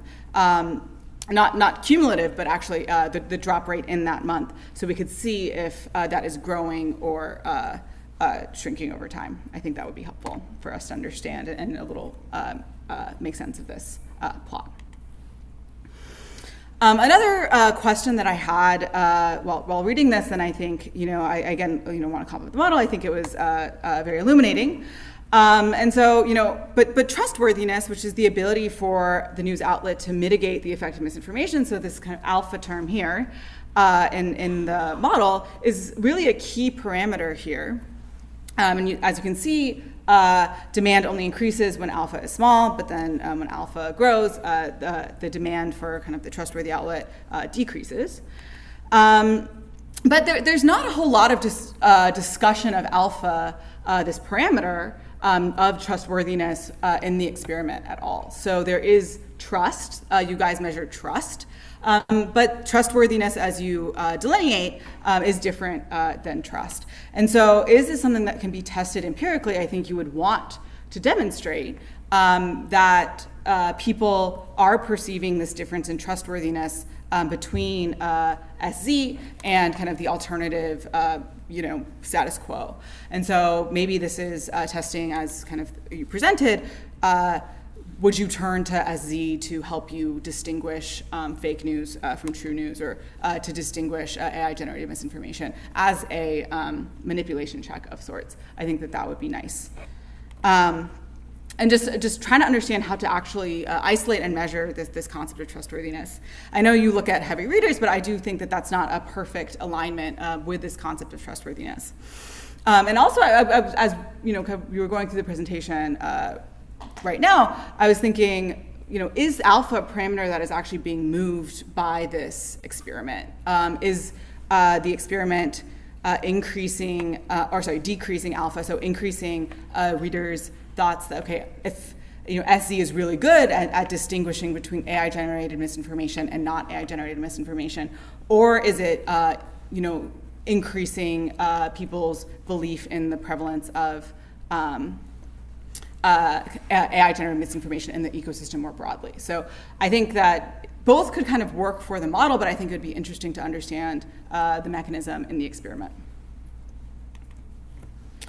And just some smaller notes going through the paper. Some of the tracked samples, the ends kind of vary in different places. So in the balance check versus in some of the regression tables, they seem to be different. I think it would just be great if that would be clarified. I think also getting some more clarity about what is pre-registered and kind of why some of these decisions were made about what time horizons to look at these results would be helpful. Is there kind of comparisons that we should think about? Why was it 5 months that we're looking at subscriptions, or 3 days for visits? And I know that the experiment was pre-registered, but understanding which of these outcomes were pre-registered as well, I think would be helpful for the reader as they're going through. Another puzzle, I think, that is a little bit, I think, problematic is the willingness to pay results are null. And so, the immediate effect of the intervention on willingness to pay is null. And, there is an explanation of, okay, it could be potentially strategic on the part of the readers that, they don't, want to say that they would pay more or pay less or whatever. That's totally possible. But I do think it is potentially a little bit problematic for us buying the model. And so, one thing you could do is run a similar experiment, not with subscribers, in in a different sample and potentially seeing if you do see those effects on willingness to pay. Attrition, I think you guys mentioned attrition, but it'd be great just to see that in the actual paper. To know, is it the case that people are kind of dropping out of the quiz, or at what rates people are dropping out, although I think that it was mentioned that attrition was minimal. And part of the reason why is, okay, well, what if the AI recognition quiz was just kind of a more interesting piece of content and people thought it was more interesting and that's why they continued to subscribe, not because they learned anything in particular about misinformation or about their ability to discern or about the environment more broadly, or just they thought, oh, this is interesting content and I'm subscribing to things that have interesting content. So, understanding if people dropped out or people's perceptions of, the quiz versus the control in terms of enjoyment would be able to answer this question as well. But zooming out to some potentially broader implications, and I'm realizing I'm running out of time, so I'll be brief. You started the presentation thinking about, okay, well, there's a ton of concern about fake news. Everyone's very worried about it. Everyone perceives that there is a lot of misinformation and deepfake content around. But actually looking at the research, and some of this is my research, so I'm not 100% unbiased, but it shows that the prevalence of misinformation when you actually look at people's news diets is quite low, and this includes consumption of deepfakes. And of course, there's more work that's needed with this Gen AI boom. We don't know how that prevalence is changing, but I think the history of this is that the prevalence of misinformation is actually quite low. That said, the coverage of misinformation as a topic by news sources is actually really high. And so this is a paper from this green paper that shows that coverage of misinformation, misinformation-related terms, occurrence in major U.S. newspapers booms after 2016. And so there's a lot of coverage about the problem of misinformation, which is maybe not totally aligned with the actual prevalence of misinformation and fake news in the environment. And so, the question here is, are there strategic implications for news media outlets in covering misinformation and fake news while touting their own credentials and potentially even overstating the problem of fake news? Is this a strategic play by the news outlets? And so this is a very well-known ad campaign that the New York Times ran after the 2016 election that is, saying, the truth is hard to know, the truth is hard to find, the truth is important, we're able to tell you the truth, we're able to distinguish the truth. And so kind of similar to SC's recent campaign, but more, not for the Gen AI moment, but for the fake news moment in 2016. And so is raising the specter of AI misinformation economically advantageous to mainstream media? And is this something that you could actually tell? Is coverage of Gen AI misinformation actually boosting subscriptions? This, I would be skeptical of this Medium article saying that this campaign did boost subscriptions, but it would be interesting to see, potentially if you have a collaboration with SZ, if coverage of this topic is boosting subscription as well. And with that, I'll finish and open it up to everyone else for questions. Thank you so much.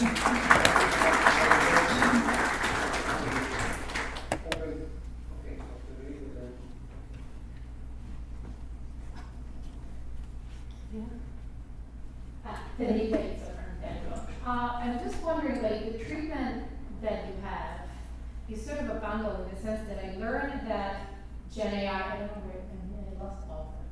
Here's me. That I learned that generative AI is good at producing fakes, but I also learned that I'm kind of bad. Not specifically in relation to AI, but it's in relation to what I know about the world, right? That you could describe the pictures in words, and my ability to tell if they're fake or true still would tell me something that is relevant. And so, even if I learn that I don't know things, that might still make me want to consume more news. And I was wondering whether you can disentangle that, because you have the fake treatment, and do you tell people when they get it wrong? And so you could maybe use that to benchmark that effect.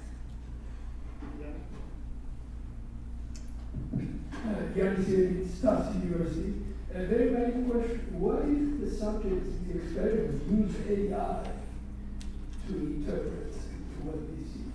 And a follow-up question is, if I interpret right the increase in subscriptions verify the effectiveness of the signal, which is key for signaling to work, as we know from Great Lake. Am I right there? Thank you.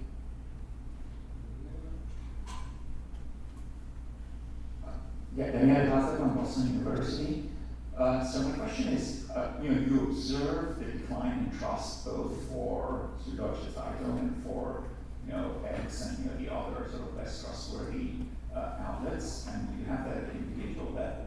So I'd be interested in the correlation between the decline in subscriptions and those that have a bigger decline in trust for the untrustworthy outlets than for the trustworthy outlets. And it's not clean because it's not they're both endogenous samples, so I think you could do something mediation analysis of metrics is not good enough, but should be. Yes, so my question, I think it relates to your comment, is you have a very respectable news outlet in Germany, but let's say one could have done the same thing at tabloid, at Sun in the UK, or at Fox News in the US. If your story is right, there you would not see an increase in subscription.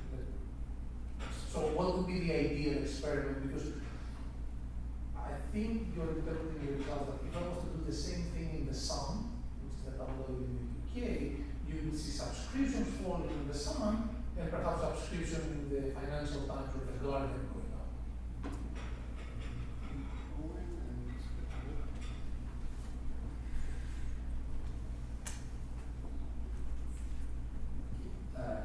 Thank you, Felipe. I'm sorry if you actually do this in the paper, but I guess in your model, the main margin is trustworthy versus not trustworthy, and that broadly aligns with like a broadsheet versus the tablet or broadsheet versus social media.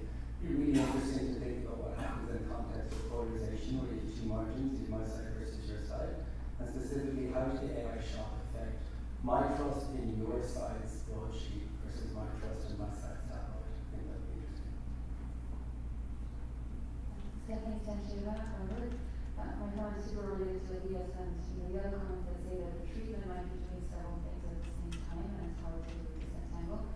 And one thing it's doing is, it's alerting people to Gen AI, but it's also coming from SZ. So partly people are probably interpreting it, oh, they're warning me about it. They specifically are warning me about it. And so I feel like, if you can replicate this online, you can't partner probably with another news organization, but if you can replicate an additional survey, when you try to vary the source of this warning, I think you could get at yes point, is this about the person warning you, or is this about the warning itself, about, Gen AI? I think that would be very important to disentangle, also then when you extrapolate.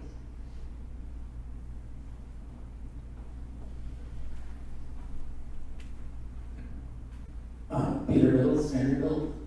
I think it'd be interesting for your theory to also think about the decision to consume news at all, right? So it's not that I have to switch to a different source when delta goes down. I might also just stop consuming news, right? And I think you could speak to that. So it's, there I would think it's maybe not so weird that my willingness to pay doesn't go up because delta's gone down. I think the signal quality's gone down, so now my willingness just to pay for news at all maybe goes down, but relatively less for SC compared to others. And it might help you address some of the questions about delta versus alpha, because if you have a decision to consume news at all, you can look at the people for whom delta's gone down a lot. They should just stop consuming. They shouldn't, there's no value to the signal, they shouldn't keep subscribing. But if the people for whom delta's gone down a lot also see as similar continuing to subscribe, then that suggests alpha's also gone up for them. So I think maybe a slight enrichment to the model might be very useful.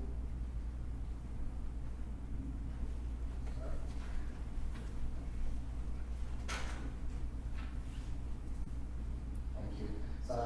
I think there's some tension in the results in the sense of whose perspective is this paper from?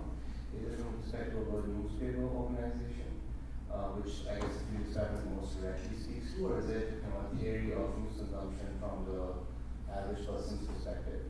And I think if it's the latter, then we need something along the lines of what Stephanie suggested, because we want to know is the trust switching from newspaper to, a rational response might be that I switch to another organization like a YouTuber who spends a lot of time building trust among the world. Johnny Harris, for example, who's won a lot of Pulitzer Prizes, Xbox journalist.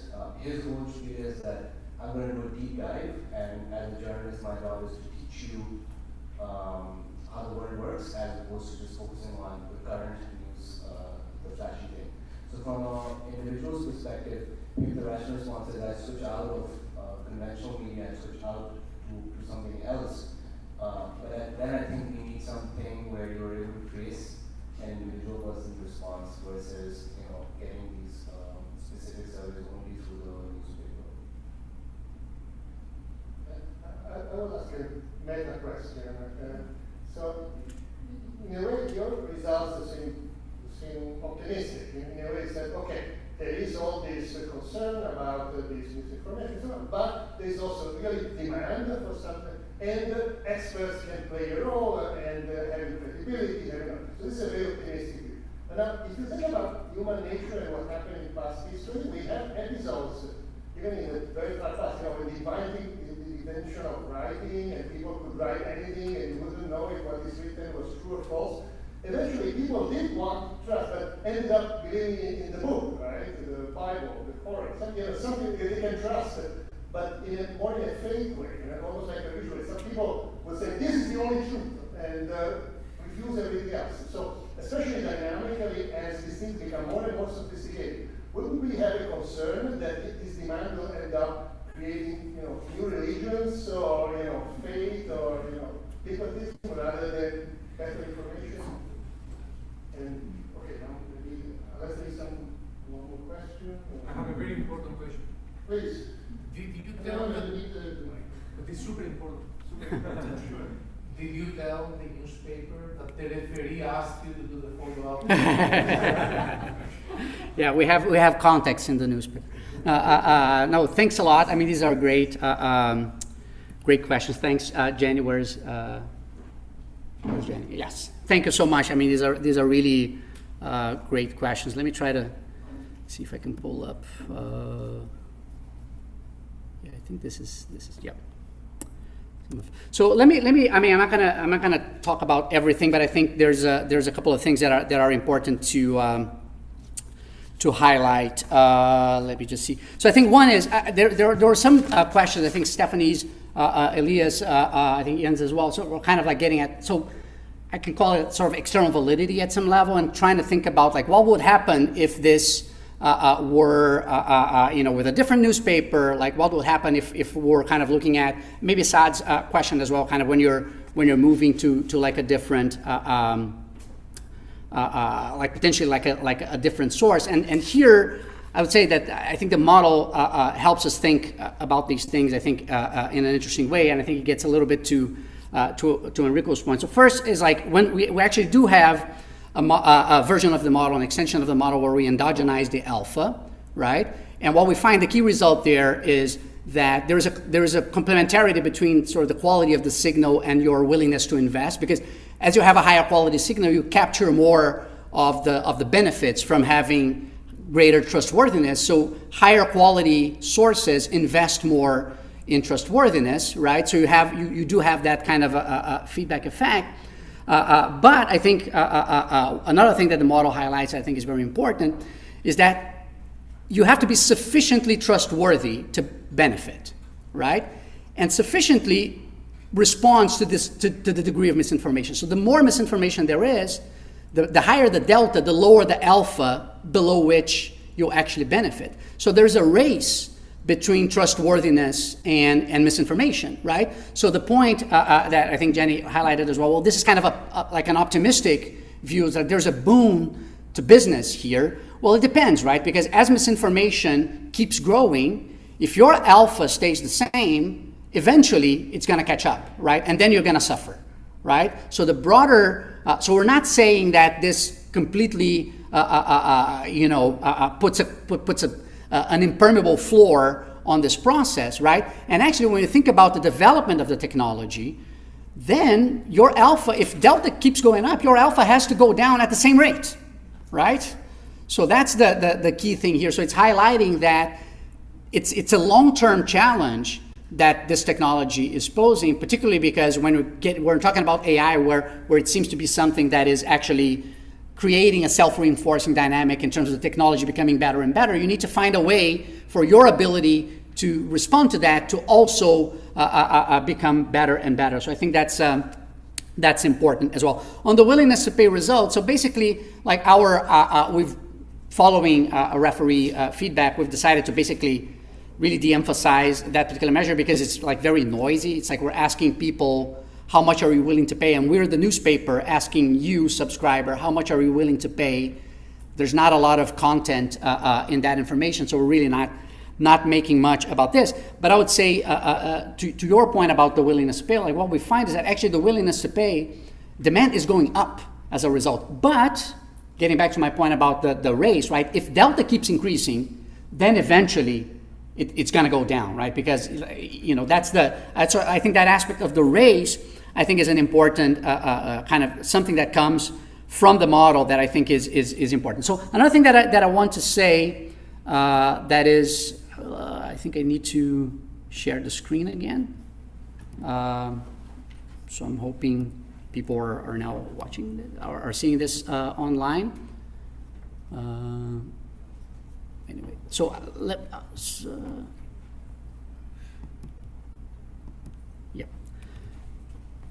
So I want to show the time pattern of the subscription results, right? So you're asking for the month-to-month results here. So this is kind of what it's getting. So this is the cumulative effect up to different months, because it's very noisy because these are very sparse outcomes. Not that many people are dropping subscription on any given month. So we're kind of doing the cumulative effect here. But what we see here is, so that slope is showing not that the effect is growing bigger, but that there's still a positive effect, right? So the slope there is the change in retention from month to month. So as long as the slope is positive, which is up to like about 5 months, that means that there's still a positive effect, and then there ceases to be an effect. So it's not as if the effect goes on forever, and it's not as if the effect kind of becomes necessarily bigger after a few months. Now, the way we interpret, now it is true that we do see this effect for a few months, right?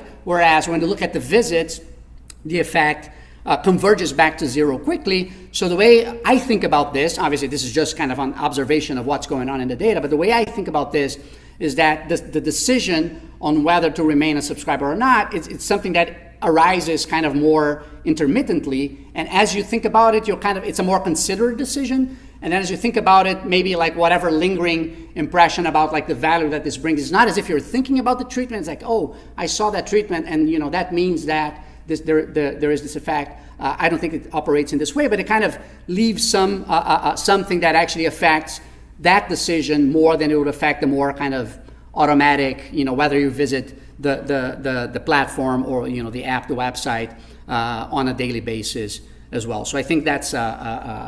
So let me see if there are other things. I mean, there are like many other things. Oh, one thing is something about like, well, what is it? What if it's something about the treatment being kind of something interesting? And then the treated group just becomes more likely to go because like it's interesting content. We have in our kind of robustness exercises a bunch of things to look at this. So we do see that there's no effect on like the likelihood of like doing additional quizzes. There is no effect on. The other thing is we only see the effect on kind of that specific type of content and not other types of content. So it's not as if like you're just visiting the platform kind of randomly more, although this could be one potential effect, but it's not what we find. But at least, and to the extent that there would be something of that sort, like we feel that at least like these predictions that you would have don't seem to hold in the data. Anani, I don't know if you want to say something that I might have missed in the last couple of minutes that we might have. Yeah, maybe just a word about. I think you need a microphone. Yeah. Thanks so much for all the comments and suggestions. Really wonderful. Maybe just a word about the pre-registration. We pre-registered all the main outcomes, but in such collaborations, there's always some level of uncertainty about like what data you can get until what time period. So that was, that wasn't pre-specified, including the follow-up survey experiment, not the survey experiment, the follow-up survey, right, which was as a result of a reviewer request. Minor point that I think at some point we did check that heavier readers did have higher levels of stated trust numbers. So that correlation was there. Though all these people who are taking part in such a survey already had reasonably high levels of trust. And there's a bunch of other stuff that Jenny suggested, which we back to. So that's it. Thank you. Yeah. So one final thing that I would say, actually, in response to some of what Elias said is also, and getting back to the external validity. So what would happen if we were to run this experiment with some other newspaper? I think it depends a lot on like what's driving consumption of different news sources, which might be different, right? So we are modeling a consumer who is after news, right? Is not after entertainment. Right? So if the consumption of a tabloid is driven more by entertainment, we would not expect to find the same result.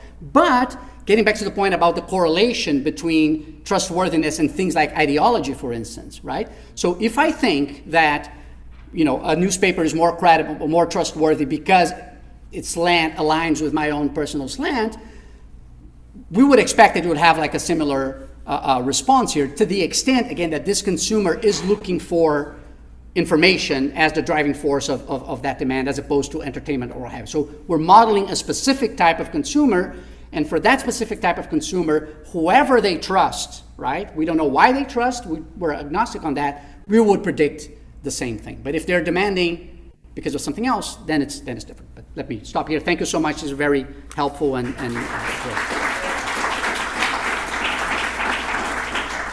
We will have a paper at 4 o'clock today, so don't run away to escape from the rain, because there is a paper at 4 o'clock. Tomorrow there will not be a paper at 4 o'clock. There's been one person who could not present, Wallace, because the country is not well, so that's why we have only other papers and not well. But now at 4 o'clock there will be a paper, so come back at 4 o'clock.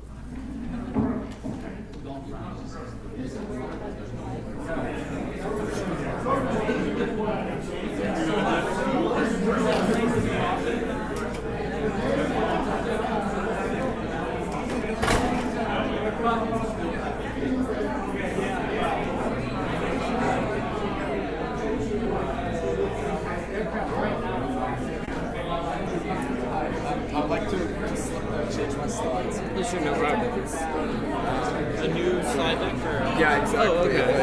I just changed a very minor thing, but if you could just close. Oh, yeah, maybe it's easiest if we close this one to avoid confusion.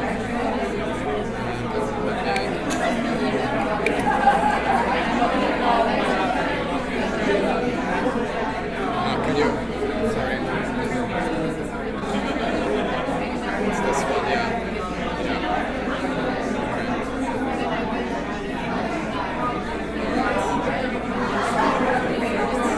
You want to look at that? Cool, yeah.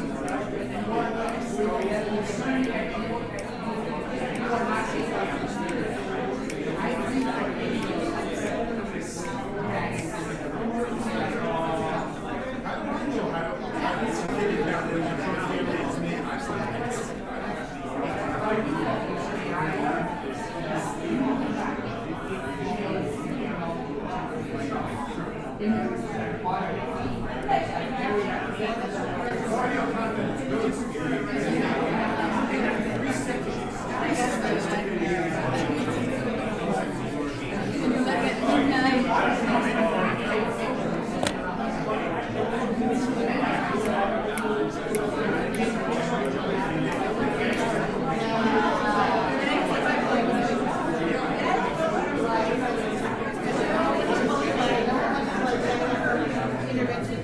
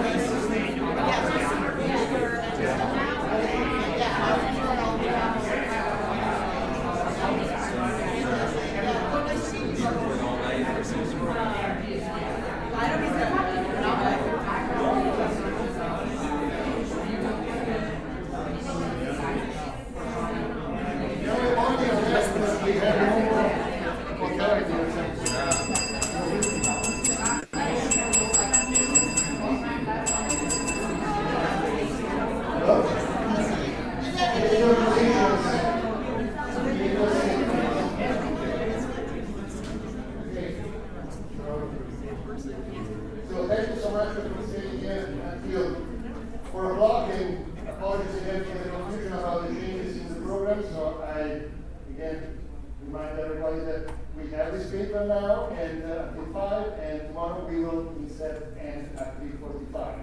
So now this is a dynamic model of political narratives and the rise of neoliberalism by Jim Leslie and Adam Lazinski, and we have to close. Thank you very much for inviting our paper, which is joint work with Tim Besley. And in this paper, we re-examine why people continue to disagree so much on very fundamental policy questions that have been researched for decades and publicly debated for decades, such as, for instance, whether we should regulate the economy more or deregulate it. Of course, in political economics, we have been studying this for a long time, and a canonical approach has emerged where we think about disagreement coming from diverging interests. So, for instance, if you think of deregulation, you can think that there are estimates about how deregulation affects different people differently depending on their income. So perhaps only richer people are expected to actually benefit from deregulation. And therefore, it wouldn't be a surprise at all that you have persistent disagreement because you have diverging interests. But we think that this doesn't fully capture the picture, and it actually has some important omissions. The first is that we see disagreement on the policy effects themselves as well. And the second is that in this sort of model, there isn't really a role for narratives except to convey information. But what we see is that there are a lot of political narratives, and these narratives are often not fact-based and explicitly not fact-based. So here I have some examples which are very well known, which is, for instance, Michael Gove's statement about people having enough of experts, or, of course, the very famous statement on alternative facts during the first Trump administration. But this is not a recent phenomenon. When you think of deregulation, for instance, Ronald Reagan, when he supported deregulation, he also said that he doesn't want to subject voters to the jumble of charts, figures, and economic jargon for why deregulation is a good idea, but instead he told a story. So the picture is perhaps more like this. There's one narrative, and then there is another narrative, and people have to make up their minds of what to believe in, and this determines also whether they support or do not support deregulation. But then the question becomes, if there are multiple narratives, how do people choose between these narratives? And this is part of an emerging literature that our paper is contributing to. And this emerging literature has produced a few approaches over the last few years. One approach is to assume that there are just voters with different beliefs, and then to look at what happens in political competition. Another is to model competition narratives and to assume that the most compelling narratives are the ones that best fit the data. So there are a couple of contributions here, including by Federica, who will be the discussant later. Our contribution is slightly different and complementary to this. Our starting point is that there's a set of equally plausible narratives for voters, and among these equally plausible narratives, voters do not look at data fit, but instead, voter demand is driven by what is sometimes called in the literature motivated reasoning or wishful thinking. So voters prefer narratives, among the set of plausible narratives, they prefer narratives that paint a positive view of their life. In our model, parties anticipate this, and party supply will be the supply of narratives with a motivation to win elections. So in a nutshell, what does our model look like? It starts with a very standard framework where citizens vote probabilistically across two types of parties, and these parties implement some policies. But we add a narrative layer to this, where public narratives explain the effects of policies, and citizens pick from these public narratives in the way that I described before. And the key strategic element in this model is that parties can add to narratives. So parties do not just compete in policies, but also they compete in narratives, which shapes electoral outcomes if parties can convince the voters to take up these narratives. The dynamic element of our model is that over time, the set of public narratives will change endogenously. So I hope to convey three main insights in this talk. First, that in our model, what will happen is that polarizing narratives and consensus-building narratives will endogenously alternate. The second is that our model generates policy hysteresis in the form that a temporary shock will unleash a narrative dynamic that permanently changes policy. And then the third insight will be that I think we can usefully apply this narrative to study, this model to study narrative evolution in the 20th century in the UK and the US, from what's sometimes called a post-war consensus to neoliberalism. And I'll be very specific about what we mean by neoliberalism. And we don't use it in a normative way, we use it in a descriptive way. And then towards the third way. So I'll start with the overview of the theory before going to the application. So there are two types of voters, L and H, you can think of them as low income and high income, and two parties, also L and H. And there's a set of what we call public narratives, sigma S, where the S stands for the time period. In every period S, parties make two choices. They offer a policy vector, and they offer a narrative vector. Voters also make two choices. They choose which narrative to take up from all the public narratives out there, not just what the parties supply. And these narratives are important because they allow voters to evaluate the causal effects of policy, so they can be thought of as parameters. After adopting the narrative, voters vote given the narrative that they believe in. So perhaps this timeline further qualifies things. We start in some period S with a set of narratives already out there. Then parties supply their own narratives, omega subscript L and omega subscript H. This then constitutes, together with the previous set of narratives, the new set of public narratives, from which voters choose omega superscript L and omega superscript H. And then we have probabilistic voting shocks, and then the winning party implements their policy. And now the important thing is that in our model, parties are made up of citizen candidates. So the low-income party will implement the policy that is best for low-income people, conditional on what those people believe. So this depends on the narrative that low-income people buy into. And the same for the high-income party. And then we have this repeating over time. Formally, in equilibrium, what happens is that voters maximize their payoff via narrative choice. That is what we mean by motivated reasoning, and there is a literature that uses the same term for this sort of utility maximization. and then they vote for the preferred candidate conditional on the narrative that they adopted. Parties maximize their current period probability of winning, so they are myopic. But again, they can only commit to implementing the policy that their type of voter actually likes, which in turn depends on the narratives that that voter believes in. The strategic element is that parties can shape the narratives that voters pick up by offering their own narratives. And the source of dynamics is the evolution of the set of public narratives to which parties add over time. So this is the set of assumptions. We can weaken some of these assumptions. I'm happy to talk about this later. But to understand the main mechanism of the paper, we really need to understand what consensus and polarization, how that works in the paper.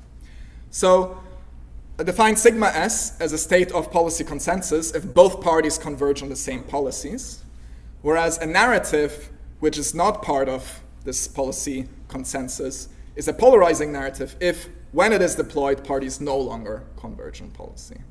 So that's quite simple. This leads us to the first insight, which is why we should expect an alternation between consensus-building narratives and polarization. We can prove that when we start in a state of policy consensus, then there are only two possible paths forward. If a polarizing narrative exists, then we'll have narrative evolution, whereas if none exists, then the current state is absorbing, and it's the end of the dynamics. To understand this, note that by definition of a state of policy consensus, in such a state, parties converge on the same policy, hence they're indistinguishable to voters, and hence each party wins with equal probability. So that means that if we are in a state of policy consensus, parties have an incentive to try to find a polarizing narrative. A polarizing narrative allows for differentiation in policy, which means that there will be unequal winning probabilities. But in such a state, one party is at a disadvantage, and that party will try to find a new consensus to again close that advantage. The second insight is one on policy hysteresis, which is that temporary shocks can permanently change policy via the narrative dynamic that unfolds. And the way it works is that an economic shock will change the policy trade-offs, which means that narratives which previously were not polarizing now might become polarizing. And then you have this dynamic I described about polarization and consensus. But then, after the recovery from the economic shock, still these new narratives, these new ideas are out there, and people have bought into them, so the new equilibrium policies can exist, even though the economy recovered. So this is a little abstract maybe, which is why for the second half of the talk, I'll show you a particular application of the model to deregulation narratives in the 20th century for the UK and the US, but also for other countries. So think about this utility function, where citizens gain utility from the post-tax income and from public goods. And let's just think for simplicity about a single policy, which we call deregulation, where higher X means more deregulation. Deregulation affects pre-tax incomes of high and low income citizens in different ways. For high income citizens, it increases incomes, whereas for low income citizens, deregulation harms their incomes. But the extent to which this happens depends on these parameters lambda and psi. The final element, the final parameter is gamma, which appears here in the public goods. This on the right is just total tax revenues. And then this is multiplied by gamma, which can be thought of as the efficiency of collecting taxes or the value of public goods provision.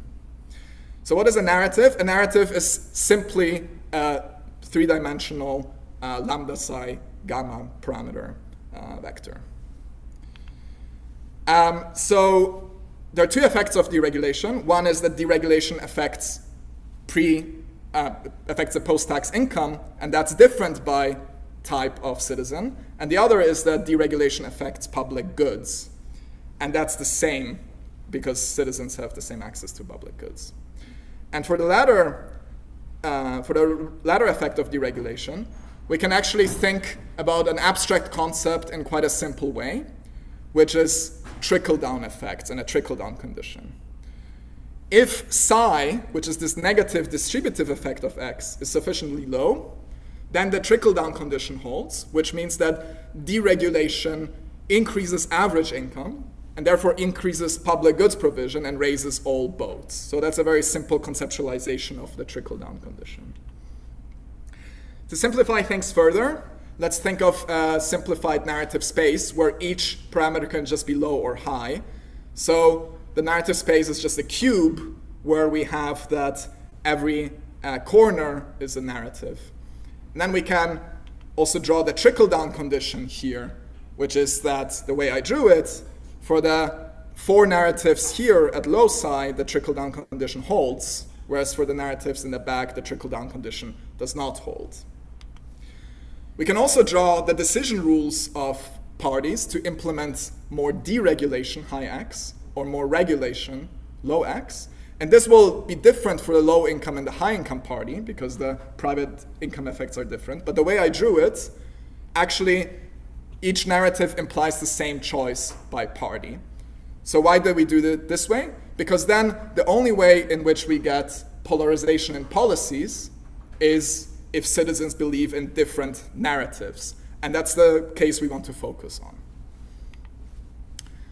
So in principle, there are 8 possible narratives here because there are 8 corners. But we will, I want to name a few of them because they will be important for the analysis, and also they have a nice historical interpretation, we think. So one narrative is what we call the post-war consensus narrative, which says that deregulation doesn't really help high-income people very much, but it does harm low-income people. And at the same time, the state is quite efficient. So we think that this sort of captures the Keynesian consensus and the continuation of the New Deal after the Second World War. The policy prescription is that we should have pretty high taxes and pretty firm regulation. What we call the neoliberal narrative is exactly the opposite. Deregulation helps a lot rich people, doesn't harm the poor people so much, so the trickle-down condition holds according to the neoliberal narrative. And also government is very inefficient. So this is stylized, of course, but we think that this captures some key aspects of what people think about when they talk about neoliberalism, in particular the trickle-down effects and this questioning of the ability of government to produce public goods efficiently. And again, we're not using this loaded term neoliberalism in a normative way, just descriptively, and I think it's interesting to note that it wasn't always seen as a pejorative term, neoliberalism. And in fact, Milton Friedman did, once upon a time, self-identify as neoliberal. So the policy prescriptions from neoliberalism are the opposite of the post-war consensus. And then the final narrative I want to name is the third way narrative. Anthony Giddens used this term third way to describe the policies of Tony Blair and New Labour in the UK, as well as Bill Clinton in the US. And this is sort of a mixture of the other 2 narratives. It shares with the post-war consensus this optimism about government efficiency, and with neoliberalism it shares this optimism about the trickle-down condition and the effect of deregulation. So we can also plot the 3 narratives here, of course. The post-war consensus sets in the back. It implies that, well, if citizens of type L believe this, then the type L party will want to have strong regulation, and the same for H.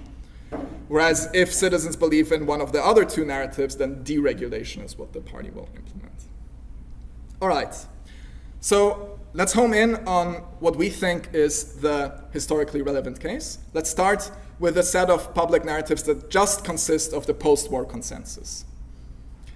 We show that if you start there, out of all remaining 7 narratives, only neoliberalism or the third way will be deployed. And there were 3 possible equilibrium paths, depending on what we call the state of the economy, which is average income in our model. Either the economy does well and then nothing happens, or the economy tanks, and then we have one of 2 narrative evolutions. Either we first have neoliberalism and then third way, or what we call preemptive third way. But I'll stick with this case 2A for the talk. So how can we understand this evolution? Let's think about the situation under the post-war consensus. There's only one narrative out there, so of course both L and H types have to believe it, which means that both parties converge on strong regulation. And because of that convergence, each party wins with probability 1/2. So in this situation, what is the attraction of neoliberalism from the perspective of voters? The attraction is this trickle-down optimism that everybody can be better off from deregulation. But the downside of believing in neoliberalism is this pessimism about government efficiency, because it's not very nice to believe that all this money is being wasted. Now, the key to understand these equilibrium paths is that the downside of neoliberalism scales with average wage, because if your economy is very large, then believing that gamma is very low means that you believe that a lot of money is wasted. But if there is an economic shock such that actually average wages are not that high, then this downside decreases and neoliberalism becomes attractive to high-income citizens but not low-income citizens, which incentivizes the right to supply neoliberalism because it leads to policy divergence. And this gives an advantage to the right party. So that's why after an economic shock, the right party will actually use neoliberalism to polarize and to have a benefit. And we think that this analysis can explain something about the timing of the political rise of neoliberalism, because neoliberal narratives really gained only traction after the 1970s oil shocks, but intellectually they have been debated for a long time. Our model can speak to this timing, that after the economic shock, it became politically attractive to use these narratives on the right, and that's why they arose then. And this also aligns with how Milton Friedman thought about what's happening.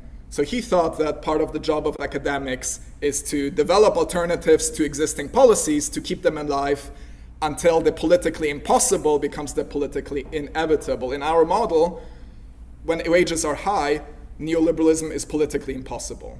When wages drop, they become politically inevitable because the right party benefits from the polarization that neoliberalism creates.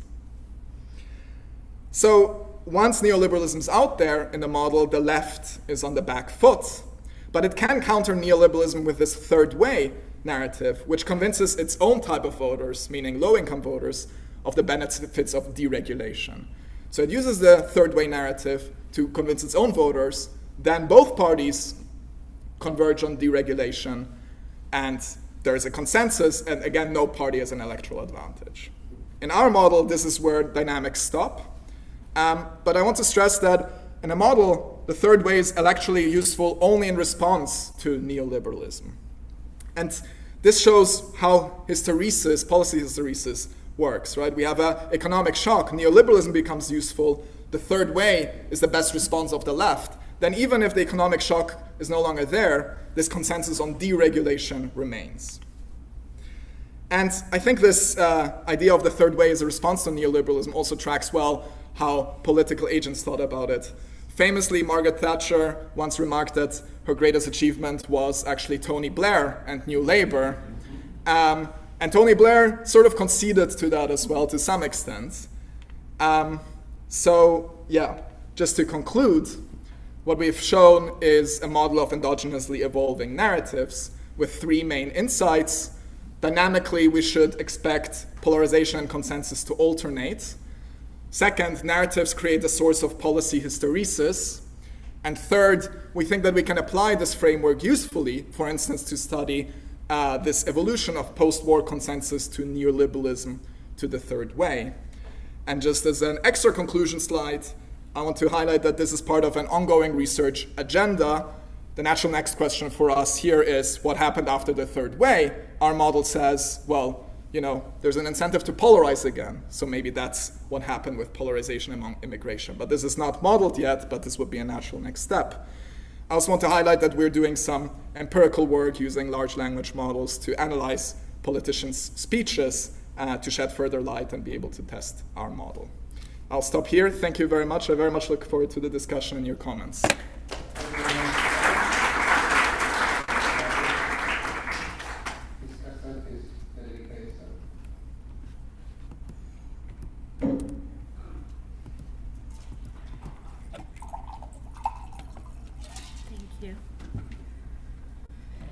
All right, thanks for staying here. we might, I don't know if people are planning to leave Boston today. That might not happen. We'll see. I might take you up on your offer of sleeping at your house, Enrico. Yeah, I know. All right. So, just very briefly, canonical political economy model of elections tend to think of elections just as competition over platforms. But more recently, literature has started to recognize that there's actually a role for narratives in shaping electoral and policy outcomes.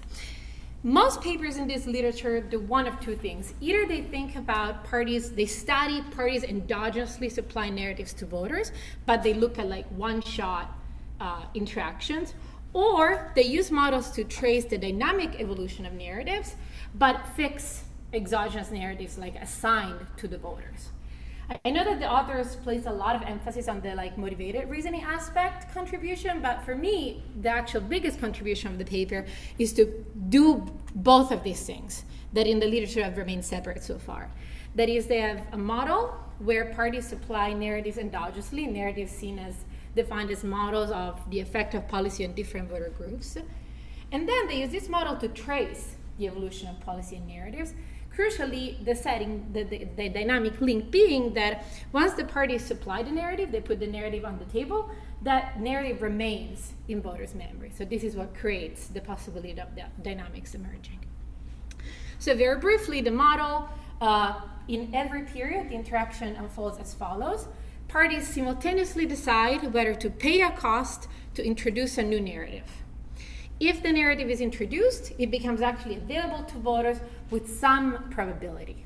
The voters then choose between the available narratives, the one that maximizes their perceived expected utility from the electoral outcome. So this is the motivated reasoning aspect.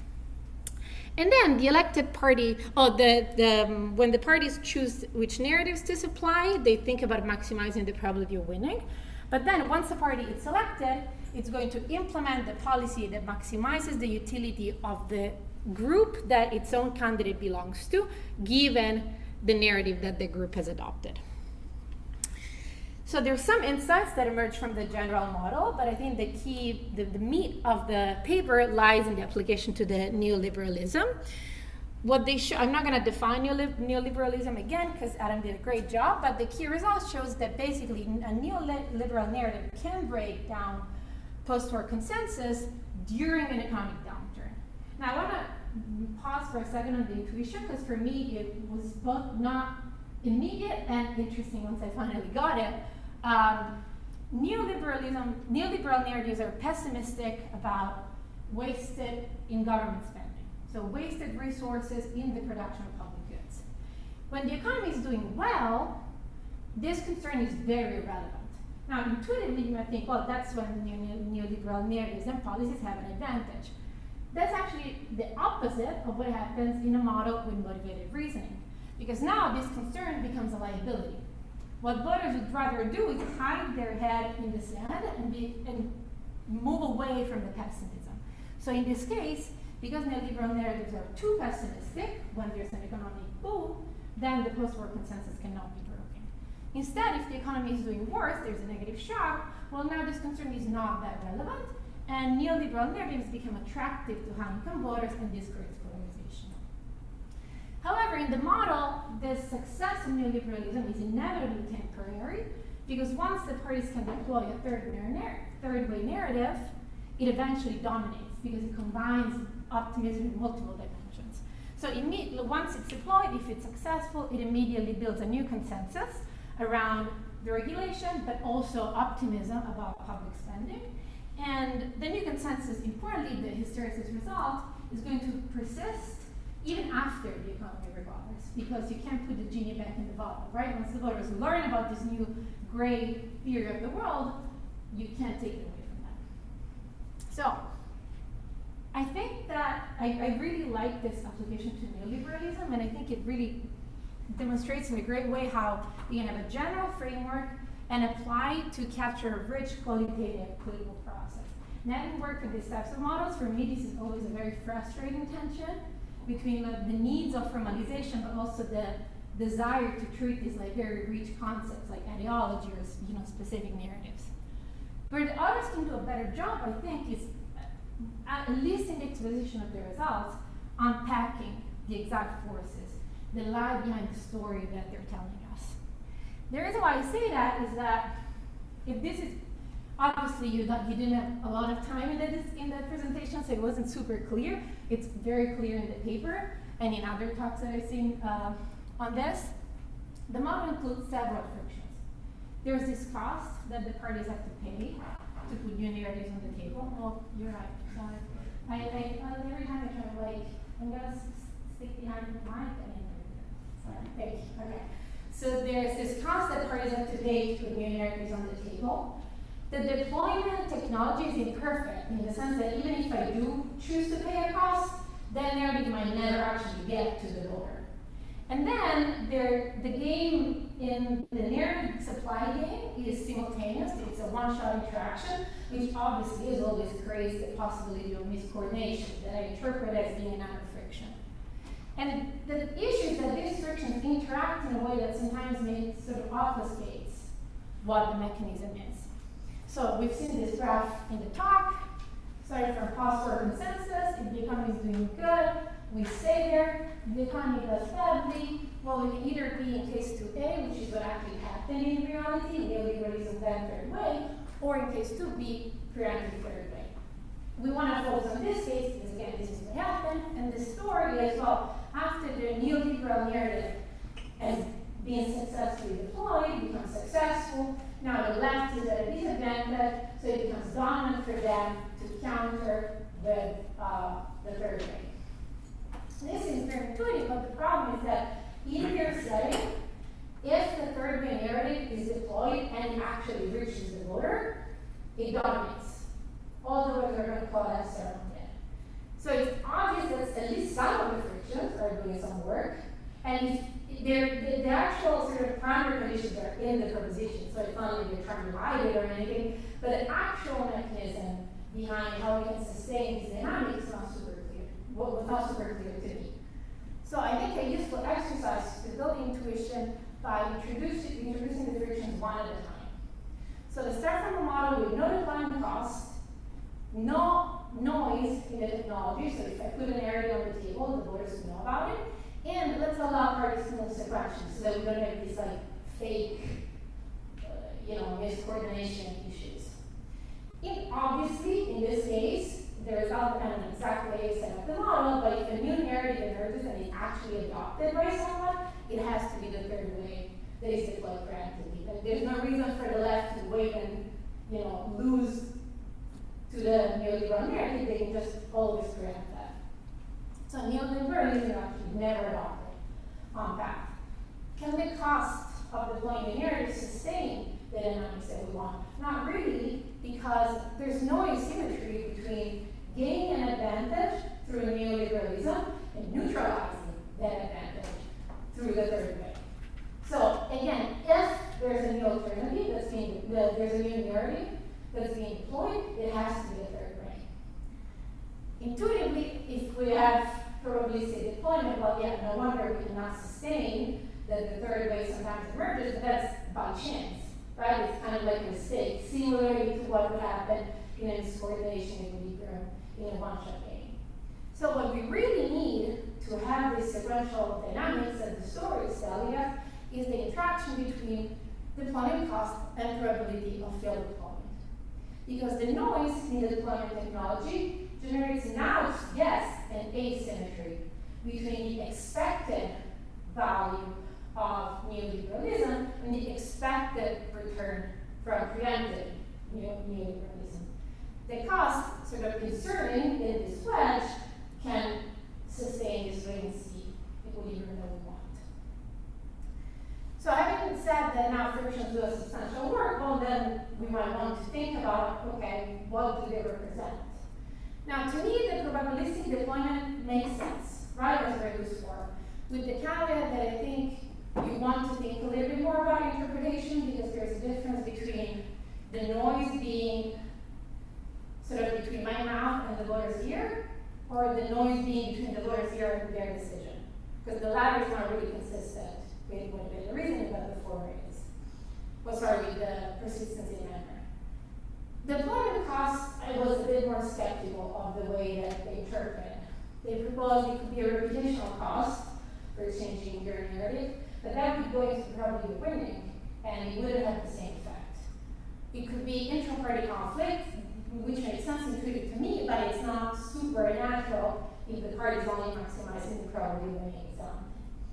So another possibility would be to sort of lean more into this direction. I know that Tim probably lost his candidate model, but a more standard, I think, way to apply in probably small body model here is to just have some policy concerns and commitment. So instead of having this, what I felt a little bit of an odd tension for me between example parties just fair about winning, but then expose somehow it's a citizen candidate, just sort of lean in these policy motives. And now you have naturally an asymmetry, right? Because the third way is costly to the left, because they like the old consensus, they don't want to. They're sort of resistant to giving up the policy that they like. The conservatives don't face the same trade-off because neoliberalism is used strategically and ideologically. So now you can have this sequential dynamics in equilibrium. Maybe this is, it's a bit forced to me as an interpretation just of the reduced form cost, but maybe you can discuss this as a robustness if you don't want to go sort of full in. So then I only have two sort of smaller comments. So I'm all for motivated reasoning. I know that I've done it differently in my work, but I think motivated reasoning is perfectly reasonable. But here it's modeled in a very non-partisan way, in the sense that voters choose the narrative that maximizes the utility from the expected electoral outcome. This generates an off feature in the polarization equilibrium that you have in theorem 1, which is in the paper the existence results in the general model. Because of this, when we want to get sufficient conditions for existence, what we have is that each party deploys a narrative that makes their own quote-unquote voters the happiest about themselves and about the opponent. Because of the fact that this is the adoption constraint. This doesn't really resonate with the way that we think normally about ideology, where negative affect, negative sentiment towards the opponent is an important dimension. So one other option would be to keep the motivated reasoning idea, but have a more partisan formulation, where the voters solve this max-max problem. So in words, basically here, the voters thinking sort of in conjunction about narrative adoption and voting decision. So the voters thinking, if I were to vote for the left, given the policy that I conjecture they will take, what narrative would make me the happiest about that decision? If I were to vote for the right, what narrative would make me the happiest about that decision, and then they choose the maximums. I don't think that it would change any of your results, except allowing you to restate theorem 1 in a way that to me is more intuitive.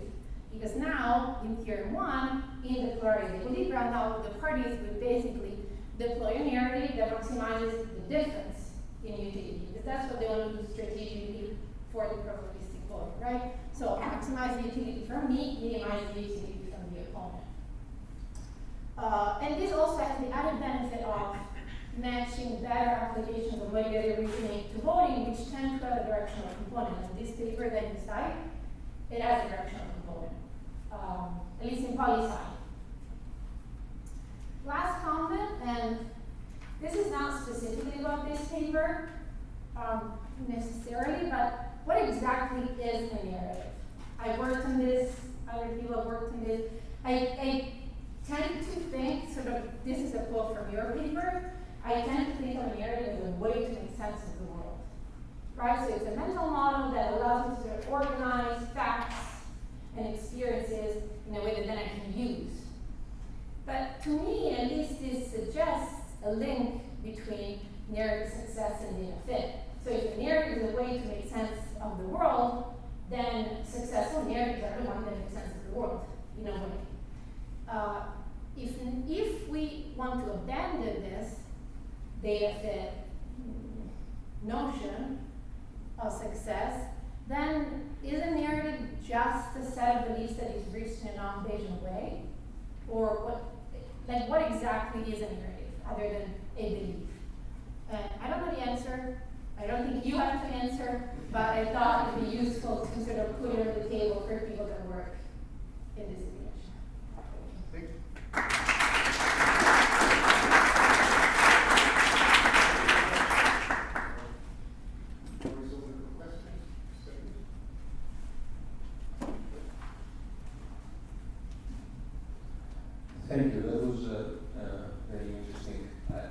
question about,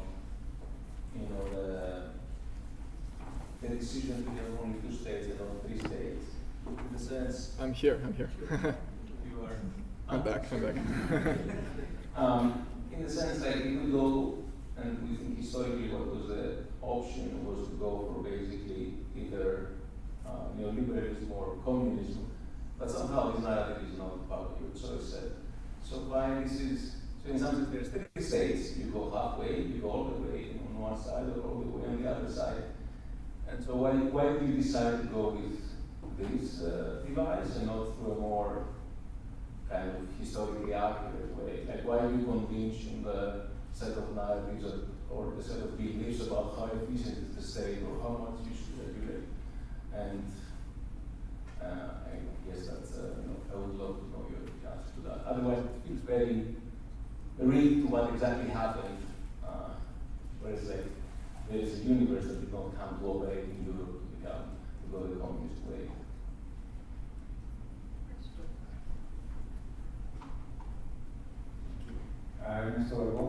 So I wanted to second the discussant's point on what are narratives.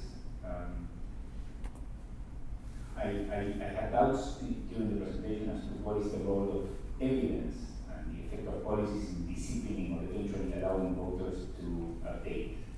I infer from the discussion that maybe there's no such role, but I would like you to clarify for us. And I think that would be important for the application because in some sense, some of these policy options that were implemented, they had a good run for a while at least. And showed that matter for their being sustained for quite some time. When it comes to the narratives themselves, one could imagine this paper can be written without the word narrative in it, right? So people have beliefs on some vector of parameters, so this is a competition between models. And maybe the literature is not making an effort right now to distinguish these, but we think of narratives maybe as stories where there are protagonists, there are challenges, there are adversities, there is deliverance, and these things also feature prominently in politics when people organize things in oppositional adversarial terms. There's a struggle, there's a conflict. It appears in many forms of political discourse, and those are not here. And I think those are more distinctively narrative components.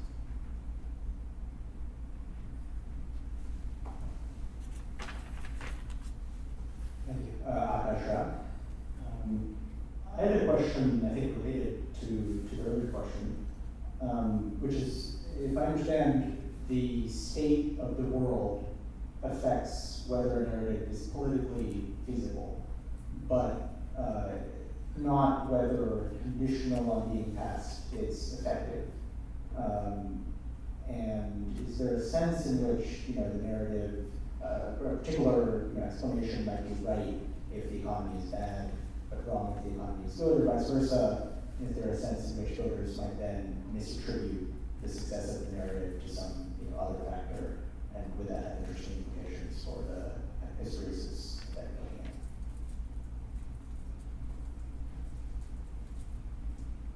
Thank you, Elias. So I have a couple of remarks here. So the first one is that there seems to be an implicit assumption that the Republicans or the Tories are the supporters of deregulation, or that you have a matching between the rich and the policies. But the feature of politics is that quite often these do not go hand in hand. If anything, Piketty has this fantastic paper on the graph on the left showing during this period a massive transformation of the average voter of the Labour Party, who used to be a manufacturing worker, but now is a colleague of yours or a colleague of Team Patrese. So this would be my first comment. The second, and it goes a bit to Sergio's point, is that we see hyperinflation, or we see high inflation in the US, and hyperinflation in Latin America in the 70s. One would have thought that one change would be, okay, let's abolish the state, which was effectively the Chicago Boys in Latin America and Reagan in the US, but one would have been more the Giddens approach. Okay, let's change the state, let's reform a bit, perhaps we privatize bonds, but we don't privatize utilities.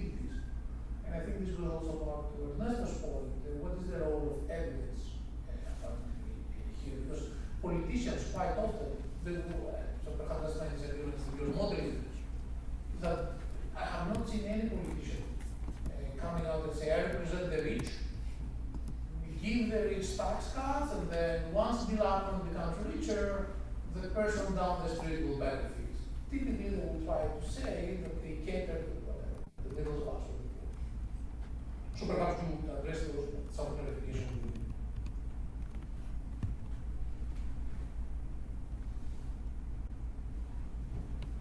Hey, this is Kay Pollack. So I guess in your model, the third way is the most optimistic policies among all of the ones that could be considered. And I guess that's why it's also kind of an absorbing state once you get there. And I was wondering, so this is not in your model, but I was wondering if you thought about kind of the actual cost of adopting a policy that's really optimistic. And I guess in the kind of motivated reasoning type of a model, eventually you want to adopt the one that's kind of the rosiest or the one that's most optimistic, but typically there's kind of actual consequences associated with adopting those policies. So I know it's not in your model, but I'm wondering any ideas about what those costs might be in this context.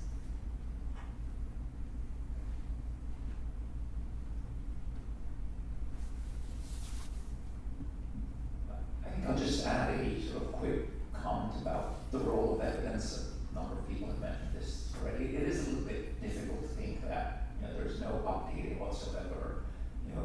Does a rising tide really raise all boats? And we've had a good run, as Ernesto said, and it wasn't very fair. And you would think that somehow that should enter.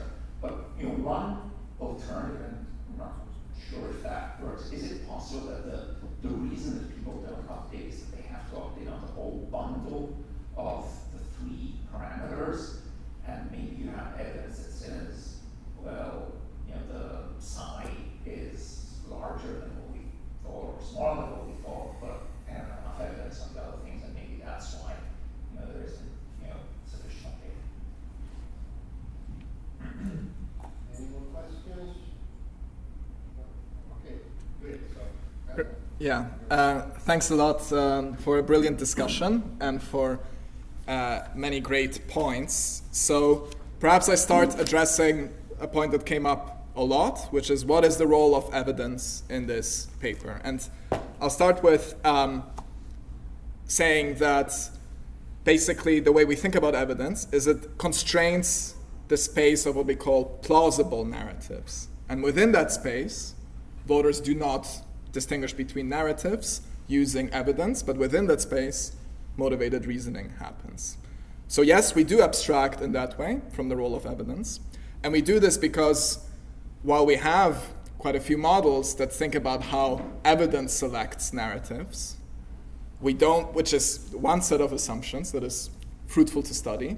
There's also another set of assumptions fruitful to study, which is being stepped aside from at the moment, which is what if evidence does not lead to people being able to distinguish between narratives. So of course we could study both at the same time. We could model how, if a narrative is very wrong, then it will generate feedback that means that it's undermining in the long run. In fact, in a different paper, we model something along those lines where we have Bayesian voters who understand whether narratives are or are not truthful and motivated reasoners who do not. And we can incorporate both of them at the same time. And depending on how you exactly do it, some of these results are exactly the same. Of course, if you just assume that one of the narratives is wrong and people immediately understand that it's wrong, then it'll never arise, but that's not a very interesting model. If you assume that a narrative can turn out to be wrong only after a certain period of time, and in this period of time where it is being bought into, there is a political dividend, then not really much would change in this model. But I think it's fruitful. I think basically we can combine both of these approaches, have models that look at how evidence constrains narratives, have approaches where we assume that there are some narratives which are plausible and then people choose among them without thinking about the data that much. Huge question on what are narratives. We can debate this for a long time. The way we think about narratives, and this is part of the literature going back to Elias and Spiegler and others, is to think of narratives as subjective causal models of how policy affects outcomes. Now you might say, this is not what I call a narrative, but whether or not you call this a narrative, it's a fruitful object to study. Federica would call it maybe ideology. I'm happy to call it whatever you prefer the term to be, but whatever it is, maybe mindsets. I also heard that term by Stephanie. So, whatever it is fruitful to study them. Do we miss some interesting aspects about narratives, being about stories, about role models, about agents, etc.? I think we do. This is very big picture. And in our empirical research that's ongoing, we want to break open these narrative aspects. But we're not doing this in the moment in this literature, and we're adding to a literature that just thinks of narratives as these subjective causal models. So I want to go back to a few of the points from the discussion. So yes, absolutely, we have some deployment costs, we have probabilities of success. It turns out that much of this will happen, but only probabilistically, if you say that the probability of deployment is close to 1 but not quite 1, and then there are no costs. So we could debate if it's reasonable to think that there are probabilistic successes. We think it is. Is it reasonable to assume that there is a cost to deploying a new narrative? I also think it is, but I take your point absolutely, that we model this in a very reduced form way. A more elegant way, which you suggested, would be to think how this might undermine a reputation of a politician through the probability of winning. So I'll think about this. But I suspect that the result will be very similar, that if this undermines your probability of winning, then that's the cost. It will be more complicated to solve the model, so I'll have to think about how it exactly works. But point taken, and I think it's a great suggestion. On your slightly more mathematical, maximize the maximally available narrative, that's exactly what I do in a different paper. Actually, it will just be easier to do this, but nothing else would change. There are different opinions of what is motivated reasoning, just as there are different opinions of what are narratives, but it wouldn't change here. What it would eliminate is multiple equilibria. So in our model, I didn't discuss this, there's potential for multiple equilibria, because narratives and policies can become self-fulfilling prophecies in some sense. With this, there wouldn't be this potential. And then there were a couple of remarks about thinking about communism. Why do we not study communism? Why do we only study deregulation? I think that's an interesting point. I think that would be a separate application, but with some of the logic perhaps being similar, but we would have to think about this. In the paper, we present a general framework, which gives some general results, and then we have this one application, but we could think of more applications, including this. Okay, thanks a lot. Thank you very much.